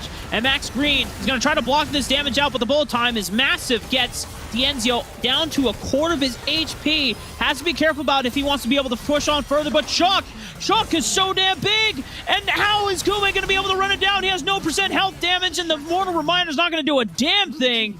Chuck is so damn tanky. That's the ace for Tribe. Oh man, picking up the stonks if you're Tribe Gaming. Look at his core. That is just so good. And Chuck just continuing to be super effective. It doesn't matter what type of opponent he's up against. It doesn't matter who he's playing. He's just too dang good at this game here, Rafa. And a disaster for Immortals. As Tribe Gaming now, they get to take this Baron. They get to be in the lead by about 8K gold. And maybe the beginning of the end here for Immortals, as it's now a 6,000 gold lead. And this purple wearing Chuck is now going to be super scary, but it looks like we might be getting a fight here in the jungle. Starting wants to look for the Moonfall, barely misses out on both of those people. No Moonfall available anymore. Hextech Ultimatum trying to lock up Chuck into this corridor. A lot of damage for the bullet time from Gume, but they're advancing on forward. The front line is evaporating from Immortals and the rest of Tribe. They are on the front. They are on the pursuit. They are on the hunt for the rest of Immortals. They want this Grand Finals championship as they take down the second tier turret with Baron in their side. Iraqi Zoro's down. It's 5-on-4. They're not going to look to end the game quite yet, but by opening up this first inhibitor turret, it is one step closer to that title win. Ledmont in trouble, gonna have to flash away. Chuck is the target, but he just cannot die, and will continue to be effective here, has the healing as well. And so, Zoro up in 10 seconds. They've got to be able to defend this Nexus for as long as possible. Oh my Chuck God, he just doesn't die. takes the biggest snowball ever, and now he's back up to full HP with maximum dosage, and the Moonfall is huge. Hoon is there. He tries to do what he can, but it's not going to be enough. Tribe Gaming, they've got the Nexus, and they win the game. Tribe, they take down Immortals 3-0. They silence the haters, and they keep their crown. They are the kings and the champion of the RiftMasters Wild Rift Season 1. What a performance. You can take a series off of Tribe Gaming. You can look back at the history books and the season overall, and you can look to take down the #1 team in North America, but they are #1 for a reason. The last time that we saw a team take a series off of Tribe Gaming, it was Enemy in our Rift Masters Invitational 2 months ago, but then Tribe silenced them at the regional playoffs for the North American Summoner Series. Immortals looked to change history, to put themselves as the #1 teams, to dethrone the kings of North America going into 2022. But Tribe will hold on to their crowns with pride, and they sweep Immortals in this grand finals, not dropping a single game. And my God, what a performance from these 5 members, from this newly assembled Tribe Gaming roster. Not only bringing in Dienzio from Enemy, but reuniting a 2017 Vainglory World Championship team core in T-Tigers, Dienzio, and Max Green, bringing all 3 of these players back together once again. It took them a while to get back into that form, but bonds do not break from a world championship winning team. It takes a while to get back into shape, but they are looking ready to take over 2022. I mean, man, Tribe Gaming just outplaying Immortals throughout that entire series. They had to go through the gauntlet. They had to go through Chongchortle, who beat them game 1 of today's playoff bracket. That was the only game that they lost. Chongchortle able to take the only game off of Tribe. But other than that, the first game was lost. But after that, the warm-ups were complete. Tribe beats them 2-1, then takes on Cloud9 and beats them 2-0, and then beats Immortals 3-0 in our grand finals. Immortals, shout out to you. You had first place finishes in first and second qualifiers. You're able to make it to the grand finals, but you come up short when it matters the most, and you end up taking the second place prize here today. Tribe Gaming, my goodness, they showed us, yesterday it was a fluke. They had so many other bag of tricks available to them that they were just able to take down Immortals, whatever composition they tried to go for. Whether it was Gumei's Misfortune, whether it was Araki Zoro on the Camille, whether it was Hoon on the Zed or the Quirky, it didn't matter.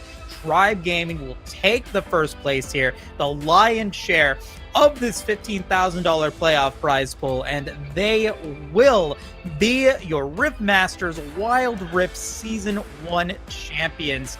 It's super bittersweet here, Rafa, because I would have loved to have seen it go to a Game 4 or a Game 5, but you know what? You can't deny dominance, and Tribe Gaming, they delivered. I mean, what more can you ask for this holiday season? Tribe Gaming, they were ready to answer back after what seemed like the biggest upset in the North American scene yesterday when Immortals swept them 2-0 in our winter semifinals. That we looked at today, we saw that, oh man, this is the question that Tribe have to answer. What did this roster move work out for the better? They didn't even get a chance to play in any of the previous qualifiers. The only qualifier they played in was the last chance qualifier. They had to brute force their way in. They had to make sure that every single game worked out. And then the momentum was definitely carrying because they swept through that last chance qualifier. But then falling to Immortals in winners quarterfinals, I don't know if behind the scenes, if it was the coaching staff or it was the players that got together and figured out a way to get through that loss, but they emerged for the better. And considering that the only team that took a game off of them this entire day was Chongchortle at the beginning, I think Tribe, with every single game, just leveled up and got better and better and better and better. The Goku effect really kicking in for these guys, and with this concluding our competitive season of the 2021 year 0 for Wild Rift competitively across the entire world, where there's plenty of events still looking to be held going into next year and starting at the beginning of, or at the end of this month, I should say. If you've been paying attention to some of the news, WCK is going to be coming out with a preseasonal invitational soon. There might be some stuff going around the rest of the world for SEA championships, but for NA, that was the last one of the year. And so now we're just in the waiting zone, Moose, until 2022, where Riot still hasn't figured out what's the first official season will look like for Wild Rift, or at least hasn't announced it to the rest of the world and right. to us, right? But we're looking forward. We are braced and ready, because when you have exciting players from the North American scene who need a place to show how damn good they are, then that's why we're so extremely grateful to the things like RiftMasters, to the Verizon tournaments that we had, the Code Red tourney, any type of competitive event that allows these players to get on stage and flex their muscles. I mean, we're extremely grateful for it, because until then, it's until the next big thing. is. And until the next big thing, Rafa, it's been an absolute pleasure to be able to cast with you here in the final day of playoffs. It's sad to see it end, but, shout out to RiftMSTRS. If you guys have not done so, support them, follow them, subscribe, shout them out through the rooftops, because I cannot begin to just compliment the production value that RiftMSTRS has brought to the table. It is just so clean, so crisp. You gotta shout out again, Tasty Bacon. No bonuses or anything like that. It is from the bottom of my heart. It has been such a smooth production throughout this entire split, throughout this entire season, and I can't wait to see what RiftMSTRS, what Wild Rift, what Riot decides to bring to the table going in for 2022. But for now, Tribe Gaming, they hold on to their crown. They are the champions of 2021, and that is going to do it. On behalf of everyone here at the RiftMSTRS group, all of the casters, Dia, Zephyr, Rafa, myself, the players, and you guys as well, thank you guys so much for watching. Have an amazing rest of your holiday season. Have a great night. Take care.